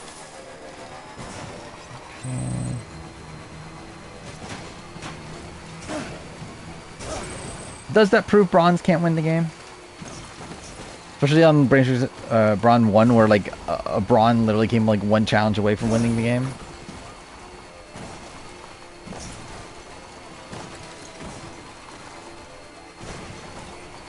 A dark horse this season? What does that even look like? Oh, okay, I thought I fucked that up.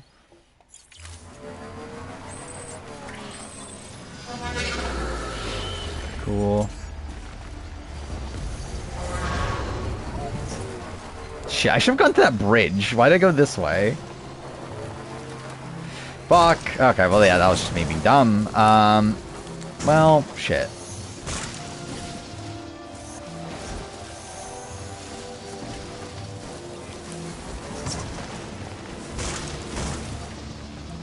Dude.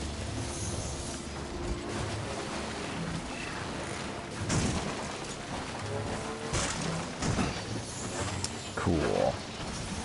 Well, that kind of went to shit. Oh, can I actually get out here? Nope, I can't.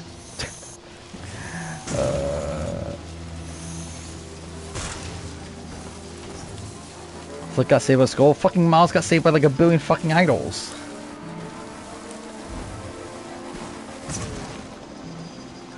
Haley got saved by a fucking non-alert. Actually, I really fucking both of them fucking got saved by bullshit.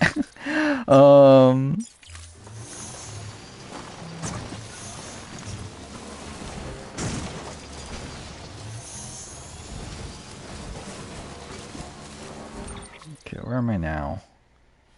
Wait, did I just backtrack?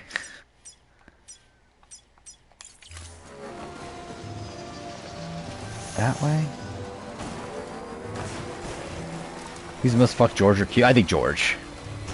But see, I don't think Q is fucked inherently. I think Q's gonna fuck it up for himself. George is just fucked inherently. He's just fucked coming into the season. Like, I just like don't see a way for him to get out of it coming into it. Like, Q like should be fine if he wasn't Q, but he is Q, so he is gonna fuck it up.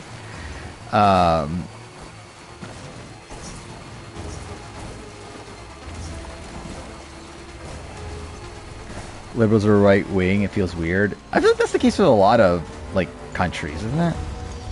That like to them the liberal party there is like actually the conservative party.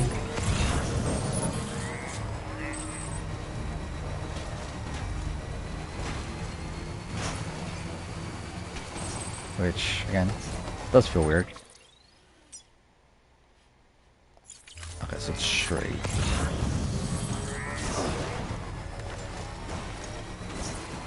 Christian's more like George on 50. I don't think like Christian's not that fucked. Like George is like Kyle. I think Kyle is more fucked, but I think George is more screwed than any player on 50. Like George is just so screwed. Like I just feel like especially like in Two Rare, this is because we know his starting tribe and everything. But like George just feels like there's like an insurmountable like tribe division here. Or like, I just don't imagine a world that he's able to get out of this if he ever goes to tribal. No one on 50 has like that much of like everything going against them. Though I think probably Kyle was the closest to that. Shit.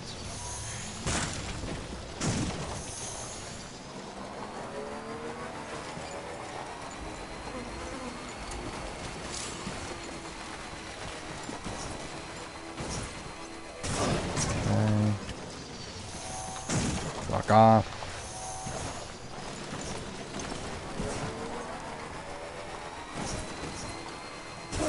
For sure screwed preseason on Here's Villains. He was, but not to this level. Like this, I think this is like just on the offset, I would say this is probably the most screwed a single player, like, it's like, he's on like the worst possible tribe he could ever have. Like, I think like, literally just like swap out Kirby for like, I don't know, who's like, for like Emmett. And at that point, that's like the worst possible tribe he could possibly ever have at that point. And like I'm assuming him and Shawnee are fine nowadays, but still someone that like he like blindsided out of the game. Martin Russell, probably. I mean, like with Russell, it seemed like he fucked it up for himself. Or like they actually wanted to work with Russell on the, I mean, like not wanted to work with Russell is probably not a term, but they were willing to keep him around on the offset. And then like because he was just doing the same shit again, they were like, fuck, we can't. We have to get rid of him because he's just being a fucking idiot again. Alright, here we go. It says here the client is fragile herself. Careful. The contents are fragile. Sub curry for Simon. Yeah. Oh wait, what? Shit. Oh, I went to the wrong thing. That's why. Okay, yeah.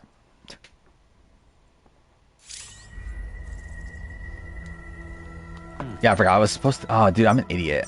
I was supposed to go to.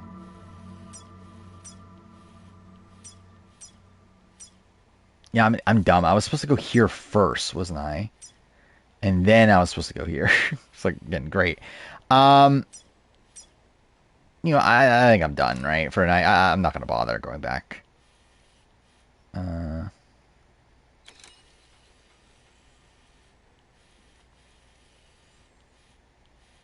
Where is there a safe house nearby? Here? Oh, it's literally the same safe house. That's kind of funny.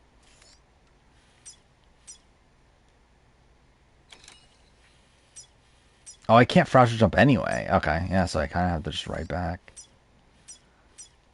Yeah, whatever. I'll do the next stream. I'm too fucking tired. Not gonna bother. Is George more screwed than Edge of Extinction? Yes, I think he is. Like, I think he is one of the most screwed players, like, on the offset. And again, he literally is on a tribe with, again, everyone else has connections to each other and are also anti-George.